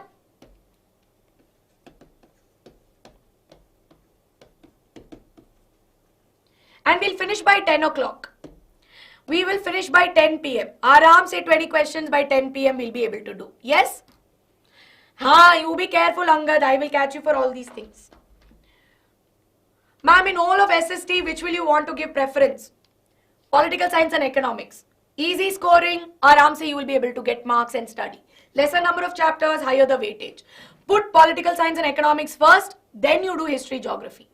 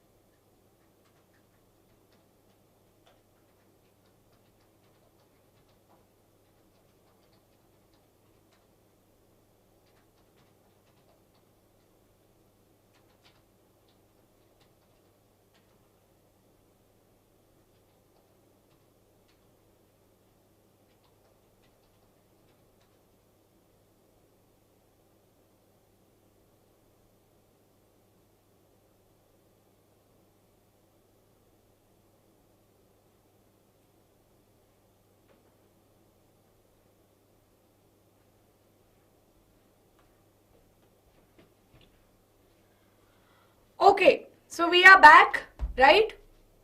We are back. Sample paper sessions are over actually. We've already done it. Rishita, you'll be able to find it in the channel, right? Okay. So shall we get started? How many years of PY? How many years do the last 6 years? Not beyond that. Let's get started. Last 20 questions, right? Let's get started. Which among the following categories of urban households take the highest percentage of loan from the formal sector? So this right here is from economics. We're going to get started. I'm going to give you your poll. We have 4 options from which you need to give me the correct answer. Yes?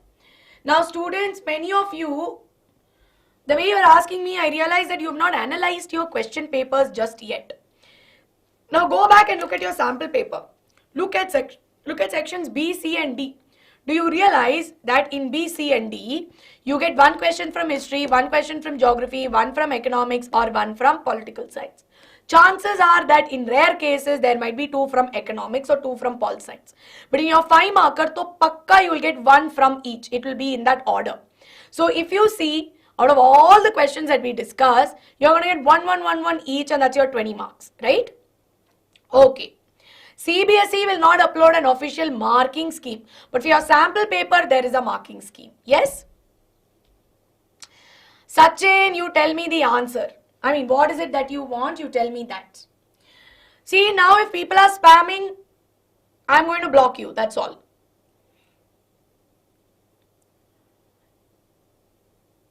See, there's a difference between a well-off household and a rich household, right?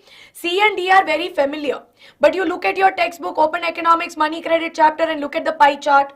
Maximum amount or highest percentage of loan is taken from rich households. Because when you say well-off household, it could be a upper middle class, right?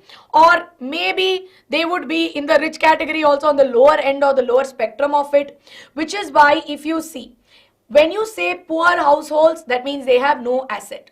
If you say household with few assets, that means that they could maybe be from a lower middle class family who maybe have 1 asset like a car or a bike or maybe they own a piece of land. While when you talk about well-off household, it could be let's say a middle class family having let's say having their own house and their own car and their own bike, right? But when you talk about rich households, people who own multiple businesses, right? In order to grow their business, they would rather take up loans from the formal sector and build their empire. Which is why in this case, the correct answer would be option D. Yes? So are we all clear? Are we clear? Let's move on to the next one. Yes? Ending the poll and I'm going to move on to the next question. Choose the correct option to fill in the blank.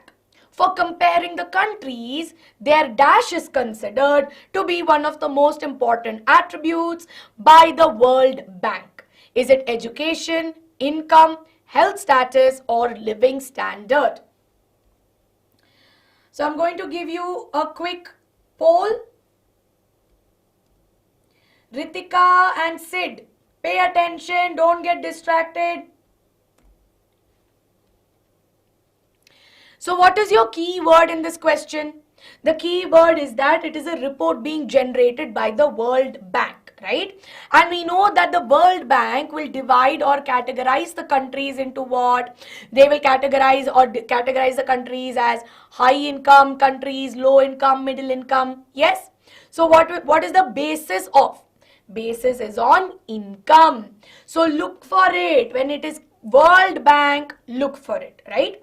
So correct answer would be option B. Yes? So I can see many of you here have given me the correct answer. So well done students, well done.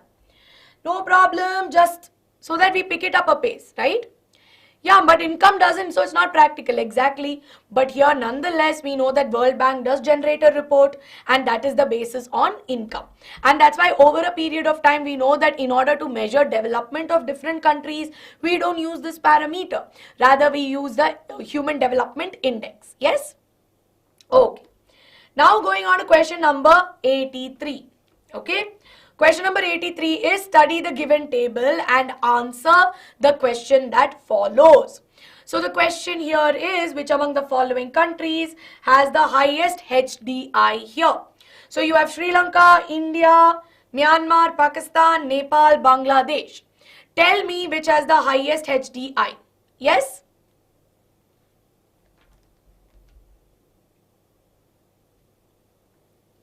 Quickly, all of you.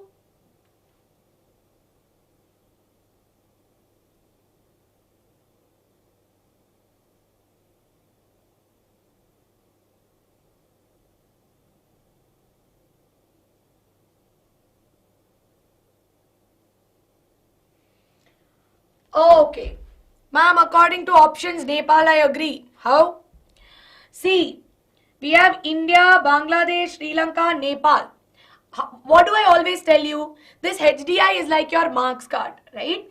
HDI is like the rank list that comes in your school. Now there will be somebody who will have rank 1. There will be somebody who has rank 37. Now who has a higher rank? Who has a higher rank? Rank 1. Numerical value wise 37 is greater than 1. But here we are talking about on a developmental index, right? So the higher, here it is not about which has the greater number, right? But rather we are talking about who will be higher in that number. Which is why in this particular case, what do we see? It is Sri Lanka because it is 73, right? So that is how you will identify your HDI. Yes? Okay, it's the overall analysis. No, we have subjective also. But I'm telling you, eco is very easy. Board exam, economics, I am telling you, however they twist it, turn it and come. I am telling you, this is very, very, easy. Yes? Okay, moving on to question number 84. A is a worker in a garment export industry of Jaipur. He gets facilities like health insurance, provident fund, medical leave, all of these things. So based on this, which sector is A working in? Yes? Which sector is A working in? Very simple question. Very, very simple. Thank you, Shiva. Thank you so much. Yes. Easy. Correct answer is option C, right?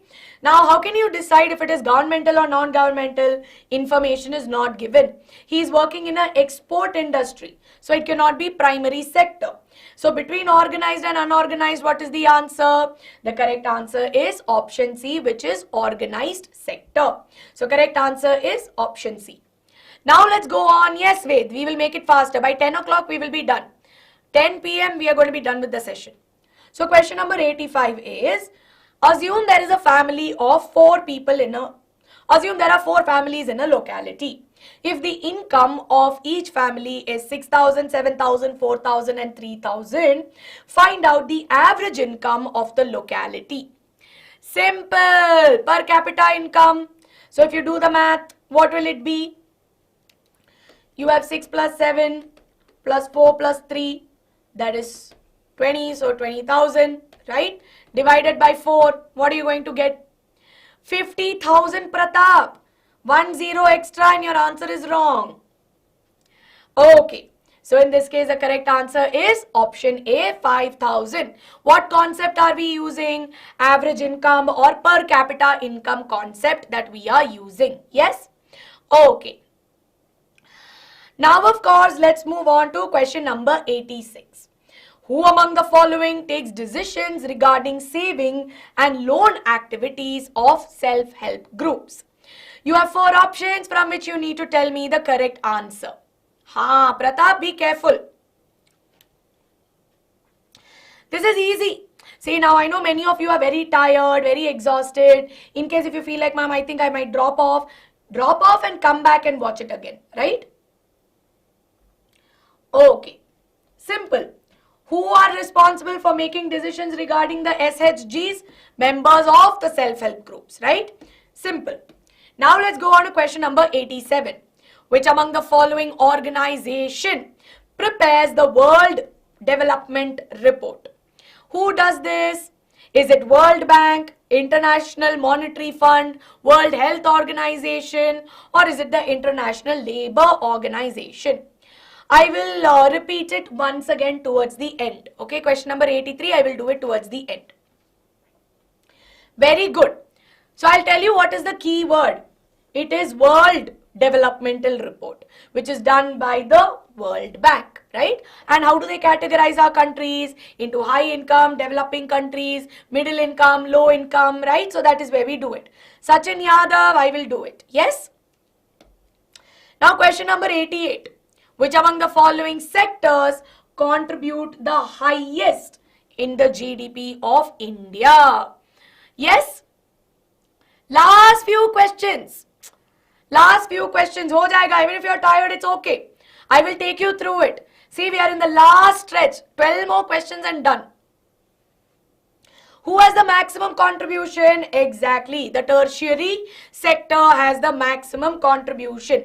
But if I were to ask you, which sector has the maximum employment? Which sector has the maximum employment? Then what will you tell me? If I were to talk about employment, very good. Maximum employment will be primary sector, right? Very good. So read the question statement. We are talking about contribution towards GDP. But if the question were to ask you towards employment, then we know what to say, right? Okay, yes, we have a problem of disguised employment, but nonetheless. Moving on. So we have some data given to us. I have solved this. This is literally the 4th time I'm doing this question. So we have data regarding Haryana, Kerala and Bihar given to us, where infant mortality rate is here, literacy rate and net attendance ratio. I realized that the answer slides got interchanged. No, the question slide got deleted. Anyway, this was a flop question. So much for me. I didn't realize that I got deleted in the gap. Okay, so the question what is given to you? Net attendance ratio is given, right? So if net attendance ratio is given, what is given to us? They are asking net absence ratio. How do we calculate that? Net attendance ratio is given as 61. So whoever is absent will be 100 minus 61, which is 39.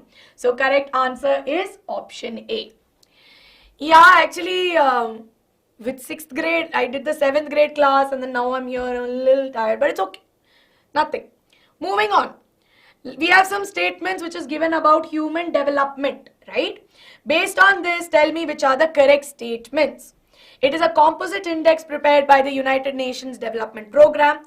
Parameters to measure the Human Development Index include longevity, literacy rate, per capita income. Countries are categorized as developed and low developed countries. Or World Bank also prepares a report. What is the answer? Okay. Yes, I will tell you, Ritul, I will tell you, but don't spam. Yes. Thank you, Fatima. It is a removal of trade barriers.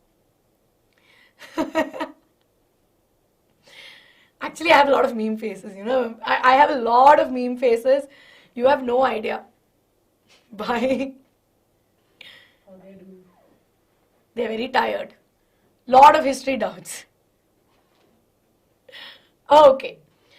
What is the answer?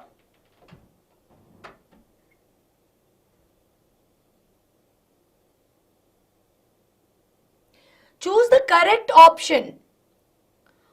Why are you all telling me D? Who are these people who are telling me D? We are saying correct, not incorrect. Or I don't know. Okay. So based on this, based on human development, it is a report. The Human Development Report is prepared by the United Nations Development Program. We know that the parameters to prepare the report or give a HDI, right? To make a HDI includes literacy rate, per capita income, longevity, life expectancy. Do we categorize them as developed and low developing countries? No, now we don't do that. Neither is the World Bank ever. No. Which is why in this case, correct answer is only 1 and 2. Yes? So this is mainly based on difference between the UNDP and the World Bank and how they categorize it. Yes? Okay. We are clear? Quaternary is nothing. Chuma extra. Coming on to the next one. Okay. No, don't worry. Last 10 questions will be done in 20 minutes. So here we have a very easy question. Megha has taken a loan of 5 lakhs. why this is there, from the bank in order to purchase a house. The annual interest rate on the loan is 12% and the loan is said to be repaid in about 10 years. Megha had to make her salary, had to submit her salary statements, documents showing employment records, and the bank retained the papers as a collateral. So based on this, you need to give me the answers. So first one, what is the source of credit Megha has taken? What is the source of credit? This is very big and easy. What is it? It is formal source of credit. What are the terms of credit given in the source? Yes. What are the forms or the terms of credit which are given? Part B came in exam. Yeah. This is a 2020 paper or 20.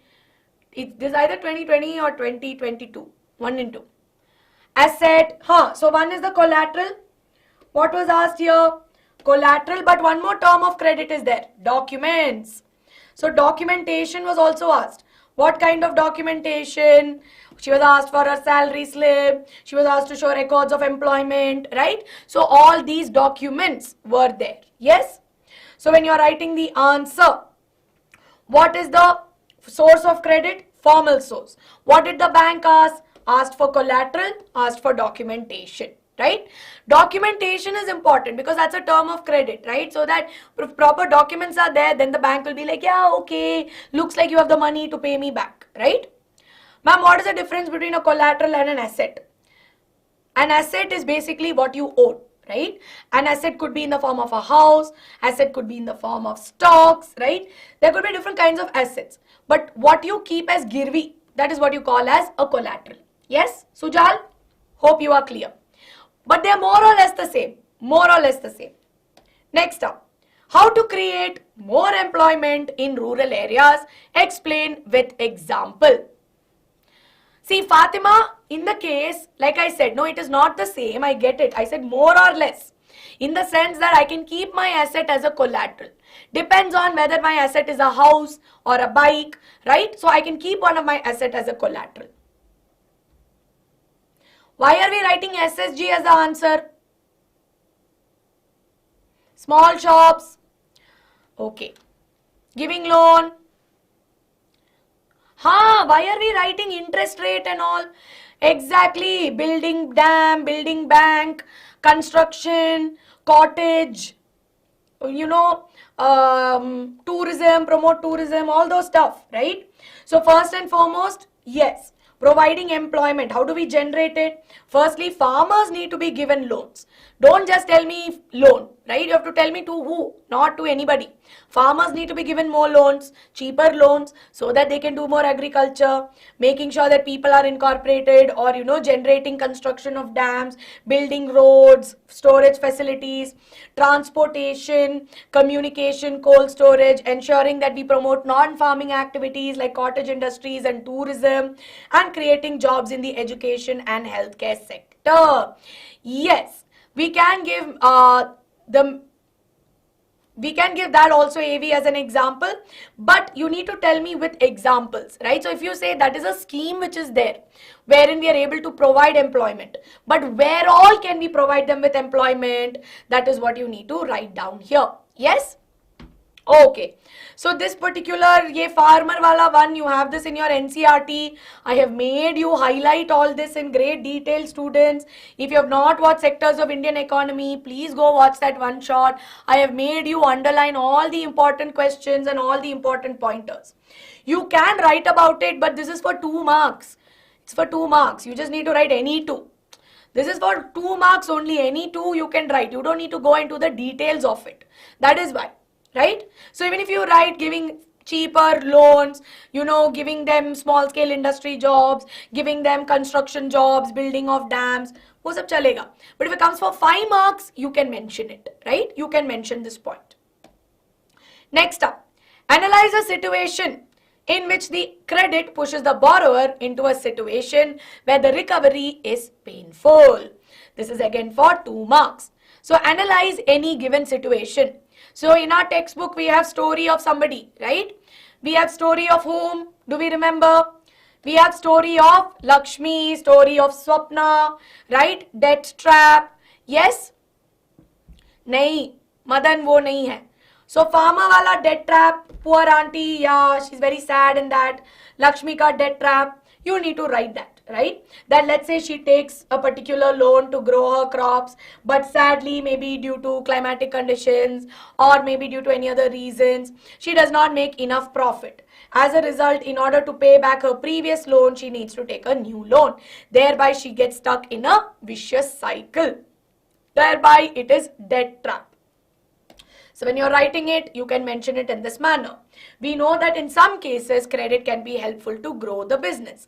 But in some cases, it can push them into debt trap. So you can talk about how sometimes farmers are unable to pay their loans, maybe because they don't make profit or their crops got affected. Thereby, in order to repay their previous loan, they need to take a new loan.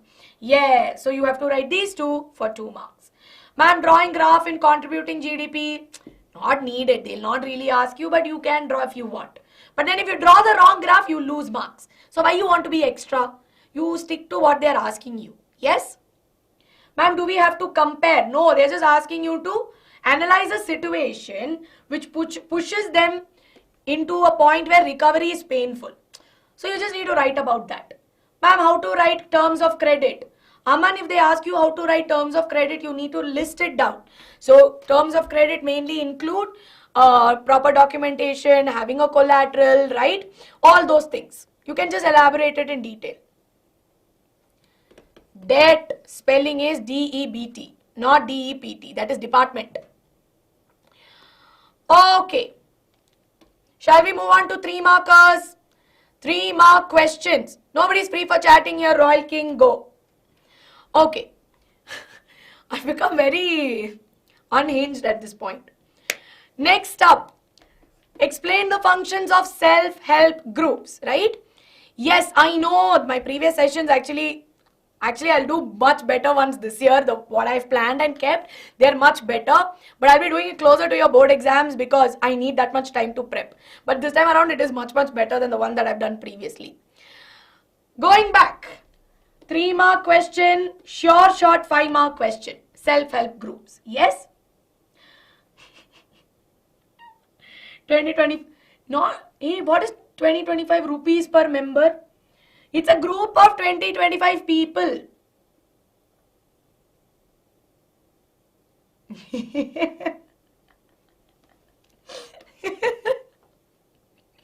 Yes, I hope I'm not losing my Aishwarya ma'am.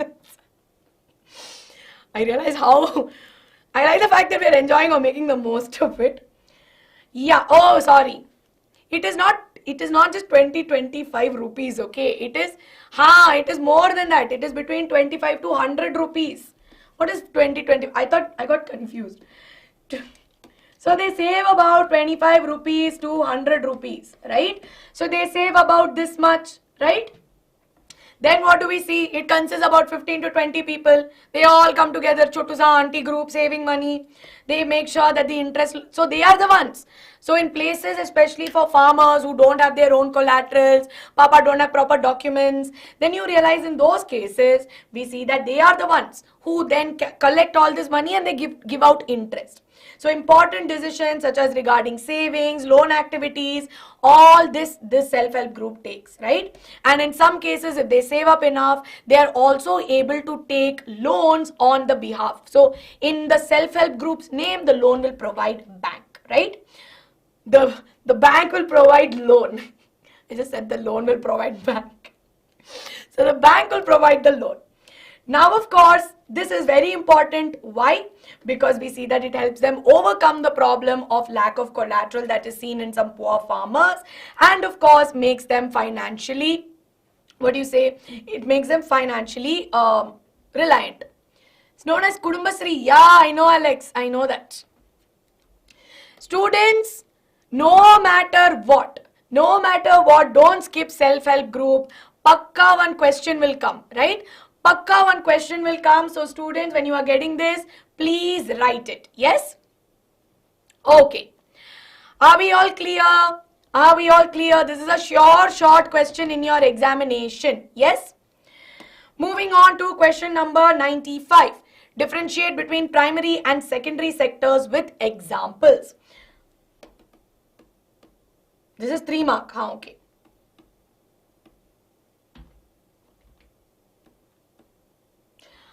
Primary and secondary, ma'am एक बार ये अच्छे से समझा दो. कौन सा Deepika, can you tell me what you want to know? हाँ, दिल लड्डू सा question, very easy. What is it that you want to know, you tell me. Ma'am SSG एक बार समझा दो. Deepika, can I do it towards the end? If you don't mind, I'll finish all the questions. You stay back and I'll teach you. Basic 3-mark question. Yes?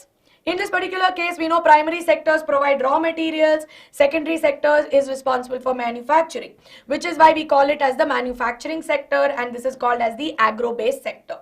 Now we know that this particular sector mainly has a lot of people who are unorganized, has a lot of people who are employed in the organized sector. Now in this particular case, we see that agriculture, forest, mining all comes under this activity, mainly includes small scale and large scale manufacturing. Now of course it's important to understand that in the primary sector we have maximum employment, but over a period of time contribution to GDP has considerably reduced, while on the other hand in the secondary sector we see that their contribution is still there, but again creates more employment opportunities. So with this, you can write it in the tabular format, any 3 points, you will get 3 marks, right? What is important in chapter? What is important chapter in economy? Economics. Important chapters, money, credit, sectors of Indian economy, top 2. Then you have development and globalization. No matter what, don't skip the money, credit chapter, don't skip the sectors of Indian economy chapter, okay? Yeah. Question number 96. Examine the rising. My God, I have screamed and preached this question, right? I have screamed and preached this question, that rising importance of tertiary sector. This right here is very, very important. Yeah, I know. I do have an accent. I don't mind about that. I don't mind that. This I keep telling you. This will come, right? This is very, very important. Don't skip it. It's a what a wow question, right? I'm really becoming very unhinged today. Okay, if you have your textbook, please make sure that there is a paragraph that says rising importance. Yes? So everyone, you know this. 3 points they have only given. First, it improves services, right? So over a period of time, we know that services such as hospitals, education, right? Educational institutions, police stations, we know that the need for all of that has increased, which has become the basic services, right? Which is why in a developing country, the government needs to implement these basic services. Secondly, we know that the development of agriculture and industry leads to services like transport, trade, storage, so on and so forth. And of course, over a period of time, people's basic income has also been increasing, which is why we know that there is a demand for malls, restaurants, eating outside, hospitals, and all of that. And last but not the least, over a period of time, there has been an improvement in communication technology and information technology, which is why we see that there has been a rapid rise in the services. Which is why when you are writing it, they are asking you, this come for 3 marks. Any 3 that we have discussed is more than enough. Yes? Yes, I will do that towards the end. Or I'll make a separate video if you don't mind. Today I think it's too late to do detailed explanations. Ishant, go keep practicing. Confidence will increase. Don't skip print culture. I remember, Ankita, I'm telling you a lot of MCQs come from print culture. So don't skip it. Yes? Now next up, we have this question, which is our 5-mark questions. Last 4 questions. Banks play an important role in the economic development of the country. Support this with examples. Now this right here is going to be a 5-mark question. How do banks help in developing the economy of a country? Now don't give me one-word answer saying, ma'am, they need money, bank will give, right? Provide loans, yes. Provide loans for buying assets, provide money to people who need it, improve conditions of people, cheap loan. Yeah, Mahi, yes you can. Small scale activities, okay. Yeah, I did it recently only in 2023, but I will do it once again. So we know that mainly, if you see, when you look at banks, right, they play an important role because they provide loans with interest Firstly, for people who deposit money, they give interest to them, right? So thereby people start using banks more and more and they receive a certain interest, and this adds to the income. So if I have, let's say, 50,000 rupees in my account and I am given an interest of 10% per year. So if I just save my 50,000, by the end of the year, 10% I will get 55,000. I have done nothing, but I have got some amount of money, right? Which is why we see that it contributes to the income of my family when I use it. Next up, we see that banks also mediate between people depositing money and people who need the money. So they provide cheap loans to a large number of people. So people who want to start their own industries or their own businesses, we see that they provide loans and thereby they are able to build the economy of the country. They also help in trading in a lot of cases, and also banks provide employment, right? So we know that when you have banks being created, you need people to work in the banks. So they also create, they also create a lot of employment. Samarthya Singh, I think on Thursday it is happening, so please don't spam, okay? So in this particular case, right, firstly we see that for the depositor, what are the benefits? Depositor gets interest, right? Depositor gets interest, which adds to income. Secondly, what can you write about? Many people may depend on this. So along with this, we see that it provides cheap loans to farmers. Yes, cheap loans need to be provided to farmers so that they can grow their crops. Cheap loans or loans should be provided to, let's say, people who want to build their industries, which will again boost the secondary sector. Then of course it creates employment in the tertiary sector, or because banks themselves belong in the tertiary sector. And the last point that you can write about is how they play an important role in trading as well. Okay, now we will go on to question number 98. This is what Ritika asked me, ma'am, should I really learn about the Reserve Bank of India or skip it? Do not skip it. This is a sure short question, right? Exactly, Ashvi. That is how we need to do. Give examples of where banks can be helpful. Because that's how, wherever banks are helpful, they grow, right? They help in the growth of the economy. Next up, describe the functions of Reserve Bank of India. This can come as assertion reason question. This can come as 2-mark question. This can come as 3-mark question. This can come as 5-mark also. So this right here, what is the Reserve Bank of India?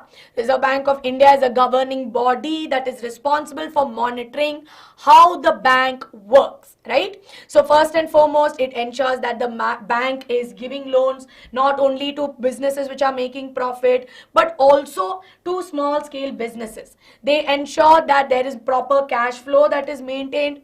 You imagine I go to one bank and they say, yeah, sorry, we don't have any money. Because basically, whatever money we all go and deposit, some percentage of it is given as loan, right? Now imagine all of us have collectively gone and put 1 lakh rupees in the bank.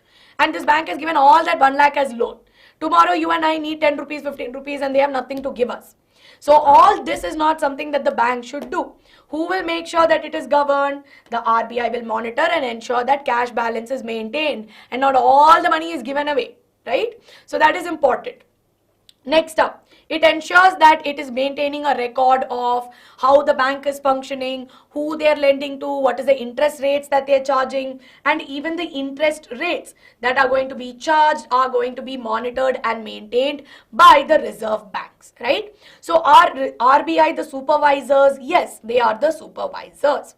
So when you are writing the answers, make sure you write all the important pointers that we have discussed. You will get it for 5 marks. And if you've decided to skip RBI topic, please don't skip RBI topic. This is important. What has Alex asked me? I forgot that, right? Along with that, RBI is also which issues currency, right? So they also issue the currency that we use. Yes. Okay. Question number 99. Second last question. Second last question for the day, and I've kept easy one. Explain 5 differences between organized and unorganized sectors. Ma'am, is it enough for 5 marks? 5 points if you write, enough for 5 marks. Don't worry. Again, halwa question, most obviously asked question. Yes? Alex, I'll get back to you on this. Okay? I'll have to check. Currency, I know. Suddenly, I'm not able to remember. That is why. I'm really tired, so my brain is not working. Alex, I'll get back to you in the comments. Yes, it's a meow meow question. So now, of course, when we talk about organized sector, we know that organized sector includes companies which are registered with the government, where, of course, we see that there is assured work. Then we see that they follow laws which are laid by the government. There is job security. There are safe working conditions, basic facilities which are there. And, of course, they have benefits. While unorganized sectors, they are not per se, they are outside the control of the government. Labor laws may or may not be followed. Lower wages, no paid leaves. They are scattered and unorganized. So when you are writing the answer, preferably I don't like to write it this way, but due to shortage of time, I had to put it in a paragraph. But whatever we have discussed, put it in a, make sure that all of you put it in a table. Yes? SHG important hai, very, very important. Yes. Now, last question for the day. Question number 100. 5 hours, which I'm surprised that we finished it in 5 hours, because ideally 100 questions would take us 6 to 8 hours. But nonetheless, right, we've actually finished 100 questions in 5 hours. So in this particular case, if you see, 100th question is, what is a collateral? Why is it a main reason to prevent the poor from getting loans from banks? Ta-da! What is a collateral? How has the collateral prevented the poor from getting loans? So this is 1, this is 4. Easy, but the fact that it's for 5 marks can be tricky. See, what is a collateral? It is an asset or a property that me as a borrower, I will offer it to the bank as a security to tell that, hey, I am not going to, run away with it. You keep my house, I will come back and I will pay the loan with interest, right? Now, for me to take a loan, tomorrow if I want to go abroad and study, or tomorrow if I want to go and, decide that, hey, I'm going to move to California tomorrow, I need to have money, right? Or if I need to study, I need to have money because education is pretty costly. So in such cases, I need to have collateral. But if I don't have an asset to keep as security, or if my financial history is not good, then my loan may not be approved. So what happens if they have low income, or if they have poor credit history where they borrow money and they're not able to pay back, then they are at higher risk for not getting loans, right? Which is why we see that collateral plays a key role, because it provides leverage. It kind of tells that, hey, you know what, I will be able to pay you back. So in the case of farmers, in the case of daily wage workers, we see that in their cases, if they want to turn their life around, the absence of collateral has made it difficult. Apart from this, in rural areas, there are very few banks, right? Which is why this right here becomes very, very difficult for them to take it. So in such cases, you need to write a little bit in detail about how this can have an impact. So with this, everyone, we come to the end. And as you know, you have all completed 100 out of 100 questions. And let me tell you all students, I am super duper proud of all of you, right? You guys have made it till the very end. And I know that you want to practice more and more questions for the same, which is why we will be doing more practice closer to board exams. We will be having long marathon classes where we will go through all of it in great detail. Now, 2 examples for sustainable development. See, 2 examples for sustainable development you can say is usage of, let's say, simple things like using existing resources wisely. So instead of using, say, petrol or diesel, you switch to electric cars. That is an example of us taking a step closer to a sustainable development, making sure that we switch to alternative sources of energy. That is also an example, right? So students, thank you so much for staying with me till the very end, right? Now I know that many of you have a lot of doubts that are still pending. Don't worry, let us know in the comments. Now Deepika has asked me about SSG, which I promised. Now what are self-help groups? Now I told you that in rural areas, people are not willing to give loans to farmers or daily wage workers because they don't have proper documents, या फिर उनके पास they don't have collateral, no proper house, nothing in their name. So in such cases, what happens is in rural areas, there are these self-help groups which are made by women, 15 to 20 women who come together. And from everybody, they collect little money, 20 rupees from you, 30 rupees from you, 40 rupees, and they will pool the money together. And then what they will do, month on month, when they collect the money, they let's say get like 100, 200, maybe let's say they'll have 1,000, 3,000 rupees.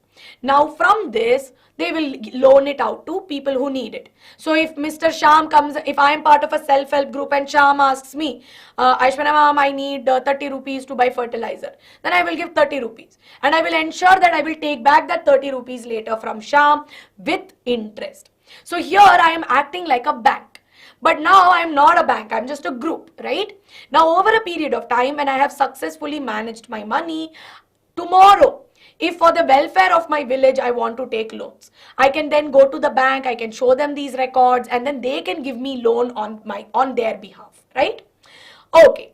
So I hope, Deepika, we are now clear. Yes? So with this everyone, we come to the end of today's class. I will send you the PDF of this particular thing tomorrow because it will be difficult for me to send it now. If you enjoyed this class, don't forget to let me know in the comments. More questions, more doubts, let me know in the comments of this video. G20, go to YouTube, BYJU'S YouTube, search for globalization and Indian economy. Usme there's a chotu sa part where I've explained G20. Tomorrow I will trim that video and put it out as a separate video. Yes? Ma'am, question number 83. What is there in 83? What is the doubt that we have in this? What is the doubt that we have in question number 83?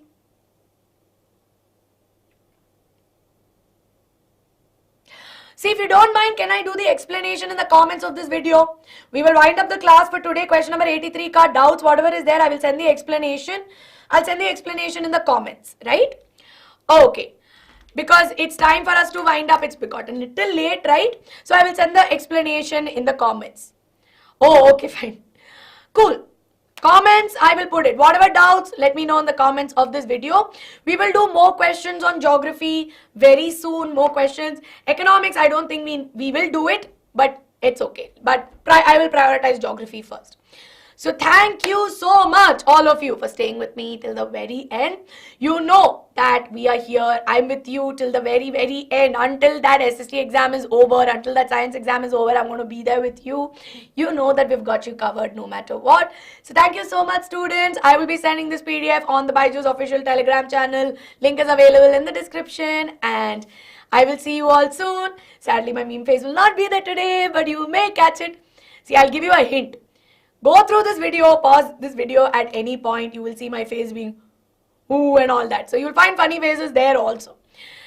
Anyway, all of you, thank you so much. I'll see you all soon. Take care. Lots of love to all of you and bye-bye and good night.